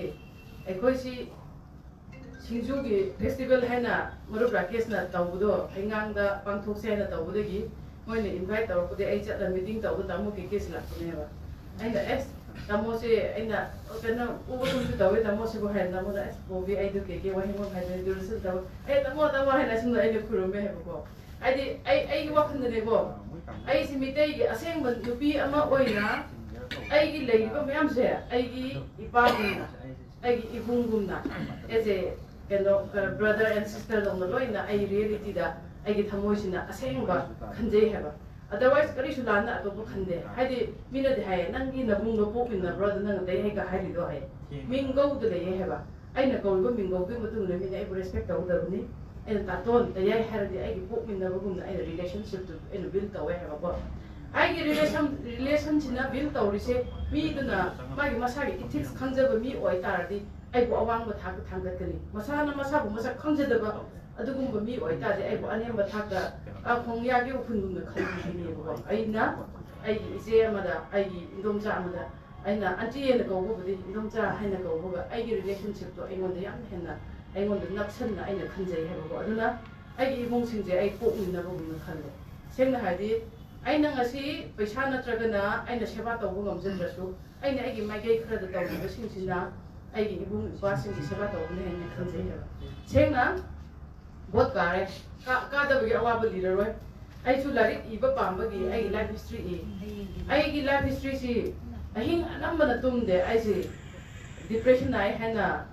ꯑꯜꯖꯣꯂꯥꯡꯒꯨꯝꯕ ꯇ꯭ꯔꯥꯄꯦꯛꯁꯀꯨꯝꯕ ꯌꯥꯝ ꯆꯥꯔꯝꯃꯦ ꯅꯨꯡꯗꯥꯡ ꯇꯨꯝꯗꯕꯒꯤ ꯍꯩꯅꯕꯤꯁꯦ ꯋꯥꯕ ꯍꯦꯟꯃꯟꯗꯅ ꯇꯨꯝꯗꯕ ꯑꯗꯣ ꯇꯨꯝꯗꯕꯁꯦ ꯂꯥꯏꯔꯤꯛ ꯑꯩꯅ ꯇꯨꯝꯕꯁꯦ ꯌꯥꯔꯛꯇ꯭ꯔꯀꯥꯟꯗ ꯑꯍꯤꯡꯗ ꯂꯥꯏꯔꯤꯛ ꯀꯔꯤ ꯍꯥꯏꯅ ꯏꯒꯦ ꯍꯥꯏꯔꯒ ꯑꯩꯈꯣꯏꯗꯤ ꯕꯦꯡꯒꯣꯂꯤ ꯃꯌꯦꯛꯇ ꯇꯝꯃꯛꯄꯅꯦ ꯊꯥꯏꯅ ꯁꯣꯔꯣ ꯁꯔꯥ ꯍꯥꯏꯅ ꯕꯣꯔꯥꯈꯥꯎ ꯌꯥꯜꯂꯒ ꯕꯣꯔꯥ ꯑꯃ ꯍꯥꯞꯆꯤꯟꯕꯤꯔꯒ ꯑꯗꯨꯝ ꯐꯝꯃꯒ ꯇꯝꯃꯛꯄꯅꯦ ꯍꯥꯏꯕ ꯑꯗꯨꯅ ABCꯁꯦ ꯇꯝꯃꯛꯇꯗꯅ ꯄ꯭ꯔꯥꯏꯚꯦꯠ ꯁ꯭ꯀꯨꯜ ꯇꯝꯃꯛꯇꯗꯅ ꯀ꯭ꯂꯥꯁ 6 ꯀꯥꯔꯛꯄ ꯀꯥꯟꯗ ꯏꯪꯂꯤꯁ ꯃീഡിꯌꯝ ꯑꯣꯜꯂꯦ ꯍꯥꯏꯔ ꯀꯤꯔ ꯀꯥꯟꯕꯗ ꯂꯣꯠꯂꯦ ꯂꯥꯏꯔꯤꯛ ꯄꯥꯅꯍꯟꯅꯤ ꯏꯪꯂꯤꯁ ꯄꯥꯅꯍꯟꯅꯤ ꯍꯥꯏꯔ ꯑꯩ ꯁ꯭ꯀꯨꯜ ꯀꯥꯗꯦꯕ ꯑꯁꯨꯝꯅ ꯌꯥꯝ ꯋꯥꯅ ꯑꯩꯗꯣ ꯔꯟ ꯇꯧꯔꯛꯈꯤ ꯑꯗꯨꯒ 11 ꯀꯥꯔꯛꯄ ꯀꯥꯟꯗ ꯕꯣꯗꯣꯟ ꯁꯅꯥ ꯇꯝꯃꯛ ꯀꯥꯟꯗꯗꯤ ꯏꯪꯂꯤꯁꯇ ꯂꯣꯏꯅꯃꯛ ꯇꯣꯛ ꯇꯧꯔꯦ ꯕꯣꯠꯇ ꯏꯔꯦ ꯃꯌꯥꯝ ꯂꯣꯏ ꯏꯁꯤꯟꯕ ꯅꯪꯗ꯭ꯔꯦ ꯑꯩ ꯁꯤꯟꯕ ꯅꯪꯍꯧꯗ꯭ꯔꯦ ꯑꯁꯤꯒꯨꯝꯕꯒꯤ ꯑꯋꯥꯕꯁꯤꯗ ꯑꯩꯗꯣ ꯑꯃꯨꯛꯀ ꯇꯣꯉꯥꯟꯅ ꯑꯦꯛꯁꯇ꯭ꯔꯥ ꯀ꯭ꯂꯥꯁ ꯁ꯭ꯄꯣꯀꯟ ꯏꯪꯂꯤꯁ ꯌꯥꯝ ꯇꯝꯕꯗ ꯑꯩꯗꯣ ꯑꯃꯨꯛꯀ ꯁꯤꯒꯦ ꯇꯧꯗꯅ ꯏꯊꯟꯗ ꯋꯥꯟꯊꯔꯛꯑꯦ ꯋꯥꯃꯟꯗꯅ ꯁꯥꯏꯀꯜꯗ ꯆꯠꯂꯦ ꯑꯗꯨꯁꯨ ꯑꯃꯨꯛꯀ ꯂꯋꯥꯏꯗꯒꯤ ꯀꯥꯔꯛꯄꯅꯤꯅ ꯕꯁ ꯅꯪꯍꯧꯗ꯭ꯔꯗꯤ ꯑꯃꯨꯛꯀ ꯑꯗꯨꯁꯨ ꯌꯥꯝ ꯋꯥꯏ ꯍꯦꯛꯇ ꯋꯥꯕ ꯍꯥꯏꯕꯕꯨ ꯏꯁꯥꯁꯦ ꯇꯞ ꯇꯥꯅ ꯋꯥꯏ ꯑꯗꯨ ꯁꯤꯒꯨꯝꯕ ꯃꯌꯥꯝꯁꯦ ꯁ꯭ꯇ꯭ꯔꯒꯜ ꯇꯧꯋꯦ ꯑꯗꯨ ꯑꯩꯒꯤ ꯂꯥꯏꯐꯁꯦ ꯄꯨꯟꯁꯤ ꯏꯌꯦ ꯇꯥꯃꯣꯅ ꯉꯁꯤ ꯃꯥꯒꯤ ꯍꯥꯏꯗꯤ ꯈꯨꯗꯣꯡꯊꯤꯕ ꯑꯃ ꯂꯥꯛꯄ ꯀꯥꯟꯗ ꯑꯩꯒꯤ ꯄꯨꯟꯁꯤꯕꯨ ꯃꯒꯨꯟ ꯌꯥꯝꯅ ꯍꯦꯟꯒꯠꯍꯜꯂꯤꯀꯣ ꯃꯌꯥꯝꯁꯤꯃꯗꯤ ꯑꯩ ꯌꯥꯅꯤꯡꯉꯤ ꯃꯔꯝꯗꯤ ꯇꯥꯃꯣꯅ ꯉꯁꯤ ꯀꯦꯟꯁꯔ ꯍꯥꯏꯔꯤꯕ ꯑꯅꯥꯕꯁꯤ ꯂꯣꯏꯅꯔꯝꯗ꯭ꯔꯕ ꯇꯥꯃꯣ ꯉꯁꯤ ꯏꯕꯒꯤ ꯋꯥꯈꯜ ꯂꯩꯔꯝꯃꯣꯏꯀꯣ ꯅꯝꯕꯔ 1 ꯅꯝꯕꯔ 2ꯗ ꯀꯩꯗꯧꯔꯦ ꯁꯔꯚꯥꯏꯚ ꯇꯧꯔꯛꯄꯗꯣ ꯑꯗꯨꯒꯤ ꯁ꯭ꯇ꯭ꯔꯒꯜꯗꯣ ꯑꯗꯨꯒꯤ ꯃꯥꯏ ꯄꯥꯛꯄ ꯃꯤ ꯑꯃ ꯍꯥꯏꯕꯗꯨ ꯃꯥ ꯑꯣꯏꯔꯕꯅꯦ ꯍꯥꯏꯕ ꯑꯁꯤꯅ ꯁꯛꯁꯦꯁ ꯍꯥꯏꯕꯁꯤ ꯈꯨꯗꯣꯡꯊꯤꯕ ꯅꯪꯕ ꯃꯤ ꯈꯛꯇꯗ ꯁꯛꯁꯦꯁꯀꯤ ꯋꯥꯍꯟꯊꯣꯛ ꯂꯩꯒꯅꯤ ꯑꯗꯨꯒ ꯈꯨꯗꯣꯡꯊꯤꯕ ꯅꯪꯗꯕ ꯇꯣꯔꯅꯤꯡ ꯑꯃꯗ ꯆꯠꯈꯤꯕ ꯇꯥꯍꯧꯔꯒ ꯂꯥꯏꯐꯇ ꯅꯨꯡꯉꯥꯏꯕ ꯈꯛꯇꯗ ꯆꯠꯈꯤꯕ ꯃꯤꯉꯣꯟꯗꯗꯤ ꯁꯛꯁꯦꯁ ꯅꯠꯇ꯭ꯔꯒꯅ ꯁ꯭ꯇ꯭ꯔꯒꯜ ꯇꯧꯕꯒꯤ ꯁꯔꯚꯥꯏꯚ ꯇꯧꯔꯛꯄꯒꯤ ꯑꯋꯥꯕꯁꯤꯡꯗꯨ ꯅꯪꯗꯕ ꯃꯤꯗꯗꯤ ꯃꯗꯨꯒꯤ ꯆꯩꯅꯥꯗꯣ ꯐꯪꯉꯣꯏ ꯍꯥꯏꯕꯀꯣ ꯑꯗꯨꯅ ꯋꯥꯔꯕ ꯀꯥꯟꯗ ꯈꯝ ꯊꯦꯡꯉꯕ ꯀꯥꯟꯗ ꯑꯩꯒꯤ ꯄꯨꯟꯁꯤꯁꯦ ꯌꯥꯝꯅ ꯚꯦꯂꯨ ꯂꯩꯔꯛꯑꯦ ꯑꯩꯈꯣꯏꯅ ꯂꯥꯏꯔꯤꯛꯁꯦ ꯑꯩꯗꯣ ꯑꯁꯤꯗ ꯌꯥꯎꯔꯤꯕ ꯑꯩꯒꯤ ꯏꯆꯦꯃ ꯍꯥꯏꯒꯗ꯭ꯔꯥ ꯄ꯭ꯔꯃꯣꯗꯤꯅꯤ ꯍꯥꯏꯕꯗꯣ ꯑꯣꯖꯥ ꯄ꯭ꯔꯃꯣꯗꯤꯅꯤ ꯅꯠꯇ꯭ꯔꯥ ꯅꯍꯥꯟ ꯅꯨꯄꯤꯁꯤꯡꯒꯤ ꯑꯣꯏꯕ ꯂꯩꯀꯣꯟ ꯍꯥꯏꯕ ꯐꯪꯁꯟꯗꯨꯗ ꯑꯩꯈꯣꯏ ꯌꯥꯎꯃꯤꯟꯅꯕꯅꯦꯕ ꯅꯨꯄꯤꯁꯤꯡꯒꯤꯅꯦ ꯍꯥꯏꯗꯤ ꯑꯩ ꯊꯋꯥꯏ ꯌꯥꯝ ꯌꯥꯎꯋꯦ ꯂꯩꯀꯣꯟ ꯍꯥꯏꯔꯤꯕꯁꯤꯒꯤ ꯑꯣꯐꯤꯁ ꯂꯩꯇꯦ ꯍꯥꯏ ꯑꯣꯐꯤꯁ ꯂꯩꯇꯕꯗꯣ ꯑꯩꯒꯤꯗ ꯂꯋꯥꯏꯕꯨꯗꯤ ꯑꯣꯏꯖꯔꯁꯨ ꯈꯤꯇꯪ ꯍꯥꯏꯗꯕꯗ ꯈꯥꯁꯂꯦꯟ ꯍꯥꯏꯕꯗꯤ ꯒꯣꯔꯃꯦꯟꯅ ꯂꯝꯗꯤ ꯑꯣꯏꯕ ꯇꯣꯔꯕꯥꯟ ꯑꯣꯏꯕ ꯇꯨꯔꯦꯟꯒꯤ ꯗꯥꯛꯁꯤꯊꯥꯗꯗꯤ ꯇꯨꯔꯦꯟ ꯍꯥꯏꯅ ꯂꯩꯕ ꯑꯗꯨꯒ ꯇꯨꯔꯦꯟꯅꯗꯤ ꯊꯩꯗꯣꯛꯑ ꯆꯦꯟꯈ꯭ꯔꯕ ꯑꯗꯨꯒꯨꯝꯕ ꯂꯝꯁꯤꯡ ꯂꯩꯌꯦꯕꯀꯣ ꯒꯣꯔꯃꯦꯟꯒꯤ ꯁꯥꯏꯠꯇꯒꯤ ꯃꯇꯦꯡ ꯂꯧꯔꯒ ꯑꯣꯐꯤꯁ ꯑꯃ ꯐꯖꯅ ꯁꯥꯁꯤ ꯍꯥꯏꯗꯤ ꯍꯩꯀꯣꯜ ꯂꯩꯀꯣꯜ ꯆꯤꯡꯌꯥ ꯆꯤꯡꯈꯣꯡꯗ ꯆꯤꯡꯈꯣꯡꯗ ꯑꯩꯈꯣꯏ ꯑꯏꯕꯁꯤꯡꯒꯤ ꯋꯥꯈꯜ ꯊꯣꯛꯑꯦꯕꯀꯣ ꯑꯗꯨꯅ ꯑꯏꯕꯁꯤꯡꯁꯦ ꯂꯩꯔꯝꯕꯅ ꯑꯩꯈꯣꯏꯒꯤ ꯃꯥꯏ ꯃꯤꯠ ꯑꯣꯏꯕꯅꯦ ꯍꯥꯏꯕ ꯉꯁꯤꯒꯤ ꯑꯏꯕ ꯂꯩꯔꯝꯗ꯭ꯔꯕ ꯑꯩꯈꯣꯏꯕꯨ ꯇꯥꯛꯄꯤ ꯇꯝꯕꯤꯅꯕ ꯂꯩꯇꯕ ꯍꯥꯏꯕ ꯃꯃꯥ ꯃꯄꯥ ꯂꯩꯇꯕꯒꯨꯝꯅ ꯑꯩꯈꯣꯏꯁꯦ ꯀꯥꯡꯈꯣꯡ ꯆꯥꯏꯔꯝꯕꯁꯨ ꯌꯥꯏ ꯑꯏꯕꯤꯗꯨꯅ ꯏꯔꯝꯕꯒꯤ ꯑꯩꯈꯣꯏꯒꯤ ꯃꯥꯏ ꯃꯤꯠ ꯑꯣꯏꯕꯅꯦ ꯍꯥꯏꯕ ꯉꯁꯤ ꯇꯥꯃꯣꯅ ꯁꯔꯚꯥꯏꯚ ꯇꯧꯔꯛꯄꯒꯤ ꯁꯤꯒꯨꯝꯕ ꯂꯥꯏꯔꯤꯛꯁꯤꯃꯏꯔꯝꯕꯅ ꯀꯦꯟꯁꯔ ꯄꯦꯁꯦꯟ ꯑꯃꯗꯗꯤ ꯏꯔꯥꯏ ꯂꯥꯏꯅ ꯁ꯭ꯇ꯭ꯔꯒꯜꯗꯣ ꯍꯔꯥꯎꯅ ꯅꯣꯛꯅ ꯌꯥꯒꯅꯤ ꯍꯥꯏꯕꯀꯣ ꯅꯠꯇ꯭ꯔꯗꯤ ꯀꯞꯄꯒ ꯂꯩꯒꯅꯦꯕ ꯑꯗꯨꯅ ꯇꯥꯃꯣ ꯑꯁꯤ ꯂꯧꯁꯤꯡꯒꯤ ꯃꯩꯔꯥꯅꯤ ꯑꯁꯦꯡꯕꯗꯤ ꯑꯗꯨꯅ ꯁꯤꯒꯨꯝꯕ ꯃꯌꯥꯝꯁꯦ ꯃꯨꯠ ꯅꯥꯏꯗꯅ ꯂꯩꯍꯧꯒꯗꯕꯁꯤꯡꯁꯦ ꯑꯩꯈꯣꯏ ꯃꯁꯦꯟ ꯑꯃꯅ ꯑꯃꯕꯨ ꯁꯞꯄꯣꯔꯠ ꯇꯧꯔꯒ ꯑꯃꯅ ꯑꯃꯕు ꯃꯁꯛ ꯈꯪꯕꯤꯗ꯭ꯔꯕꯗꯤ ꯑꯇꯣꯞꯄ ꯃꯤꯇꯣꯞꯅꯗꯤ ꯂꯥꯛꯑꯒꯁꯨ ꯃꯁꯛ ꯈꯪꯕꯤꯔꯣꯏꯗꯅꯀꯣ ꯑꯗꯨꯅ ꯑꯩꯒꯤ ꯋꯥꯈꯜꯂꯣꯟꯗ ꯅꯨꯡꯁꯤꯖꯕ ꯏꯃꯥ ꯂꯩꯕꯥꯛꯄꯨ ꯅꯨꯡꯁꯤꯕ ꯑꯗꯨꯒ ꯑꯁꯦꯡꯕ ꯑꯩꯒꯤ ꯔꯤꯌꯦꯂꯤꯇꯤꯗ ꯂꯩꯔꯒ ꯂꯩ ꯍꯥꯏꯕ ꯂꯩꯇ꯭ꯔꯒ ꯂꯩꯇꯦ ꯍꯥꯏꯕ ꯑꯩꯅꯁꯨ ꯑꯩꯒꯤ ꯉꯝꯖꯕ ꯖꯤꯂꯥ ꯄꯔꯤꯁꯠ ꯑꯣꯏꯕ ꯃꯇꯝꯗ ꯈꯨꯡꯒꯪꯗ ꯆꯥꯎꯈꯠꯄꯗ ꯋꯥꯠꯍꯧꯔꯕ ꯃꯅꯤꯡ ꯊꯨꯡꯖꯗ꯭ꯔꯕ ꯌꯨꯝ ꯐꯪꯉꯤ ꯅꯥꯇꯩ ꯆꯥꯅ ꯂꯩꯇꯕ ꯅꯣꯡ ꯆꯨꯕꯒ ꯃꯃꯥ ꯃꯆꯥꯅ ꯀꯣꯔꯐꯨ ꯈꯪꯗꯦ ꯀꯣꯝꯄꯥꯛ ꯈꯪꯗꯦ ꯌꯥꯔꯒ ꯐꯃꯨꯡ ꯃꯌꯥꯏꯗ ꯌꯥꯔꯒ ꯆꯦꯜꯂ ꯏꯁꯤꯡ ꯍꯣꯟꯇꯣꯛꯄ ꯑꯗꯨꯒꯨꯝꯕꯏꯃꯨꯡꯁꯤꯡ 4 ꯐꯥꯎꯕꯗꯤ ꯑꯩꯒꯤ ꯍꯣꯠꯅꯔꯤꯌꯝꯅ ꯑꯩꯅ ꯉꯥꯐꯥꯎ ꯆꯥꯗ꯭ꯔꯒ ꯁꯦꯚꯤꯡ ꯇꯧꯕ ꯄꯩꯁꯥꯅ ꯌꯨꯝ 4 ꯁꯥꯈ꯭ꯔꯦ ꯒꯣꯔꯃꯦꯟꯒꯤ ꯁꯥꯏꯠꯇꯒꯤ ꯁꯤꯡꯒꯜ ꯄꯣꯏꯟ ꯑꯃ ꯂꯧꯗꯦ ꯒꯣꯔꯃꯦꯟꯒꯤ ꯁꯥꯏꯠꯇꯒꯤ ꯂꯨꯄꯥ ꯑꯃ ꯅꯤꯗꯦ ꯑꯩ ꯀꯔꯤꯒꯤꯅꯣ ꯍꯥꯏꯗ ꯑꯩꯉꯣꯟꯗꯒꯤ ꯍꯦꯟꯅ ꯃꯔꯥꯏꯕꯛ ꯊꯤꯔꯤꯕꯁꯤꯡꯗ ꯑꯩꯅ ꯍꯤꯡꯉꯤꯕ ꯄꯨꯟꯁꯤ ꯃꯍꯤꯡꯗꯣ ꯑꯗꯨꯒꯨꯝꯅ ꯈꯤꯇꯪ ꯃꯥꯁꯨ ꯁꯣꯔ ꯍꯣꯟꯅ ꯍꯤꯡꯖꯁꯅꯨ ꯇꯨꯝꯐꯝ ꯆꯥꯐꯝꯕꯨꯛꯇꯤ ꯂꯩꯖꯁꯅꯨ ꯍꯥꯏꯕꯒꯤ ꯋꯥꯈꯜꯂꯣꯟꯗ ꯌꯨꯝꯗ ꯅꯣꯡ ꯌꯨꯗ꯭ꯔꯒ ꯂꯣꯏꯔꯦ ꯍꯥꯏꯅ ꯑꯗꯨꯒꯨꯝꯅ ꯑꯩꯅ ꯈꯟꯖꯔꯒ ꯁꯥꯖꯕꯅꯤ ꯕꯤꯜꯗꯤꯡꯅ ꯍꯧꯗ꯭ꯔꯁꯨ ꯃꯈꯥꯗ ꯐꯖꯅ ꯅꯨꯡ ꯂꯩꯉꯣꯏ ꯆꯦꯛꯅ ꯍꯩꯕꯤꯔꯒ ꯃꯊꯛꯇꯨꯗꯤ ꯑꯗꯨꯝ ꯂꯩꯕꯥꯛꯅ ꯋꯥꯏ ꯇꯩꯔꯒ ꯂꯩꯀꯥꯏꯅ ꯃꯇꯦꯡ ꯄꯥꯡꯉꯒ ꯋꯥꯏ ꯇꯩꯔꯒ ꯁꯥꯕ ꯌꯨꯝ ꯎ ꯋꯥꯁꯤꯡꯅ ꯇꯧꯔꯒ ꯑꯗꯨꯅ ꯑꯩꯒꯤ ꯋꯥꯈꯜꯂꯣꯟꯗꯗꯤ ꯍꯤꯡꯃꯤꯟꯅꯕ ꯍꯥꯏꯕꯁꯤ ꯌꯥꯝꯅ ꯄꯥꯝꯃꯦ ꯁꯦꯡꯅ ꯍꯥꯏꯔꯗꯤ ꯑꯃꯅ ꯑꯃꯒꯤ ꯃꯇꯦꯡ ꯄꯥꯡꯕ ꯉꯁꯤ LMG ꯂꯩꯔꯝꯕꯁꯤꯅ ꯋꯥꯔꯕ ꯑꯗꯨꯒꯨꯝꯕ ꯑꯦꯛꯁꯤꯗꯦꯟꯇꯦꯜꯂꯤ ꯉꯁꯤ ꯊꯣꯛꯏꯕ ꯊꯧꯗꯣꯛꯁꯤꯡꯗ ꯈꯤꯖꯤꯛ ꯇꯧꯔꯁꯨ ꯃꯇꯦꯡ ꯄꯥꯡꯕ ꯉꯝꯕꯁꯦ ꯑꯩ ꯌꯥꯝ ꯊꯥꯒꯠꯂꯤ ꯑꯩ ꯑꯗꯨꯝ ꯂꯥꯏꯛ ꯇꯧꯋꯦ ꯑꯗꯨꯝ ꯊꯥꯒꯠꯂꯦ ꯔꯥꯀꯦꯁꯅꯁꯨ LMG ꯒ꯭ꯔꯨꯞꯀꯤ ꯍꯦꯛ ꯊꯥꯒꯠꯂꯛꯄꯗ ꯑꯩ ꯑꯗꯨꯝ ꯂꯥꯏꯛ ꯇꯧꯔꯅꯤ ꯑꯩꯅ ꯆꯠꯂꯨꯗ꯭ꯔꯁꯨ ꯑꯩꯅ ꯆꯠꯄ ꯌꯥꯎꯕꯒꯨꯝꯅ ꯍꯦꯟꯅ ꯊꯃꯣꯏꯗ ꯅꯨꯡꯉꯥꯏꯖꯩꯕꯀꯣ ꯑꯗꯨꯕꯨ ꯄꯩꯁꯥꯁꯤ ꯁꯦꯡꯅ ꯍꯥꯏꯒꯅꯤ ꯃꯤꯑꯣꯏꯕꯅ ꯆꯪꯕꯁꯦ ꯄꯩꯁꯥ ꯆꯪꯉꯦ ꯄꯩꯁꯥ ꯗꯔꯀꯥꯔ ꯂꯩꯀꯣ ꯄꯩꯁꯥꯁꯦ ꯑꯩꯒꯤꯗꯤ ꯏꯃꯥꯁꯨ ꯂꯩꯇꯦ ꯏꯄꯥꯁꯨ ꯂꯩꯇꯦ ꯍꯁꯕꯦꯟ ꯂꯩꯇꯦ ꯑꯩ ꯏꯊꯟꯗꯅ ꯔꯟ ꯇꯧꯕꯅꯤ ꯑꯩꯒꯤ ꯐꯦꯃꯤꯂꯤ ꯂꯩ ꯏꯆꯥ 2 ꯁꯦꯝꯃꯤ ꯑꯗꯨꯒ ꯑꯃꯨꯛꯁꯨ ꯀꯩꯗꯧꯔꯦ ꯑꯩꯒꯤ ꯕ꯭ꯔꯗꯔ ꯏꯟ ꯂꯣ ꯍꯥꯏꯇꯥꯔꯦꯀꯣ ꯑꯩꯒꯤ ꯅꯨꯄꯥꯁꯤꯡꯀꯣ ꯑꯗꯨ ꯁꯝꯅ ꯍꯥꯏꯔꯗꯤ ꯏꯄꯥ ꯏꯃꯥ ꯂꯩꯇ꯭ꯔꯗꯤ ꯑꯩꯒꯤ ꯅꯨꯄꯥ ꯔꯤꯌꯦꯜ ꯑꯩꯒꯤ ꯌꯪꯒꯔ ꯕ꯭ꯔꯗꯔꯁꯤꯡꯀꯣ ꯁꯤ ꯃꯌꯥꯝꯁꯦ ꯑꯩꯅ ꯁꯔꯥꯎꯟꯗꯤꯡ ꯑꯩꯒꯤ ꯐꯦꯃꯤꯂꯤ ꯑꯩꯅ ꯂꯣꯏ ꯌꯦꯡꯖꯕꯅꯦ ꯍꯥꯏꯕ ꯍꯥꯏꯗꯤ ꯃꯈꯣꯏꯁꯤꯡꯗꯣ ꯑꯩ ꯂꯩꯕꯒꯤ ꯍꯤꯡꯕ ꯅꯨꯡꯉꯥꯏꯕ ꯍꯥꯏꯇꯥꯔꯦꯀꯣ ꯑꯗꯨꯅ ꯁꯤꯒꯨꯝꯕ ꯃꯌꯥꯝꯁꯦ ꯇꯥꯃꯣꯅ ꯑꯃꯔꯣꯝꯗ ꯁ꯭ꯇ꯭ꯔꯒꯜ ꯇꯧꯋꯦ ꯑꯩꯈꯣꯏꯁꯨ ꯑꯃꯔꯣꯝꯗ ꯌꯥꯝꯅ ꯁ꯭ꯇ꯭ꯔꯒꯜ ꯇꯧꯋꯦ ꯀꯔꯤ ꯍꯥꯏꯅ ꯇꯧꯒꯦ ꯃꯤꯒꯤ ꯂꯣꯏꯅ ꯇꯣꯉꯥꯟꯕ ꯏꯆꯦꯁꯨ ꯉꯥꯏ ꯏꯕꯨꯡꯁꯨ ꯉꯥꯏ ꯏꯀ꯭ꯔꯥ ꯏꯇꯣꯟꯁꯨ ꯉꯥꯏ ꯂꯣꯏꯅ ꯃꯥꯒꯤ ꯁ꯭ꯇ꯭ꯔꯒꯜ ꯇꯧꯋꯤ ꯑꯗꯨꯕꯨ ꯁ꯭ꯇ꯭ꯔꯒꯜ ꯃꯈꯜꯁꯦ ꯇꯧꯅ ꯅꯤꯡꯕ ꯊꯨꯡꯗꯦ ꯍꯥꯏꯅ ꯀꯞꯄꯒ ꯍꯟꯕꯗꯤ ꯑꯩ ꯍꯟꯅꯤꯡꯗꯦ ꯍꯥꯏꯕꯀꯣ ꯑꯗꯨꯅ ꯑꯩ ꯌꯥꯝ ꯀꯞꯀꯜꯂꯤ ꯄꯨꯛꯅꯤꯡ ꯌꯥꯝꯅ ꯄꯦꯠꯀꯜꯂꯤ ꯍꯥꯏꯕꯀꯣ ꯌꯥꯝ ꯅꯨꯡꯁꯤꯒꯟꯕꯒꯤ ꯍꯦꯟꯅ ꯀꯞꯀꯜꯂꯤ ꯑꯗꯨꯕꯨ ꯑꯩꯅ ꯁ꯭ꯇ꯭ꯔꯒꯜ ꯇꯧꯒꯦ ꯍꯥꯏꯅ ꯈꯟꯈ꯭ꯔꯕꯗꯤ ꯃꯤꯁꯤꯡꯁꯦ ꯁꯤꯔꯁꯨ ꯀꯤꯗꯦ ꯍꯥꯏꯕꯒꯤ ꯑꯗꯨꯝ ꯂꯝꯕꯥ ꯇꯧꯒꯦ ꯍꯥꯏꯅ ꯈꯜꯂꯗꯤ ꯑꯩꯒꯤ ꯏꯊꯛ ꯊꯣꯡꯕꯁꯤꯡꯗ ꯂꯝꯕꯥ ꯇꯧꯒꯗꯕꯅꯤ ꯑꯩꯒꯤ ꯏꯈꯥ ꯊꯥꯕꯗ ꯀꯩꯗꯧꯗ ꯂꯝꯕꯥ ꯇꯧꯔꯣꯏ ꯍꯥꯏꯕꯁꯦ ꯑꯩꯒꯤ ꯋꯥꯈꯜ ꯂꯩ ꯑꯗꯨꯅ ꯑꯩꯒꯤ ꯏꯊꯛ ꯊꯣꯡꯕꯅ ꯂꯥꯜꯂꯗꯤ ꯂꯥꯜꯂꯦ ꯍꯥꯏꯕ ꯉꯝꯒꯗꯕꯅꯤ ꯍꯥꯏꯕꯁꯦ ꯑꯩꯒꯤ ꯋꯥꯈꯜꯅꯦꯕꯀꯣ ꯑꯗꯨꯅ ꯄꯥꯔꯇꯤ ꯑꯣꯏꯔꯣ ꯅꯠꯇ꯭ꯔꯒꯅ ꯔꯥꯖꯅꯤꯇꯤ ꯑꯣꯏꯔꯣ ꯆꯪꯉꯨꯕꯗ ꯑꯩꯕꯨ ꯅꯨꯡꯁꯤꯕꯤꯕ ꯀꯅꯥꯁꯨ ꯂꯩꯇꯦ ꯀꯔꯤꯒꯤꯅꯣ ꯍꯥꯏꯕ ꯀꯥꯟꯗꯅꯦ ꯑꯁꯦꯡꯕ ꯑꯆꯨꯝꯕ ꯍꯥꯏꯕꯁꯦ ꯃꯤꯅ ꯅꯨꯡꯁꯤꯗꯦꯕ ꯑꯁꯦꯡꯕ ꯑꯆꯨꯝꯕ ꯍꯥꯏꯔꯗꯤ ꯅꯨꯡꯁꯤꯗ꯭ꯔꯦ ꯑꯗꯨꯒ ꯑꯣꯏꯗꯕ ꯈꯛꯇ ꯉꯥꯡꯉ ꯅꯪꯅ ꯇꯧꯔꯤꯗꯣ ꯆꯨꯝꯃꯤ ꯍꯥꯏꯅ ꯃꯉꯣꯟꯗ ꯏꯟꯀꯔꯦꯖ ꯇꯧꯕꯤꯕ ꯑꯗꯨꯒ ꯀꯔꯤ ꯍꯥꯏꯅꯤ ꯆꯤꯇꯤꯡ ꯐꯥꯇꯤꯡ ꯇꯧꯔꯒ ꯑꯩ ꯀꯥꯟꯅꯕ ꯂꯧꯕ ꯃꯤꯁꯤ ꯈꯛꯇ ꯊꯣꯡ ꯍꯥꯡꯉꯦꯕ ꯑꯩꯈꯣꯏꯒꯨꯝꯕꯗꯤ ꯊꯣꯡ ꯂꯣꯟꯒꯤꯗꯤ ꯆꯪꯍꯟꯗꯕꯅꯦꯕꯀꯣ ꯑꯗꯨꯅ ꯑꯩꯈꯣꯏꯒꯨꯝꯕꯁꯤ ꯌꯥꯝꯅ ꯇꯣꯜꯂꯦ ꯑꯗꯨꯅ ꯂꯥꯏꯛ ꯃꯥꯏꯟꯗꯦꯗ ꯍꯥꯏꯕꯁꯦ ꯑꯩꯁꯨ ꯅꯣꯡꯃ ꯑꯩꯈꯣꯏꯒꯤ ꯅꯔꯛꯇ ꯇꯤꯜꯂꯛꯈꯤꯅꯤ ꯀꯣꯏꯅ ꯆꯠꯄ ꯌꯥꯎꯔꯛꯈꯤꯅꯤ ꯍꯥꯏꯕ ꯋꯥꯈꯜꯗ ꯂꯩꯖꯔꯤꯕꯅꯤ ꯑꯩ ꯌꯥꯎꯔꯤ ꯍꯥꯏꯅ ꯑꯗꯨꯝ ꯈꯟꯖꯩꯌꯦꯕꯀꯣ ꯑꯗꯨꯕꯨ ꯃꯔꯛ ꯃꯔꯛꯇꯁꯨ ꯑꯩꯅ ꯉꯝꯕ ꯀꯥꯟꯗ ꯑꯩ ꯑꯗꯨꯝ ꯇꯧꯖꯒꯦ ꯍꯥꯏꯅ ꯈꯜꯂꯤ ꯍꯧꯖꯤꯛꯁꯦ ꯑꯩꯈꯣꯏꯒꯤ ꯒꯣꯚꯔꯟꯃꯦꯟꯠꯅ ꯁꯦꯡꯅ ꯍꯥꯏꯒꯅꯤ ꯑꯩꯈꯣꯏ ꯆꯍꯤ ꯑꯃ ꯁꯨꯔꯦ ꯚꯣꯠ ꯇꯧꯕꯤꯗꯕ ꯍꯦꯜꯂꯛꯑꯦꯀꯣ ꯔꯟꯅꯤꯡ 5 months ꯆꯪꯉꯛꯑꯦꯀോ ꯁꯦꯞꯇꯦꯝꯕꯔ ꯊꯥꯗ ꯍꯧꯈꯤꯕꯒꯤꯗ ꯑꯩꯈꯣꯏ ꯃꯇꯝ ꯂꯣꯏꯈ꯭ꯔꯦ ꯑꯗꯨꯕꯨ ꯉꯁꯤ ꯑꯦꯛꯁ ꯍꯥꯏꯅꯁꯨ ꯍꯥꯏꯗꯦ ꯑꯗꯨꯒ ꯑꯩꯈꯣꯏ ꯗꯤꯖꯣꯜꯕ ꯇꯧꯔꯦ ꯍꯥꯏꯅꯁꯨ ꯍꯥꯏꯗꯦꯀꯣ ꯍꯧꯖꯤꯛ ꯀꯣꯔꯠꯀꯤ ꯔꯥꯏ ꯑꯃ ꯂꯩ ꯀꯣꯔꯠꯅ ꯇꯥꯕ ꯔꯥꯏꯗ ꯑꯩꯈꯣꯏꯕꯨ ꯄꯨꯍꯜꯂꯨ ꯏꯂꯦꯛꯁꯟ ꯇꯧꯕ ꯉꯝꯗ꯭ꯔꯤꯃꯣ ꯍꯥꯏꯕ ꯑꯗꯨꯒ ꯑꯃꯨꯛꯀ ꯀꯩꯗꯧꯔꯦ ꯒꯣꯚꯔꯟꯃꯦꯟꯠꯁꯤꯅ ꯃꯊꯣꯡ ꯍꯨꯛꯇꯕ ꯍꯥꯏꯒꯗ꯭ꯔꯥ ꯃꯈꯣꯏ ꯄꯦꯟꯖꯗꯕ ꯍꯥꯏꯒꯗ꯭ꯔꯥ ꯑꯩꯈꯣꯏꯁꯦ ꯂꯣꯏꯅ ꯇꯣꯛꯊꯣꯛꯑꯒ ꯑꯦꯗꯃꯤꯅꯤꯁꯇ꯭ꯔꯦꯇꯤꯚ ꯀꯃꯤꯇꯤ ꯍꯥꯏꯅ ꯑꯃ ꯁꯦꯝꯃꯒ ꯄꯨꯍꯟꯒꯗꯕꯅꯤ ꯚꯣꯠ ꯇꯧꯈ꯭ꯔꯒ ꯀꯥꯔꯤꯕ ꯃꯤꯗꯨꯅ ꯚꯣꯠ ꯇꯧꯗ꯭ꯔꯤ ꯐꯥꯎꯕ ꯄꯨꯍꯟꯒꯗꯕꯗꯣ ꯑꯟꯅꯣꯟ ꯄꯔꯁꯟ ꯚꯣꯠ ꯁꯨꯡꯌꯥꯎ ꯌꯥꯎꯗꯕ ꯚꯣꯠ ꯇꯧꯗꯕ ꯃꯤꯁꯤꯡꯗ ꯑꯩꯈꯣꯏꯒꯤ ꯃꯍꯨꯠꯇ ꯄꯨꯍꯟꯒꯗꯕꯅꯤ ꯌꯦꯡꯉꯨꯀꯣ ꯁꯤꯗꯤ ꯂꯩꯕꯥꯛ ꯀꯥꯏꯅꯤꯡꯉꯥꯏ ꯁꯨꯝ ꯍꯧꯔꯛꯄꯅꯤꯀꯣ ꯀꯔꯤꯒꯤꯅꯣ ꯍꯥꯏ ꯀꯥꯟꯗ ꯀꯥꯏꯔꯤꯕꯁꯤ ꯃꯊꯛꯇ ꯑꯩꯈꯣꯏꯅ ꯀꯥꯏꯍꯟꯅꯤꯡꯉꯤꯗꯣ ꯀꯩꯒꯤꯅꯣ ꯍꯥꯏꯕꯅꯤꯗ ꯀꯔꯤꯒꯤꯅꯣ ꯍꯥꯏꯕ ꯀꯥꯟꯗ ꯑꯁꯦꯡꯕ ꯍꯥꯏꯔꯗꯤ ꯑꯃꯨꯛꯀꯁꯨ ꯑꯩꯉꯣꯟꯗ ꯅꯨꯡꯁꯤꯔꯣꯏ ꯋꯥꯔꯧꯒꯅꯤ ꯃꯨꯟꯅ ꯈꯟꯕꯤꯌꯣꯕ ꯃꯣꯏ ꯏꯂꯦꯛꯁꯟꯗ ꯑꯩꯈꯣꯏꯁꯦ ꯃꯦꯀꯥꯅꯤꯖꯝ ꯑꯃ ꯑꯣꯏꯅ ꯁꯤꯖꯤꯟꯅꯒꯦ ꯍꯥꯏꯅ ꯈꯟꯗꯥꯗꯤ ꯂꯥꯛꯑꯣ ꯋꯥꯔꯗ ꯃꯦꯝꯕꯔ ꯄ꯭ꯔꯙꯥꯟ ꯖꯤꯂꯥꯁꯤꯡ ꯑꯩꯈꯣꯏꯒꯤ ꯑꯣꯏꯔꯁꯨ ꯑꯣꯏꯗ꯭ꯔꯁꯨ ꯕꯤꯖꯦꯄꯤ ꯑꯣꯏꯔꯁꯨ ꯅꯈꯣꯏꯁꯦ ꯚꯣꯠ ꯍꯦꯛ ꯇꯧꯗ꯭ꯔꯤꯕꯣ ꯂꯩꯕꯥꯛꯀꯤ ꯁꯤꯆꯨꯋꯦꯁꯟꯁꯤꯅ ꯌꯥꯗꯗꯅ ꯇꯧꯔꯕꯅꯤ ꯑꯗꯨꯅ ꯅꯈꯣꯏ ꯄꯨꯊꯔꯣ ꯚꯣꯠꯁꯦ ꯑꯩꯈꯣꯏ ꯀꯥꯍꯟꯅꯤꯡꯉꯤ ꯕꯤꯖꯦꯄꯤ ꯅꯣꯏ ꯁꯞꯄꯣꯔꯠ ꯇꯧ ꯍꯥꯏꯗꯤ ꯑꯩꯈꯣꯏꯁꯨ ꯐꯅ ꯃꯣꯏꯒꯤ ꯑꯦꯒꯦꯟꯁꯇ ꯆꯦꯟꯅꯤꯡꯕ ꯂꯩꯔꯁꯨ ꯍꯣꯏ ꯄꯨꯍꯜꯂꯗꯤ ꯂꯩꯕꯥꯛꯀꯤ ꯀꯩꯒꯨꯝꯕ ꯈꯔ ꯁꯦꯕꯥ ꯇꯧꯖꯔꯗꯤ ꯑꯩꯈꯣꯏꯁꯨ ꯉꯥꯡꯖꯔꯔꯣই ꯇꯨꯃꯤꯟ ꯂꯩꯗꯧꯗꯣ ꯀꯩꯒꯤꯅꯣꯗ ꯑꯃꯨꯛꯀ ꯑꯩꯈꯣꯏꯒꯤ ꯃꯍꯨꯠ ꯑꯩꯒꯤ ꯑꯦꯒꯦꯟꯁꯇ ꯚꯣꯠ ꯀꯥꯗꯕ ꯑꯃꯗ ꯄꯨꯍꯜꯂꯗꯤ ꯍꯩ ꯅꯪ ꯐꯠꯇꯦ ꯐꯩ ꯍꯥꯏꯅ ꯉꯥꯡꯕ ꯔꯥꯏꯠ ꯑꯃꯃꯨꯛ ꯄꯤꯗꯣꯔꯕꯅꯤ ꯌꯦꯡꯉꯣ ꯀꯔꯤꯅꯣ ꯍꯥꯏꯕ ꯀꯥꯟꯗ ꯅꯨꯡꯒꯤ ꯋꯥꯐꯝꯗꯣ ꯄꯦꯟꯅ ꯐꯣꯡꯗꯣꯛꯄ ꯌꯥꯔꯛꯑꯅꯤ ꯅꯨꯡꯉꯥꯏꯔꯛꯑꯅꯤ ꯑꯗꯨꯒ ꯑꯃꯨꯛ ꯀꯩꯗꯧꯔꯦ ꯉꯁꯤꯒꯤ ꯂꯩꯔꯤꯕ ꯀꯥꯆꯤꯟ ꯀꯣꯏꯌꯥꯗ ꯍꯣꯏ ꯂꯥꯏꯅꯁꯨ ꯅꯤꯡꯕ ꯊꯨꯡꯕ ꯉꯝꯍꯟꯗꯦ ꯃꯤꯑꯣꯏꯕ ꯈꯨꯗꯤꯡꯒꯤꯀꯣ ꯅꯤꯡꯕ ꯊꯨꯡꯕ ꯀꯅꯥꯁꯨ ꯂꯩꯇꯦ ꯇꯧꯕꯗꯕꯨ ꯈꯟꯅꯔꯒ ꯇꯥꯟꯅꯔꯒ ꯇꯤꯛꯅꯔꯒ ꯌꯨꯝ ꯄꯥꯜꯂꯦ ꯍꯥꯏꯕ ꯂꯩ ꯑꯍꯜ ꯂꯃꯟꯅꯀꯣ ꯅꯨꯄꯥ ꯅꯨꯄꯤ ꯌꯨꯝꯕꯥꯟꯅꯔꯤꯕ ꯑꯅꯤꯗꯨꯅ ꯃꯊꯣꯡ ꯍꯨꯛꯇ꯭ꯔꯗꯤ ꯏꯃꯨꯡ ꯀꯥꯡꯈꯣꯡ ꯆꯥꯏ ꯍꯥꯏꯀꯣ ꯑꯗꯨꯗꯤ ꯃꯅꯤꯄꯨꯔꯗ ꯂꯩꯔꯤꯕ ꯏꯃꯨꯡꯁꯦ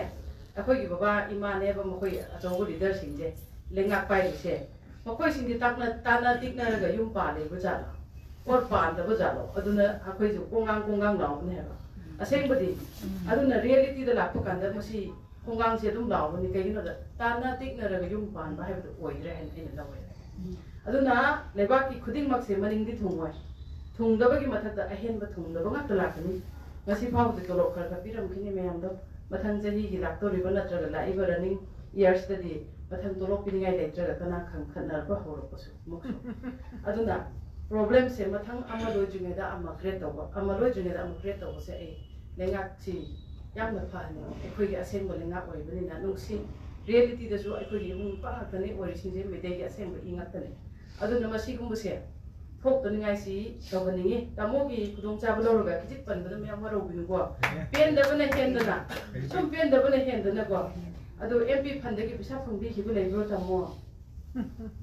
ꯔꯤꯌꯦꯂꯤꯇꯤꯗ ꯍꯥꯏꯕꯤꯌꯨꯅꯦ ꯂꯩꯇꯦ KK ꯑꯁꯤꯒꯨꯝꯕ ꯑꯩꯒꯤ ꯏꯕꯨꯡ ꯑꯃꯅ ꯃꯅꯤꯄꯨꯔꯗ ꯊꯕꯛ ꯇꯧꯕꯗ KK ꯈꯪꯗꯕ ꯀꯅꯥ ꯂꯩ ꯃꯁꯛ ꯅꯥꯏꯕ ꯃꯤ ꯑꯃꯗ ꯀꯦꯟꯁꯔ ꯄꯦꯁꯦꯟ ꯑꯣꯏꯔꯗꯤ ꯀꯅꯥꯒꯨꯝꯕ XYZ ꯑꯩꯈꯣꯏꯅ ꯄꯤꯛꯏꯉꯩꯗꯗꯤ MPꯒꯤ ꯔꯤꯂꯤꯐ ꯐꯟꯗꯒꯤ ꯑꯗꯨꯒꯨꯝꯕꯗꯣ ꯃꯇꯦꯡ ꯄꯥꯡꯕꯤꯔꯦ 50 ꯄꯥꯡꯉꯦ 50-60ꯗꯁꯨ ꯄꯥꯡꯉꯦ ꯍꯥꯏꯅ ꯇꯥꯔꯝꯃꯤ ꯍꯧꯖꯤꯛꯇꯤ ꯀꯗꯥꯏ ꯆꯠꯈ꯭ꯔꯕꯗꯣ MPꯗꯒꯤ ꯔꯤꯂꯤꯐ ꯐꯟ ꯅꯠꯇ꯭ꯔꯒꯅ ꯀꯅꯥꯒꯨꯝꯕ ꯀꯔꯤ ꯀꯦꯟꯁꯔ ꯄꯦꯁꯦꯟꯁꯤꯡꯗ ꯑꯁꯤꯒꯨꯝꯕ ꯍꯦꯟꯅ ꯁꯥꯊꯤꯔꯕ ꯁꯤꯅꯤꯡꯆꯤꯠꯇ ꯍꯤꯡꯂꯕ ꯁꯤꯔꯨꯔꯕ ꯃꯤꯁꯤꯡꯗ ꯃꯇꯦꯡ ꯄꯥꯡꯕꯁꯤ ꯀꯌꯥ ꯇꯥꯈꯤꯗ꯭ꯔꯦ ꯃꯁꯤ ꯍꯥꯏꯅ ꯑꯃꯨꯛꯀꯁꯨ ꯋꯥꯔꯧꯒꯅꯤ ꯇꯧꯕꯤꯌꯣ ꯋꯥꯔꯧꯕꯒꯤ ꯃꯍꯨꯠꯇ ꯖꯁ ꯑꯩꯒꯤ ꯑꯁꯣꯏꯕ ꯍꯥꯏꯔꯗꯤ ꯑꯩ ꯁꯣꯏꯈ꯭ꯔꯕ꯭ꯔꯥ ꯀꯅꯥꯗ ꯀꯔꯤ ꯇꯧꯈꯤꯗ꯭ꯔꯦ ꯍꯥꯏꯅ ꯆꯦꯛ ꯇꯧꯔꯒ ꯇꯧꯕꯤꯌꯣ ꯑꯗꯨ ꯑꯣꯏꯇꯥꯔꯗꯤ ꯃꯤꯗꯣ ꯑꯐꯕꯅꯤ ꯍꯥꯏꯅ ꯂꯧꯒꯅꯤ ꯅꯠꯇꯗꯅ ꯑꯗꯨ ꯍꯥꯏꯈ꯭ꯔꯦ ꯍꯥꯏꯅ ꯑꯩꯉꯣꯟꯗ ꯑꯦꯒꯦꯟꯁꯇ ꯃꯥꯕꯨ ꯂꯃꯟ ꯈꯨꯝꯒꯦ ꯈꯜꯂ ꯑꯗꯨꯗꯤ ꯃꯥꯗꯤ ꯂꯥꯏꯅ ꯑꯗꯨꯝ ꯂꯃꯟ ꯈꯨꯝꯈ꯭ꯔꯅꯤ ꯀꯔꯤꯒꯤꯅꯣ ꯐꯠꯇꯕ ꯊꯕꯛ ꯇꯧꯕꯒꯤ ꯃꯥꯏ ꯋꯥꯈꯜꯗꯣ ꯐꯠꯇꯦ ꯍꯥꯏꯕ ꯔꯤꯌꯦꯂꯤꯇꯤꯗ ꯑꯩꯉꯣꯟꯗ ꯍꯥꯏꯌꯣꯕ ꯕꯣꯕꯤ ꯅꯪ ꯌꯥꯝ ꯁꯣꯏ ꯅꯪ ꯑꯗꯨ ꯍꯥꯏꯒꯅꯣ ꯑꯗꯨ ꯇꯧꯒꯅꯣ ꯑꯩꯉꯣꯟꯗ ꯑꯝꯇ ꯍꯥꯏꯕꯤꯔꯛꯑꯣꯅꯦ ꯀꯅꯥꯗꯣ XYZ ꯑꯩꯁꯨ ꯍꯦꯛ ꯅꯣꯡꯉꯥꯟꯕꯒ ꯑꯩ ꯖꯁ ꯑꯩ ꯍꯥꯏꯗꯅꯕ ꯇꯧꯗꯅꯕ ꯑꯩ ꯍꯣꯠꯅꯖꯒꯦꯕ ꯑꯩꯒꯤ ꯑꯁꯣꯏꯕꯗꯣ ꯇꯥꯛꯄꯤꯔꯣ ꯑꯩ ꯆꯨꯝꯊꯣꯛꯆꯒꯦꯕ ꯑꯗꯨ ꯅꯠꯇ꯭ꯔꯕꯗꯤ ꯃꯤꯒꯤ ꯑꯁꯣꯏꯕ ꯍꯥꯏꯕꯗꯗꯤ ꯁꯥꯎꯅꯒꯨꯝꯁꯦ ꯍꯥꯏꯕ ꯑꯩꯒꯤꯁꯨ ꯑꯁꯣꯏꯕ ꯍꯥꯏꯕꯤꯌꯣ ꯑꯩ ꯆꯨꯝꯊꯣꯛꯆꯒꯦ ꯑꯗꯨꯗ ꯂꯩ ꯑꯗꯨꯕꯨ ꯌꯥꯝ ꯅꯨꯡꯉꯥꯏ ꯇꯥꯃꯣ ꯅꯪꯒꯤ ꯂꯥꯏꯔꯤꯛꯁꯦ ꯑꯩ ꯁꯣꯏꯗꯅ ꯄꯥꯒꯅꯤ ꯂꯥꯏꯔꯤꯛꯁꯦ ꯑꯩꯗꯣ ꯌꯥꯝ ꯄꯥꯅꯤꯡꯅ ꯌꯥꯝ ꯂꯧꯋꯦ ꯂꯥꯏꯔꯤꯛꯁꯨ ꯑꯃꯁꯨ ꯄꯤꯕꯗꯣ ꯑꯏꯕꯁꯤꯡꯅ ꯄꯤꯕꯗꯣ ꯄꯥꯕꯁꯤ ꯄꯥꯅꯤꯡꯉꯒ ꯐꯃꯨꯡꯗ ꯁꯨꯝ ꯂꯣꯟꯈꯠꯄꯗ ꯁꯨꯝ ꯋꯥꯡꯉꯦ ꯐꯃꯨꯡꯗꯣ ꯑꯩ ꯐꯃꯨꯡꯗ ꯂꯥꯏꯔꯤꯛ ꯑꯗꯨꯝ ꯂꯩꯌꯦ ꯍꯥꯏꯗꯤ ꯄꯥꯒꯦ ꯍꯥꯏꯅ ꯌꯦꯡꯉꯝ ꯑꯗꯨꯝ ꯋꯥꯟꯊꯈꯤꯕ ꯌꯦꯡꯉ ꯋꯥꯟꯊꯈꯤꯕ ꯑꯗꯨꯅ ꯃꯊꯪ ꯂꯥꯏꯔꯤꯛꯁꯦ 3-4ꯗꯤ ꯑꯗꯨꯝ ꯂꯣꯜꯂ ꯐꯃꯨꯡꯗ ꯂꯩꯌꯦ ꯄꯥꯅꯤꯡꯕ ꯏꯁꯥꯅ ꯑꯩ ꯏꯕꯁꯨ ꯌꯥꯝ ꯄꯥꯝꯖꯩ ꯑꯗꯨꯕꯨ ꯑꯩꯅ ꯏꯔꯤꯁꯤꯁꯨ इसी फिल्म फोंगे है लौबीबसु लेरे अꯩꯉꯣꯟꯗꯒꯤꯀꯣ ꯑꯗꯨꯕꯨ ꯑꯩꯒꯤ ꯂꯥꯏꯐ ꯍꯤꯁꯇ꯭ꯔꯤꯗꯤ ꯃꯇꯦꯛꯅꯦ ꯑꯗꯨ ꯃꯇꯦꯛ ꯌꯥꯝ ꯋꯥꯠꯂꯤ ꯑꯩ ꯏꯒꯗꯕ ꯍꯥꯏꯇꯥꯔꯦꯀꯣ ꯑꯗꯨ ꯁꯪꯗꯕꯒꯤ ꯏꯗ꯭ꯔꯦ ꯑꯗꯨꯕꯨ ꯃꯊꯪ ꯉꯁꯤꯒꯤ ꯃꯔꯝꯁꯤ ꯁꯦꯡꯅ ꯍꯥꯏꯔꯗꯤ ꯇꯥꯃꯣꯕꯨ ꯔꯤꯁꯤꯞꯁꯟ ꯇꯧꯕꯁꯤ ꯁꯤꯅꯗꯤ ꯄꯦꯟꯗꯕꯅꯤ ꯑꯗꯨꯕꯨ ꯉꯁꯤꯒꯤ ꯔꯤꯁꯤꯞꯁꯟꯁꯤꯅ ꯃꯔꯝ ꯑꯣꯏꯔꯀꯥꯟꯗ ꯃꯆꯟ ꯑꯃ ꯑꯣꯏꯅ ꯑꯩꯒꯤ ꯃꯕꯨꯡꯗ ꯑꯩꯅ ꯉꯝꯖꯕ ꯈꯔ ꯃꯌꯥꯝ ꯃꯥꯡꯗ ꯍꯥꯏꯗ꯭ꯔꯁꯨ ꯑꯩꯅ ꯉꯝꯖꯕ ꯈꯔꯗꯤ ꯑꯩ ꯍꯦꯛ ꯁꯦꯜ ꯂꯥꯛꯄꯒ ꯇꯧꯔꯒꯦ ꯍꯧꯖꯤꯛꯀꯤ ꯑꯣꯏꯅꯗꯤ ꯁꯦꯟꯗꯨ ꯌꯥꯝꯅ ꯍꯥꯏꯗꯤ ꯏꯀꯣꯅꯣꯃꯤꯀꯦꯜꯂꯤ ꯑꯩꯈꯣꯏ ꯀꯟꯗꯤꯁꯟ ꯌꯥꯝ ꯐꯠꯇꯕꯅꯤꯅ ꯌꯥꯝꯅ ꯄꯥꯝꯅꯤꯡꯉꯁꯨ ꯄꯥꯡꯕ ꯉꯝꯗꯦ ꯑꯗꯨꯕꯨ ꯏꯆꯤꯟ ꯅꯨꯄꯥ ꯑꯣꯏꯕꯒꯤꯀꯣ ꯀꯩ ꯂꯩꯒꯦ ꯍꯥꯏꯕ ꯇꯥꯟꯅꯔꯒ ꯑꯩꯈꯣꯏ ꯀꯩꯒꯨꯝꯕ ꯈꯔꯗꯤ ꯇꯧꯁꯤ ꯍꯥꯏꯕ ꯋꯥꯐꯝꯁꯦ ꯊꯝꯖꯔꯒ ꯌꯥꯝ ꯅꯨꯡꯉꯥꯏ ꯑꯁꯤꯒꯨꯝꯂꯕ ꯃꯤꯀꯨꯞꯁꯦ ꯇꯥꯃꯣ ꯅꯆꯟ ꯑꯃ ꯑꯣꯏꯅ ꯇꯥꯃꯣꯒꯤ ꯑꯁꯤꯕꯥꯠ ꯍꯥꯏꯇꯥꯔꯦꯀꯣ ꯇꯥꯃꯣꯒꯤ ꯄꯨꯟꯁꯤꯕ ꯅꯨꯡꯁꯥꯡꯕ ꯍꯦꯟꯅ ꯑꯐꯕꯗ ꯑꯣꯏꯔꯁꯨ ꯂꯦꯡꯕꯤꯔꯦꯕ ꯃꯌꯥꯝ ꯄꯨꯝꯅꯃꯛꯁꯨ ꯅꯥꯗꯦꯛꯇꯕ ꯑꯗꯨꯒ ꯉꯁꯥꯏ ꯐꯝꯅ ꯃꯔꯨ ꯃꯔꯥꯡ ꯋꯥꯠꯂꯦ ꯍꯥꯏꯕꯁꯨ ꯌꯥꯝ ꯄꯥꯎ ꯂꯥꯛꯈ꯭ꯔꯦ ꯑꯗꯨꯅ ꯑꯩꯈꯣꯏ ꯀꯩꯒꯨꯝꯕ ꯈꯔ ꯑꯩ ꯑꯗꯨꯝ ꯍꯦꯛ ꯍꯟꯈꯤꯕ ꯇꯧꯔꯅꯤ ꯑꯗꯨ ꯁꯤꯒꯨꯝꯕ ꯃꯌꯥꯝꯁꯦ ꯑꯩꯈꯣꯏ ꯂꯣꯏꯅꯃꯛ ꯑꯃꯠꯇ ꯑꯣꯏꯅ ꯃꯥꯟꯅꯔꯒ ꯉꯝꯖꯕ ꯊꯥꯛꯇ ꯃꯇꯦꯡ ꯄꯥꯡꯃꯤꯟꯅꯔꯁꯦ ꯍꯥꯏꯕ ꯋꯥꯐꯝ ꯊꯝꯖꯔꯒ ꯑꯃꯨꯛꯀ ꯍꯟꯅ ꯑꯩꯅ ꯈꯨꯔꯨꯝꯖꯩ ꯌꯥꯝꯅ ꯁꯤꯁꯦ ꯑꯩ ꯀꯩꯅꯣꯝꯇ ꯄꯟꯊꯣꯛꯆꯒꯦꯀꯣ ꯑꯩꯒꯤ ꯏꯅꯥꯎ ꯔꯣꯃꯦꯟꯁꯦ ꯃꯥꯁꯦ ꯃꯥ ꯌꯥꯝ ꯐꯩꯌꯦ ꯍꯥꯏꯕꯗꯤ ꯑꯩꯒꯤ ꯏꯆꯥ ꯏꯁꯨ ꯕꯣꯛꯁꯤꯡ ꯁꯥꯟꯅꯕꯒꯤ ꯃꯥꯅꯦ ꯏꯆꯦ ꯅꯪ ꯑꯩꯒꯤꯗ ꯂꯥꯛꯏꯁꯦ ꯑꯩ ꯈꯪꯉꯤꯅꯦ ꯑꯗꯨ ꯑꯣꯏꯁꯨ ꯅꯪꯒꯤ ꯃꯤꯡ ꯅꯠꯇ꯭ꯔ ꯌꯥꯎꯔꯤꯁꯦ ꯍꯥꯏꯅ ꯐꯝꯃꯤꯟꯅꯔꯒ ꯍꯥꯏꯀꯣ ꯑꯗꯣ ꯏꯆꯦ ꯆꯥꯎꯕ ꯑꯩꯒꯤ ꯏꯅꯥꯎꯁꯦ ꯉꯁꯤ ꯇꯥꯃꯣꯗꯁꯨ ꯃꯇꯦꯡ ꯄꯥꯡꯕꯤ ꯏꯕꯨꯡꯉꯣ ꯌꯥꯝꯅ ꯍꯦꯟꯅ ꯄꯥꯡꯕ ꯉꯝꯕ ꯑꯣꯏꯕꯤꯔꯣ ꯍꯥꯏꯕ ꯋꯥꯐꯝꯗ ꯊꯝꯖꯔꯒ ꯑꯩ ꯃꯌꯥꯝ ꯑꯣꯏꯅ Agakari, Madam Bobby Devi yang terdapat spesifikasi kami. Karena like-minded group yang masih lagi apology yang makan ada tarikh tahu jauh ke, segi kurang sab slow. Norma, Maruf Rakesh main tu na pergi lan hol kumatam ni. Dah nak kurang sab apa tahu dong kamu lagi. Hadiah wah betul jam lagi. Mahana pang agar su. Ada tu yang dua orang berpun. Tahu tu like-minded group itu memang macam pang dia na. Ada kibang kerja. Macam si akan melang menunggu dan ikut si. Mereka ini macam dah itu. Laga panggung nam gitu. Masih kita mak kalau macam grup mau cinta na mereka polisi tahu jadi. Maka apa? Ini kan di sana laku macam dah ayo grup itu itu. Panggung nam dah mana jadi. Arwah iba orang arwah masih kita orang masih kita orang mampu yang lain sendiri iba. Saya belajar iba. Yang cancer samjai, si advisor, like-minded group mana itu, berana si advisor kalau pakai mereka, pauze, kayak macam apa na, masih orang masih juga, berana bawa sudah cek.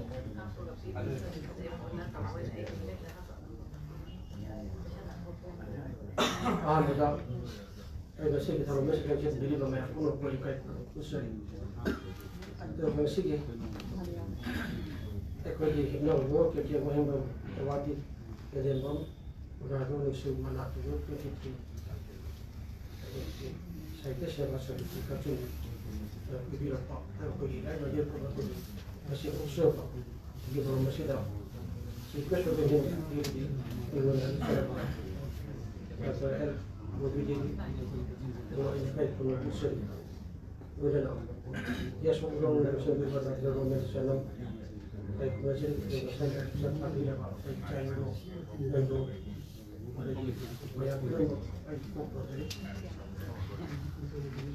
yang mulai aji hambang yang berapa, aji kabar aja, mungkin kabar ni, iklim paper, pembeli pakai punggu tu, ada dah, kasih saya lah, iklim juga belum dapat, kasih saya dia sebentar lah, ada yang parah Yes, betul. Namun orang makan saya lupa. Ada saya pembagai ini ada kau sih tu hilang kalau betul bina skoi buku properti itu. Agar kita voting tu kali no, sebelum dah kita uli, kau dah kita uli. Bayang tu di sini ada chest tu, orang tu bayang tu orang kan. Ido bukan ini kamu cuma ngom dah. Ada tu hilang kan dah. Ayi tahu jadi macam baru berjadi. Ayi am noise je,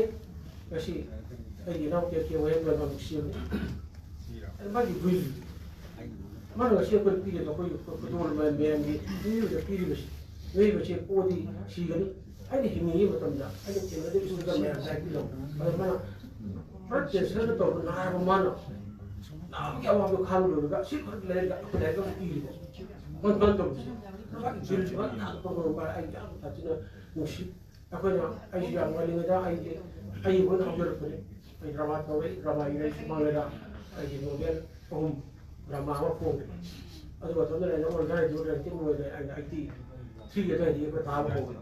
ꯖꯣꯕꯥꯅꯤ ꯑꯉꯥꯡꯒꯤ ꯊꯧꯔꯝ ꯑꯩ ꯍꯧꯖꯤꯛ drama ꯏꯔꯝꯃꯦ ꯑꯗꯨ ꯃꯇꯝꯗꯨꯒꯤ ꯑꯩꯈꯣꯏꯒꯤ ꯏꯅꯥꯎꯀꯦꯒꯤ ꯃꯥꯒꯤ ꯐꯖꯕ vocal ꯃꯥꯒꯤ ꯀꯣꯟ ꯌꯥꯝ ꯅꯨꯡꯁꯤ ꯑꯗꯨꯒꯤ ꯑꯩꯒꯤ ꯊꯃꯣꯏ ꯁꯦꯡꯅ ꯁꯨꯒꯠꯄ ꯉꯝꯕꯀꯣ ꯑꯇꯥꯡꯕꯅꯤ ꯃꯤꯑꯣꯏꯕꯗꯒꯤ ꯑꯗꯨ ꯃꯥꯅ ꯁꯨꯃꯥꯏꯅ ꯇꯧꯗꯅ ꯑꯩꯈꯣꯏꯒꯤ ꯃꯥꯁꯦ ꯑꯗꯨꯒꯤ ꯑꯩꯈꯣꯏꯅ ꯁꯨꯝ ꯑꯩꯅ ꯉꯁꯤ ꯐꯥꯎꯕ ꯆꯍꯤ 94ꯃꯨꯛꯀꯤ ꯑꯩꯈꯣꯏꯒꯤ ꯀꯩꯅꯣꯒꯤ ꯑꯩꯈꯣꯏꯒꯤ ꯖꯔꯅꯦꯜꯒꯤ ꯁꯤ ꯂꯥꯛꯄꯁꯤꯗꯀꯣ ꯌꯥꯝ ꯊꯦꯡꯅꯖꯔꯦ ꯍꯥꯏꯖꯔꯛꯄ ꯃꯌꯥꯝꯁꯦ ꯉꯁꯤ ꯈꯔ ꯋꯥꯅ ꯇꯧꯕꯗꯩꯗ ꯌꯥꯝ ꯅꯨꯡꯉꯥꯏꯕ ꯑꯃꯅ ꯃꯥꯁꯦ ꯑꯩꯅ ꯑꯩꯅ ꯌꯥꯝ ꯊꯥꯒꯠꯆꯕ ꯃꯥꯒꯤꯁꯦ ꯅꯣꯡꯃ ꯑꯩꯅ ꯑꯩꯈꯣꯏꯒꯤ ꯂꯥꯏꯐ ꯃꯥꯏꯟꯗꯦꯠ ꯒ꯭ꯔꯨꯞꯁꯤ ꯍꯧꯗꯣꯛꯄꯁꯦ ꯑꯩ ꯅꯨꯡꯁꯤꯒꯅꯤ ꯑꯩꯈꯣꯏ ꯏꯅꯥꯎ ꯑꯩꯈꯣꯏ ꯑꯣꯖꯤꯠꯁꯦ ꯅꯨꯡꯁꯤ ꯑꯩ ꯃꯥꯁꯦ ꯃꯁꯛ ꯌꯥꯝ ꯃꯤꯅꯤ ꯑꯩꯅ ꯉꯁꯤꯐꯥꯎꯗ ꯆꯍꯤ 95 ꯑꯩꯈꯣꯏ ꯈꯕꯔꯒꯤ ꯂꯝꯖꯦꯜ ꯂꯥꯛꯆꯕ ꯃꯇꯝꯗ ꯑꯩ ꯊꯦꯡꯅꯔꯛꯑꯦꯕ ꯑꯩ ꯖꯃꯣꯏꯁꯨ ꯁꯣꯏꯖꯥꯒꯤ ꯃꯇꯝꯗꯒꯤ ꯃꯟꯗꯤꯔꯁꯨ ꯂꯣꯏ ꯊꯦꯡꯅꯕ ꯃꯇꯝꯗ ꯑꯩꯅ ꯄꯟꯖꯕꯗ ꯑꯩꯅ ꯉꯁꯤ ꯂꯥꯏꯐ ꯃꯥꯏꯟꯗꯦꯠ ꯒ꯭ꯔꯨꯞ ꯑꯣꯏꯔꯛꯀꯦ ꯍꯥꯏꯕꯅꯤꯀꯣ ꯑꯩ ꯁꯥꯎꯖꯕ ꯑꯩꯁꯨ ꯂꯥꯏꯐ ꯃꯥꯏꯟꯗꯦꯠ ꯒ꯭ꯔꯨꯞ ꯑꯣꯏꯔꯛꯀꯦ ꯍꯥꯏꯕꯗ ꯑꯩꯒꯤ ꯏꯅꯥꯎ ꯑꯣꯏꯔꯤꯁꯤ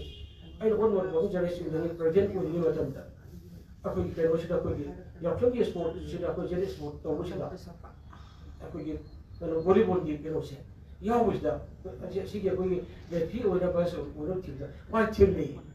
ꯑꯉꯥꯡꯅ ꯃꯥꯁꯦ ꯚꯣꯂꯤꯕꯣꯜ ꯁꯤ ꯇꯧꯕꯅꯤ ꯇꯧꯕꯗ ꯑꯩ ꯊꯦꯡꯅꯕꯗꯒꯤ ꯃꯥꯁꯦ ꯍꯥꯎ ꯇꯨ ꯑꯩꯈꯣꯏꯒꯤ ꯃꯦꯅꯦꯖꯃꯦꯟꯁꯦ ꯌꯥꯝꯅ ꯄꯥꯕ꯭ꯂꯤꯛ ꯔꯤꯂꯦꯁꯟ ꯍꯩꯕ ꯑꯗꯩ ꯃꯥꯒꯤ ꯁꯤꯝꯄ꯭ꯂꯤꯁꯤꯇꯤ ꯑꯗꯩ ꯃꯤꯗ ꯃꯥ ꯀꯟꯚꯤꯟꯁ ꯋꯥ ꯉꯥꯡꯕ ꯂꯩꯕꯁꯦ ꯈꯪꯗꯦ ꯑꯩ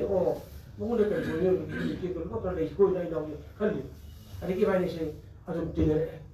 ꯇꯤꯟꯅꯕꯗꯒꯤ ꯃꯥꯅ ꯃꯥꯒꯤ ꯄꯣꯛꯂꯛꯄ ꯃꯇꯝꯗ ꯑꯩꯈꯣꯏꯒꯤ ꯀꯩꯅꯣꯒꯤ ꯂꯦꯋꯥ ꯍꯥꯏꯅ ꯀꯩꯅꯣꯒꯤꯁꯤ ꯃꯣꯏꯒꯤ ꯂꯦꯋꯥ ꯍꯥꯏꯅ ꯃꯣꯏꯒꯤ ꯀ꯭ꯂꯕ ꯑꯃ ꯂꯩ ꯑꯗꯨ ꯀ꯭ꯂꯕꯁꯤꯒꯤꯗ ꯂꯩꯀꯥꯏ ꯑꯃꯗ ꯀ꯭ꯂꯕ ꯑꯃ ꯂꯩꯔꯒꯗꯤ ꯀ꯭ꯂꯕꯇꯨꯒꯤ ꯌꯥꯝꯅ ꯑꯥꯏꯗꯤꯌꯦꯜ ꯑꯣꯏꯔꯒ ꯐꯦꯗꯔꯦꯐꯝ ꯑꯣꯏꯒꯗꯕꯅꯤ ꯀ꯭ꯂꯕꯇꯨ ꯑꯐꯕ ꯑꯣꯏꯔꯒꯗꯤ ꯂꯩꯀꯥꯏꯗꯨ ꯂꯣꯏꯅꯃꯛ ꯐꯒꯅꯤ ꯂꯝꯕꯤ ꯐꯒꯅꯤ ꯏꯁꯤꯡ ꯇꯥꯒꯅꯤ ꯃꯩ ꯉꯥꯟꯒꯅꯤ ꯃꯣꯗꯦꯔꯦꯁꯟ ꯀ꯭ꯂꯥꯁ ꯇꯧꯔꯒ ꯑꯉꯥꯡꯁꯤꯡ ꯃꯌꯥꯝ ꯑꯃ ꯇꯥꯛꯄꯤ ꯇꯝꯕꯤꯒꯅꯤ ꯔꯥꯖꯅꯤꯇꯤ ꯋꯥꯔꯥꯒꯤ ꯑꯁꯣꯏꯕꯁꯤꯡ ꯑꯁꯤ ꯂꯩꯀꯥꯏ ꯇꯧꯔꯒ ꯃꯥꯒꯤ ꯀꯩꯅꯣ ꯂꯩꯌꯦꯕꯀꯣ ꯑꯗꯨ ꯃꯥꯅ ꯂꯦꯋꯥꯒꯤ ꯃꯣꯏꯒꯤ ꯁꯤꯒꯤ ꯏꯔꯛꯄ ꯄ꯭रेस ꯔꯤꯂꯤꯁ ꯃꯌꯥꯝ ꯃꯥꯅ ꯊꯥꯗꯣꯔꯛꯄ ꯃꯌꯥꯝ ꯀꯩꯅꯣ ꯃꯌꯥꯝꯁꯦ ꯑꯗꯩ ꯃꯥꯅ ꯊ꯭ꯔꯛꯀꯤ ꯈꯌꯥꯠꯇꯒꯤ ꯐ꯭ꯌꯨꯆꯔ ꯖꯦꯅꯦꯔꯦꯁꯟ ꯑꯣꯏꯒꯗꯕ ꯑꯉꯥꯡꯁꯤꯡ ꯀꯟꯅꯕ ꯗ꯭ꯔꯛ ꯐꯥꯕ ꯁꯤ ꯗ꯭ꯔꯛ ꯆꯠꯊꯕꯁꯦ ꯌꯥꯝ ꯆꯥꯎꯅ ꯑꯩ ꯃꯥꯁꯦ ꯑꯩ ꯊꯥꯒꯠꯂꯛꯑꯣ ꯑꯩꯈꯣꯏ ꯍꯧꯖꯤꯛꯇ ꯀꯩꯅꯣꯒ ꯂꯩꯔꯤꯁꯦꯅ ꯑꯗꯩ ꯏꯕꯥꯅꯤ ꯇꯤꯟꯅꯕꯗꯒꯤ ꯃꯥꯅ ꯑꯩꯈꯣꯏ ꯑꯣꯖꯥ ꯍꯥꯏ ꯇꯧꯗꯅ ꯑꯩꯈꯣꯏ ꯂꯥꯏꯐ ꯃꯥꯏꯟꯗꯦꯠ ꯒ꯭ꯔꯨꯞ ꯅꯝꯕꯔꯒꯁꯤ LMG ꯅꯪꯒꯤꯁꯤꯕꯨ ꯁꯨꯝ LMG ꯀꯩꯅꯣ ꯀꯥꯞꯄ ꯃꯥꯟꯗꯣꯔꯤꯀꯣ ꯀꯥꯏꯅ ꯑꯗꯩ ꯃꯥꯅ ꯂꯥꯏꯐ ꯃꯥꯏꯟꯗꯦꯠ ꯒ꯭ꯔꯨꯞꯁꯤꯗ ꯈꯜꯂꯀꯥꯟꯗ ꯉꯁꯥꯏ ꯑꯩ ꯍꯥꯏꯖꯔꯕ ꯑꯩꯒꯤ ꯏꯆꯥꯅꯨꯄꯥ ꯑꯩꯈꯣꯏ ꯀꯩꯅꯣꯗꯁꯨ ꯔꯥꯀꯦꯁꯅ ꯍꯥꯏꯕꯤꯈ꯭ꯔꯦ ꯑꯕꯣꯛꯁꯤꯗꯁꯨ ꯍꯥꯏꯕꯤꯔꯦ ꯁꯥꯖꯔꯣꯏꯀꯣ ꯑꯗꯨꯃꯥꯏꯅ ꯃꯊꯪ ꯑꯩꯈꯣꯏꯒꯤ ꯂꯩꯇ ꯂꯥꯏꯔ ꯃꯌꯥꯝ ꯄꯨꯔꯛꯄ ꯅꯨꯄꯥ ꯅꯨꯄꯥ ꯈꯪꯖꯔꯛꯀꯥꯟꯗ ꯃꯇꯦꯡ ꯄꯥꯡꯖꯔꯛꯄꯁꯤꯗ ꯅꯣꯡꯃꯗꯤ ꯑꯩꯒꯤ ꯃꯤꯃꯥꯅ ꯀꯔꯤ ꯎꯔꯛꯏ ꯍꯥꯏꯕ ꯃꯇꯝꯗ ꯑꯩꯒꯤ ꯂꯧꯀꯤꯒꯤꯁꯤ ꯀꯨꯏꯅ ꯆꯍꯤꯁꯤ ꯒꯦꯞ ꯂꯩꯅꯔꯝꯕꯒꯤ ꯑꯩꯒꯤ ꯁꯤꯝꯕꯜꯁꯤ ꯀꯔꯤꯁꯤꯀꯣ ꯑꯗ ꯃꯥꯁꯤ ꯁꯣꯔꯤ ꯇꯧꯔꯒ ꯃꯥꯁꯤ ꯁꯝꯃꯀꯥꯟꯗ ꯑꯩꯈꯣꯏꯒꯤ ꯎꯆꯦꯛ ꯆꯠꯂꯒ ꯍꯥꯏꯌꯦ ꯑꯣꯖꯥ ꯁꯤꯅꯤ ꯀꯦꯀꯦ ꯋꯥꯍꯦꯡꯕꯝ ꯀꯦꯀꯦ ꯋꯥꯍꯦꯡꯕꯝ ꯍꯥꯏꯌꯦ 이 개설이게 또 그 맛이 또 이인이 나요. 아니 꾸물리고 맛이. 아니 말 마사주 소라 밖에 저도 그 말하고 미안도 그 이반이 머리 사는 그 칼이요. 이게 다 뭐예요? 이것도 레이잖아. 이것이 용마고는 그런 거 그랬대. 마지막 돈 안내 내가 이제 아주 많이 그랬대. 뭐 조건도 그냥 내가 가르고 갖고 뭐 끝났지. 타이프는 왔더라 아주 그랬지. 같은 공간이 여기 시바도 비슷해지는 그런 게 있잖아. 아이는 말을 늘 아직 배웠더라. 아이 놓겠다 오는 거. 그러기는 하지. 왜 그러냐기 됩니다. 야 저는 가시게 매안 주나 거기 가시게 이제 상가에 거야. 무슨 거기 무시관이 빠는 거잖아. 아까 거기 뭐 이런 데 들어가는 사도 보는 와방이 그냥 돈. 아니 네가 나 그거 참 우리가 그러나 아까 제일 보통 아니 괜히 이제 내가 그때 온더라. 이 동작분이 좀 안 기도로잖아. 마시기 nuai usit kawaja kogi ega presiden moi bayam sini nanda targadi usit nanda ko jile wala no tum di mana telepon tawri thagat kani adura mai se adura siri adura tawre habse ato ada ko ji raja mo ko joi khabar ji sena ko mutamda ati presiden jaw ko di yo mutamda ko bayam so ya jaw mo ngam de ada ba ba so tana ko na to wadna mata phuli wala 마게 무시고마 마카타비기 와만 따이 무슨 말해 보세요. 아니 친구들이 내 무슨 거 요즘 같은 거 이런 무슨 거 이것들이 야지. ꯑꯗꯨꯅ ꯑꯩ ꯌꯥꯝꯅ ꯅꯨꯡꯁꯤ ꯗꯦꯋꯥꯂꯤꯁꯤꯕꯨ ꯍꯧꯔꯛꯏꯕ ꯃꯣꯔꯣꯛ ꯑꯗꯒꯤ ꯋꯥꯍꯦꯡꯕꯝ ꯏꯅꯥꯎ ꯇꯧꯔꯤꯕ ꯑꯩ ꯌꯥꯝꯅ ꯅꯨꯡꯁꯤ ꯑꯩ ꯌꯦꯡꯖꯒꯦ ꯑꯗꯨꯒ ꯑꯩꯅ ꯌꯥꯝ ꯅꯨꯡꯁꯤꯖꯕ ꯑꯃꯅ ꯑꯩꯒꯤ ꯏꯆꯟꯅꯨꯄꯤ ꯕꯣꯕꯤ ꯅꯨꯡꯁꯤ ꯑꯩꯈꯣꯏ ꯀ꯭ꯔꯤꯁꯟ ꯑꯋꯥꯔꯗ ꯑꯃꯅ ꯔꯥꯖꯒꯤ ꯂꯝꯗ ꯐꯣꯡꯅꯔꯀꯥꯟꯗ ꯍꯟꯗꯛꯁꯨ ꯑꯣꯏꯗꯅ ꯀꯣꯔꯠꯀꯤ ꯆꯠꯂꯒꯅ ꯃꯥꯅ ꯔꯥꯖꯒꯤ ꯀꯩꯗꯧꯕꯗꯒꯤ ꯍꯥꯏꯔꯒ ꯅꯨꯄꯤ ꯑꯣꯏꯕꯤ ꯀꯩꯗꯧꯕꯗꯒꯤ ꯍꯥꯏꯕ ꯃꯥ ꯐꯖꯅ ꯇꯧꯋꯤ ꯑꯗꯨꯅ ꯑꯩꯈꯣꯏ ꯍꯥꯏꯅꯔꯤꯕꯅꯤ ꯑꯐꯕ ꯅꯨꯄꯥꯒꯤ ꯃꯅꯨꯡꯗ ꯑꯐꯕ ꯅꯨꯄꯤ ꯑꯃ ꯂꯦꯞꯄꯤ ꯄ꯭ꯔꯤꯊꯤꯕꯤꯗ ꯐꯥꯎꯔꯤꯕ ꯃꯁꯛ ꯂꯩꯔꯕ ꯃꯌꯥꯝ ꯄꯨꯝꯅꯃꯛꯁꯤꯒꯤꯅꯦ ꯍꯦꯛ ꯌꯦꯡꯕ ꯃꯇꯝꯗ ꯃꯥꯒꯤ ꯃꯃꯥꯗꯣ ꯃꯥꯒꯤ ꯅꯨꯄꯤꯗꯣ ꯀꯅꯥꯅꯣ ꯍꯥꯏꯕꯗꯅꯦ ꯂꯣꯏꯅ ꯃꯩ ꯅꯨꯄꯤ ꯑꯐꯕ ꯃꯃꯥꯒꯤ ꯃꯇꯝ ꯄꯥꯛꯇ ꯄꯥꯝꯕ ꯃꯆꯥꯗꯣ ꯂꯣꯏꯅ ꯐꯝꯃꯤ ꯑꯗꯩ ꯍꯣꯔꯦꯟ ꯑꯩ ꯂꯧꯁꯨꯝ ꯍꯥꯏꯅ ꯄ꯭ꯔꯤꯊꯤꯕꯤ ꯁꯥꯖꯟ ꯇꯧꯔꯨꯗꯅꯤ ꯍꯨꯝꯍꯟꯅ ꯊꯦꯡꯕꯁꯦ ꯑꯩ ꯑꯉꯥꯡ ꯊꯦꯡꯕꯒꯤ ꯁꯥꯖꯟ ꯇꯧꯔꯨꯕꯅꯤ ꯑꯩꯉꯣꯟꯗ ꯑꯐꯕ ꯏꯃꯥꯅ ꯄꯤꯌꯣꯅ ꯌꯦꯡꯕꯗ ꯑꯩ ꯍꯥꯏꯕꯗꯣ ꯑꯗꯨꯃꯥꯏꯅ ꯇꯧꯗꯅ ꯑꯩꯈꯣꯏꯒꯤ ꯅꯨꯄꯤꯒꯤ ꯑꯣꯏꯕꯁꯤꯗ ꯑꯩꯒꯤ ꯏꯆꯟꯅꯨꯄꯤ ꯅꯨꯡꯁꯤ ꯑꯋꯥꯠ ꯑꯩꯅ ꯍꯥꯏꯔꯤꯕ ꯅꯪꯅꯒ ꯂꯣꯟ ꯈꯔ ꯈꯔ ꯇꯧꯔꯒ ꯑꯁꯤꯒꯨꯝꯕ ꯍꯥꯏꯔꯛꯄꯗꯣ ꯅꯨꯡꯁꯤ ꯑꯗꯩ ꯉꯥꯏꯍꯥꯛ ꯏꯃꯥ ꯄꯥꯔꯕꯣꯇꯤꯅꯤꯒꯤ ꯗꯃꯥꯅ ꯑꯩꯈꯣꯏꯒꯤ ꯃꯥꯒꯤ ꯂꯩꯒꯗꯕꯒꯤ ꯇꯨꯡꯒꯣꯟꯗꯒ ꯌꯥꯎꯕ ꯉꯥꯡꯕꯗꯣ ꯑꯩꯈꯣꯏ ꯅꯨꯄꯤꯗꯤ ꯌꯧꯗꯤꯅ ꯊꯣꯛꯂꯛꯏꯁꯤ ꯅꯨꯄꯥꯁꯤꯡꯁꯤ ꯀꯥꯎꯔꯤꯅꯦ ꯀꯥꯏ ꯌꯥꯝ ꯅꯨꯡꯁꯤꯌꯨ ꯑꯩꯅ ꯑꯩ ꯁꯤ ꯂꯩ ꯑꯩ ꯈꯨꯕꯥꯛ ꯈꯨꯔꯤꯅꯨꯀꯣ ꯑꯩꯅ ꯑꯥꯗ ꯂꯩꯔꯤꯅꯦꯀꯣ ꯂꯣꯏ ꯀꯥꯎꯋꯦꯕ ꯏꯃꯥ ꯍꯥꯏꯕꯁꯤ ꯂꯣꯏꯅ ꯀꯥꯎꯋꯦꯕ ꯑꯗꯣ ꯉꯁꯤꯗꯅꯦ ꯑꯩ ꯍꯥꯏꯖꯕꯗꯕꯀꯣ ꯉꯁꯤꯒꯤ ꯑꯣꯏꯔꯤꯕ ꯑꯩꯈꯣꯏ ꯃꯅꯤꯄꯨꯔꯁꯤꯗ ꯑꯣꯏꯇꯥꯔꯦ ꯂꯥꯏꯔꯤꯛ ꯍꯩꯂꯥꯏꯁꯨ ꯍꯩꯔꯕ ꯑꯗꯒꯤ ꯅꯨꯡꯉꯥꯏꯔꯕ ꯃꯌꯥꯝ ꯄꯨꯝꯅꯃꯛ ꯅꯨꯄꯤ ꯃꯌꯥꯝ ꯑꯃ ꯂꯩꯔꯤꯁꯦ ꯃꯌꯨꯝꯗꯒꯤ ꯍꯦꯜꯂꯒ ꯊꯣꯛꯂꯛꯏ ꯂꯩꯕꯥꯛꯀꯤ ꯑꯣꯏꯕ ꯌꯥꯎꯗꯦ ꯁꯤ ꯏꯃꯥ ꯄꯥꯔꯕꯣꯇꯤꯅꯤ ꯍꯣꯏ ꯏꯃꯥ ꯆꯥꯃꯤꯅꯤ ꯍꯣꯏ ꯂꯩꯈꯤꯗꯕ ꯏꯃꯥ ꯃꯨꯈ꯭ꯔꯥ ꯁꯅꯥ ꯍꯣꯏ ꯑꯇꯩ ꯀꯨꯊꯦꯛꯄ ꯂꯩꯔꯤꯀꯣ ꯃꯣꯏ ꯅꯠꯇꯅꯅꯦ ꯑꯇꯩ ꯏꯃꯥ ꯑꯩꯈꯣꯏ ꯃꯩꯔꯥ ꯄꯥꯏꯕꯤꯒꯤ ꯏꯃꯥ ꯃꯣꯒꯣꯟ ꯆꯥꯎꯕꯤ ꯑꯗꯨꯒꯤ ꯃꯣꯏ ꯅꯠꯇꯅꯦꯀꯣ ꯑꯇꯩ ꯂꯨꯄꯥ ꯂꯥꯛꯇ ꯆꯥꯔꯕ ꯀꯥꯔ ꯇꯥꯛ ꯀꯣꯔꯠꯀꯤ ꯇꯣꯡꯉꯕ ꯍꯤꯃꯦꯟꯒꯤ ꯌꯨꯝꯗ ꯂꯩꯔꯕ ꯗꯅ ꯐꯃꯨꯡꯗ ꯑꯣꯟꯅ ꯂꯩꯔꯕ ꯃꯌꯥꯝ ꯄꯨꯝꯅꯃꯛꯇꯣ ꯂꯩꯕꯥꯛꯀꯤꯅ ꯊꯣꯛꯂꯛꯇꯦ ꯑꯗꯨꯒ ꯁꯤ ꯑꯩꯈꯣꯏꯁꯦ ꯅꯤꯡꯍꯦꯟꯈꯤꯕ ꯃꯌꯥꯝ ꯄꯨꯝꯅꯃꯛꯇꯣ ꯃꯌꯥꯝ ꯄꯨꯝꯅꯃꯛ ꯑꯩꯈꯣꯏꯒꯤ ꯂꯩꯕꯥꯛꯀꯤꯗꯣ ꯃꯃꯥ ꯑꯃ ꯂꯧꯕꯁꯦ ꯑꯗꯨꯅ ꯕꯣꯕꯤ ꯅꯪꯒꯤ ꯅꯨꯡꯁꯤꯕ ꯂꯩꯔꯝ ꯌꯦꯡꯒꯗꯕꯅꯤ ꯅꯪ ꯂꯩꯕꯥꯛꯀꯤꯗꯃꯛ ꯀꯠꯊꯣꯛꯄ ꯃꯌꯥꯝ ꯅꯨꯄꯤ ꯑꯣꯏꯕ ꯔꯣꯜ ꯇꯧꯕꯗꯣ ꯍꯜꯂꯣꯏꯗꯧꯕꯅꯤ ꯑꯗꯨꯅꯤ ꯑꯩꯈꯣꯏꯅ ꯂꯥꯛꯏꯁꯦ ꯑꯩꯗꯣ ꯂꯥꯛꯏꯗꯣ ꯍꯟꯈꯤꯒꯅꯤ ꯍꯥꯏꯕꯁꯨ ꯅꯠꯇꯦ ꯑꯗꯨ ꯈꯔꯗꯤ ꯑꯩꯈꯣꯏ ꯇꯧꯔꯨꯁꯦꯕ ꯑꯩꯈꯣꯏ ꯃꯤ ꯑꯣꯏꯅ ꯂꯥꯛꯄꯒꯤ ꯁꯤ ꯑꯩ ꯊꯝꯖꯩ ꯑꯗꯣ ꯑꯩꯁꯦ ꯇꯧꯔꯤꯕꯅꯤꯀꯣ ꯑꯩ ꯃꯇꯝ ꯉꯁꯤꯁꯦ ꯑꯩꯗꯅ ꯑꯩ ꯄꯣꯊꯥꯗꯕ ꯍꯟꯗꯛ ꯂꯥꯟ ꯃꯅꯨꯡꯁꯤꯗ ꯂꯥꯟꯒꯤ ꯃꯅꯨꯡ ꯆꯠꯂꯤ ꯏꯂꯦꯛꯇ꯭ꯔꯤꯛ ꯆꯠꯂꯤ ꯍꯥꯞꯄꯒ ꯅꯨꯡꯉꯥꯏꯇꯕ ꯃꯣꯏꯒꯤ ꯂꯩꯔꯤꯕ ꯄꯨꯟꯁꯤ ꯑꯩꯈꯣꯏꯅ ꯆꯠꯂꯨ ꯑꯩꯈꯣꯏ ꯆꯠꯂꯤꯁꯤꯅ ꯃꯤꯗꯣ ꯅꯣꯡꯃꯩ ꯀꯥꯞꯄꯦꯅ ꯆꯠꯄꯒꯤ ꯑꯩꯈꯣꯏ ꯆꯦꯟꯁꯤꯜꯂꯤꯗꯣ ꯑꯗꯨ ꯇꯧꯕꯗ ꯑꯩꯈꯣꯏ ꯂꯣꯏꯅ ꯈꯪꯉꯛꯑꯦ ꯈꯪꯕꯗꯒꯤ ꯑꯩꯈꯣꯏꯁꯨ ꯌꯥꯝ ꯅꯨꯡꯉꯥꯏꯖꯕ ꯑꯃ ꯂꯩꯌꯦꯕ ꯑꯗ ꯑꯩ ꯉꯁꯤꯁꯦ ꯑꯩ ꯈꯤꯇꯪ ꯉꯟꯅ ꯆꯠꯆꯒꯦ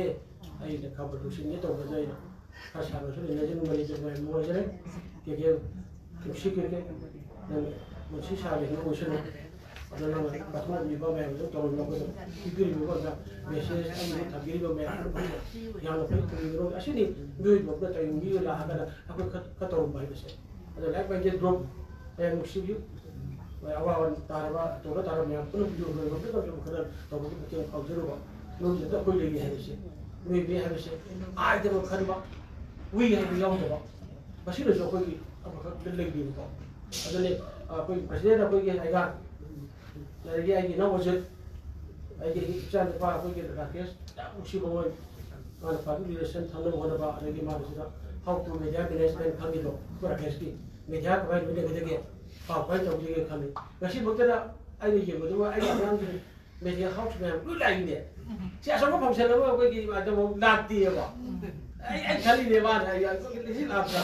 ꯂꯣꯏ ꯂꯥꯛꯑꯦꯕ ꯁꯤꯁꯦ ꯑꯗꯨꯅ ꯃꯦꯗꯤꯌꯥ ꯃꯦꯅꯦꯖꯃꯦꯟꯁꯦ ꯌꯥꯝ ꯍꯩꯌꯦꯕ ꯑꯗ ꯑꯩꯅ ꯏꯁꯥꯒꯤ ꯑꯍꯩꯕ ꯁꯤꯡꯗꯣ ꯑꯉꯥꯡꯒꯨꯝꯕꯁꯤ ꯑꯗꯨ ꯃꯌꯥꯝꯒꯤ ꯑꯣꯏꯍꯟꯁꯤ ꯂꯩꯄꯥꯛꯀꯤ ꯑꯣꯏꯍꯟꯁꯤ ꯑꯣꯖꯥꯁꯦ ꯑꯩꯅ ꯅꯪꯒꯤ ꯋꯥꯔꯤ ꯄꯤꯅꯦꯅ ꯑꯩꯅ ꯍꯥꯏꯈ꯭ꯔꯕꯗꯣ ꯑꯩ ꯌꯥꯝ ꯅꯨꯡꯁꯤ ꯃꯥꯅ ꯍꯦꯛ ꯉꯥꯡꯊꯣꯛ ꯆꯠꯃꯤꯟꯅꯕ ꯃꯥꯅ ꯊꯕꯛ ꯃꯩꯇꯥꯟꯁꯦ ꯁꯨꯝ ꯆꯥꯝꯃꯒꯅꯦ ꯁꯨꯡꯀꯣꯛ ꯀꯣꯏ ꯃꯩꯇꯥꯟꯁꯦ ꯉꯧꯕꯅꯤ ꯀꯩꯅꯣꯗꯒꯤ ꯃꯩ ꯊꯥꯗꯣꯛ ꯇꯥꯕꯅꯤꯅꯦ ꯀꯥꯏꯅ ꯃꯥꯅ ꯃꯥꯏ ꯒꯥꯔꯤꯗ ꯇꯣꯡꯕꯁꯦ ꯑꯩ ꯒꯥꯔꯤ ꯍꯩꯇꯦꯕ ꯒꯥꯔꯤꯗ ꯍꯩꯇꯦ ꯂꯩꯁꯦ ꯑꯗꯣ ꯆꯠꯃꯤꯟꯅꯕꯁꯦ ꯃꯥ ꯋꯥꯔꯤ ꯁꯤꯗ ꯂꯣꯏ ꯁꯥꯟꯅꯩꯌꯦꯕ ꯑꯗꯣ ꯃꯥꯅ ꯁꯥꯔꯛꯄ ꯋꯥꯔꯤ ꯃꯌꯥꯝ ꯑꯩꯅ ꯂꯧꯁꯤꯜꯂꯤ ꯑꯗꯨꯉꯣꯟꯗ ꯈꯔ ꯇꯧꯅꯤꯡꯕ ꯂꯩꯕꯥꯛꯀꯤꯗꯕꯨ ꯂꯩ ꯑꯗꯨ ꯃꯍꯪꯒꯨꯝꯁꯤꯀꯣ ꯍꯧꯖꯤꯛ ꯑꯩꯅ ꯈꯤꯇꯪ ꯆꯤꯟꯗꯅ ꯑꯩꯗꯤ ꯈꯕꯔ ꯇꯧꯕ ꯃꯇꯝꯗ ꯇꯧꯕꯤꯔꯦꯀꯣ ꯑꯗꯣ ꯃꯍꯪꯒꯨꯝꯁꯤꯀꯣ ꯑꯗꯣ ꯃꯌꯥꯝ ꯑꯩ ꯈꯨꯔꯨꯝꯖꯔꯦ ꯑꯩ ꯈꯨꯔꯨꯝꯖꯔꯦ ꯑꯗꯣ ꯁꯤ ꯌꯥꯝ ꯅꯨꯡꯉꯥꯏꯖꯩ ꯁꯨꯃꯥꯏꯅ ꯇꯧꯕꯤꯅꯕ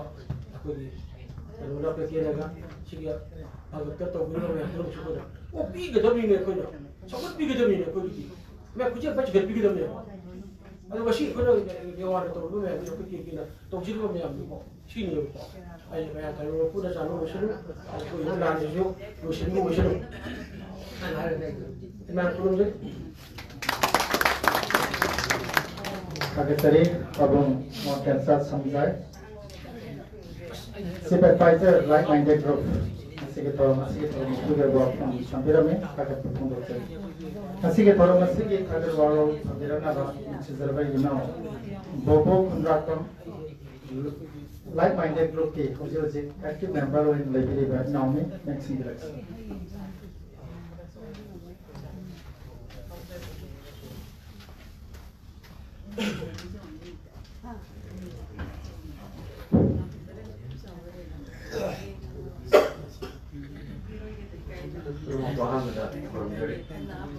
Like-minded group LMJ Manipur headquarter Landing Thawal District Manipur. Sejaba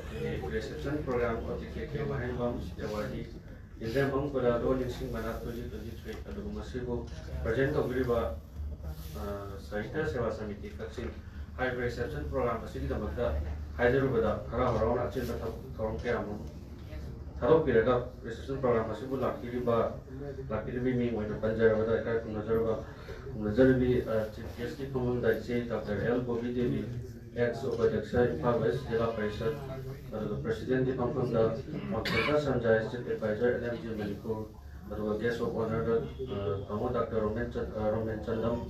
Chiropractic Alternative Medicine and Social Worker Ngasigi Maruina book review Tobiramba review Tamo Nimongam Nantosi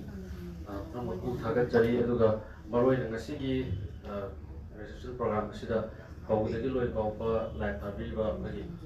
Sinjame 360 Eduga print media Ngasigi Manga Election Biribi Election Biriba Kai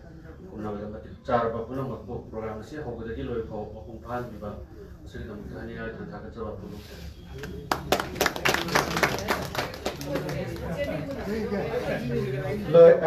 President ke ya mayorga lobjer agat perumsi lobigi tanjad lobjeri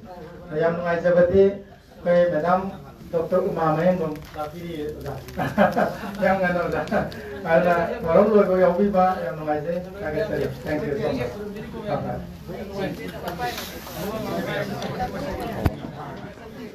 much.